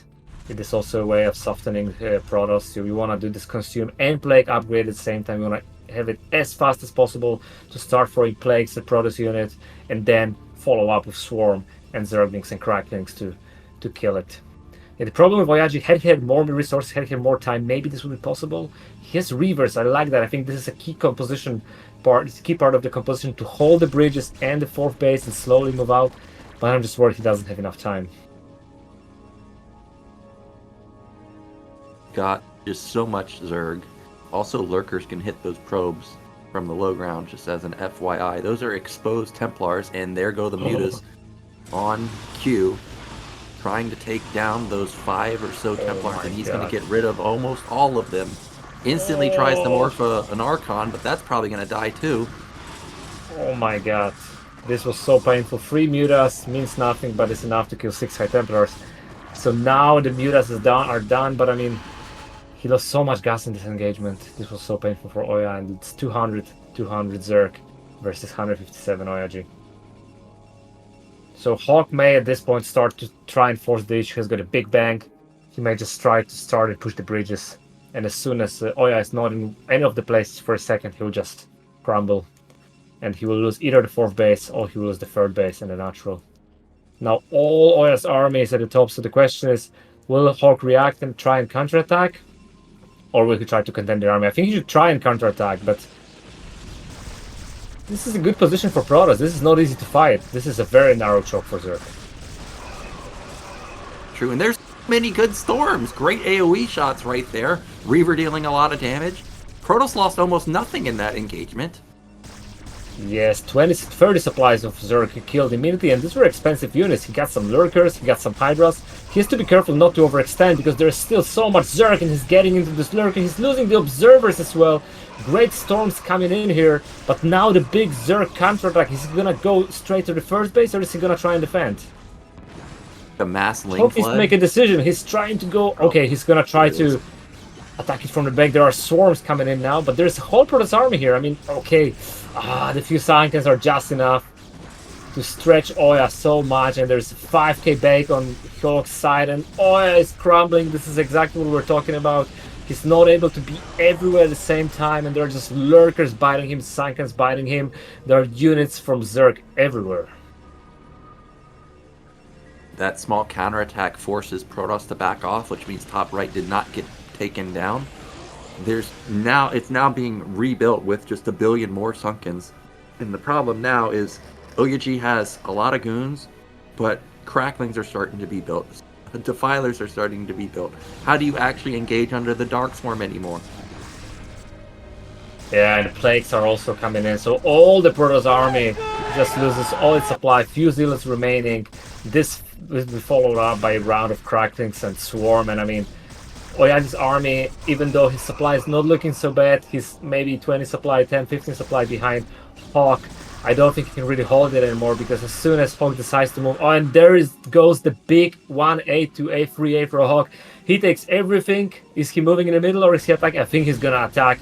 He's gonna take all his army and try and engage Protoss, which is just so soft now. I mean, all these units has got 1 HP. Most of the units has got 1 HP.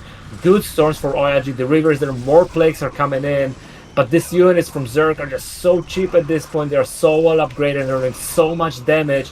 High Templars going in the right path. Lurkers are obliterating all the High Templars. The Reavers are doing a great job, but again, looking at the supply, it's 150 for Zerg. Despite good wins from OyA, he's trying to hold on, but Hawk is just dominating the map. Could just start building, you know, a billion Ultralists if he wants, but instead he's just going to flood Lings onto the third base. He knows all of the defense are on the high ground. G may be able to clean this up, maybe not. Okay, I forgot that Lings just deal a billion damage to a Nexus.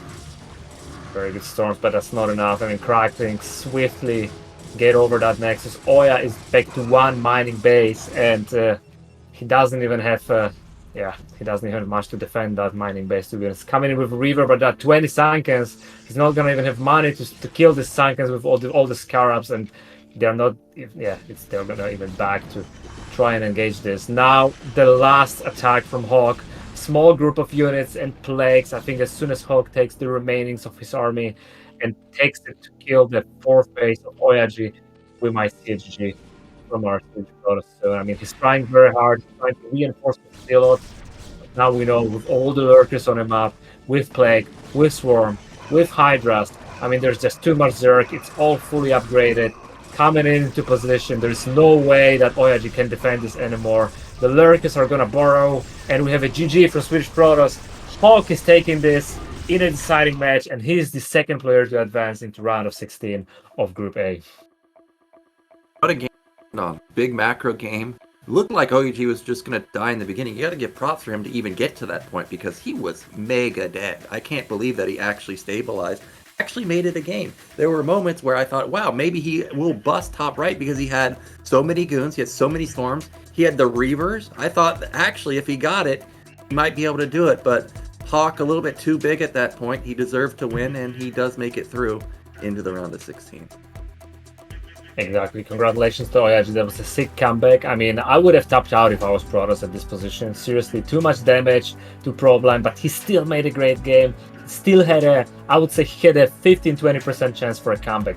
Had he landed some great storms when he moved out, you know, with that army, maybe there was a chance, but Hawk too good, too consistent, made sure to take over the map, and then long-term just war of attrition, plague, swarms, win it over OyA. And we have our first two players to advance to round of 16. Yep, SPX out in first, Hawk out in second, so well done to them. Can you imagine if OyA actually had kept alive one of those Dark Archons? Like, he may have actually been able to come back from that situation because of how well he was playing. That was impressive, but unfortunately, he is knocked out. So we've got no Protoss representatives just yet, but tomorrow we are going to have Group B, and let me check who we've got coming at us.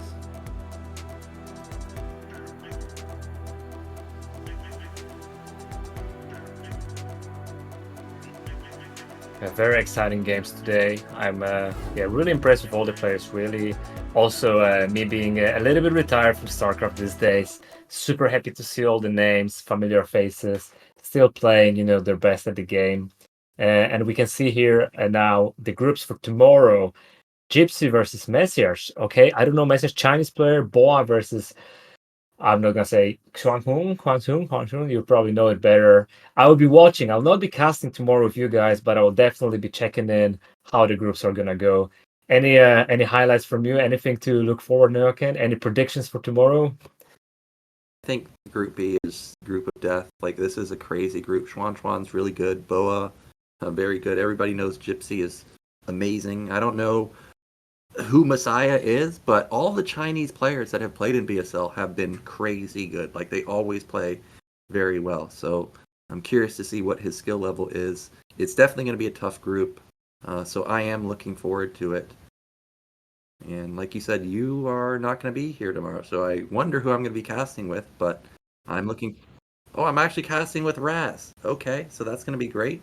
But yeah, I'm looking forward to Group B. And again, thank you, kogeT, for casting with me today. And of course, we do have to thank our viewers and the Patreon supporters that make the BSL happen. So at the $100 level, we have the one and only Star Lover. And then we've got My Fleeting Dream and Striker, Believe in Zero, Steve Schmidt at the $50 level, $30, Tim Cuz, Tupacalypse, and Niantic, $20, Medino, JC, Stephen Robertson, Mr. Cat, Suricata, Bryce, Bates, Valentina, Bulai, On My Way, Gordon Bradley, KJ, Daniel Lopez, LML, and Quark, and all you other Patreon supporters, thank you so much for supporting the BSL. And remember, $10 or above, you get all of the replays from BSL. So you want to figure out how the hell OyA made a comeback like that? Definitely consider becoming a $10 or above Patreon supporter. Super. Thank you for all the patrons. Thanks for the viewers. And thanks, Zero, for having me today. It was also a blast to host and cast with you, Nyoken. It's always good to come back to StarCraft, be it on the side of a player or a side of a caster. So, I mean, look forward to more BSL matches, maybe playing in next seasons. And I'm really glad to see all of you playing and, giving best at the game we all love. So thank you everyone for tonight, and I guess wish you all the best and good luck, have fun. Back tomorrow with Group B.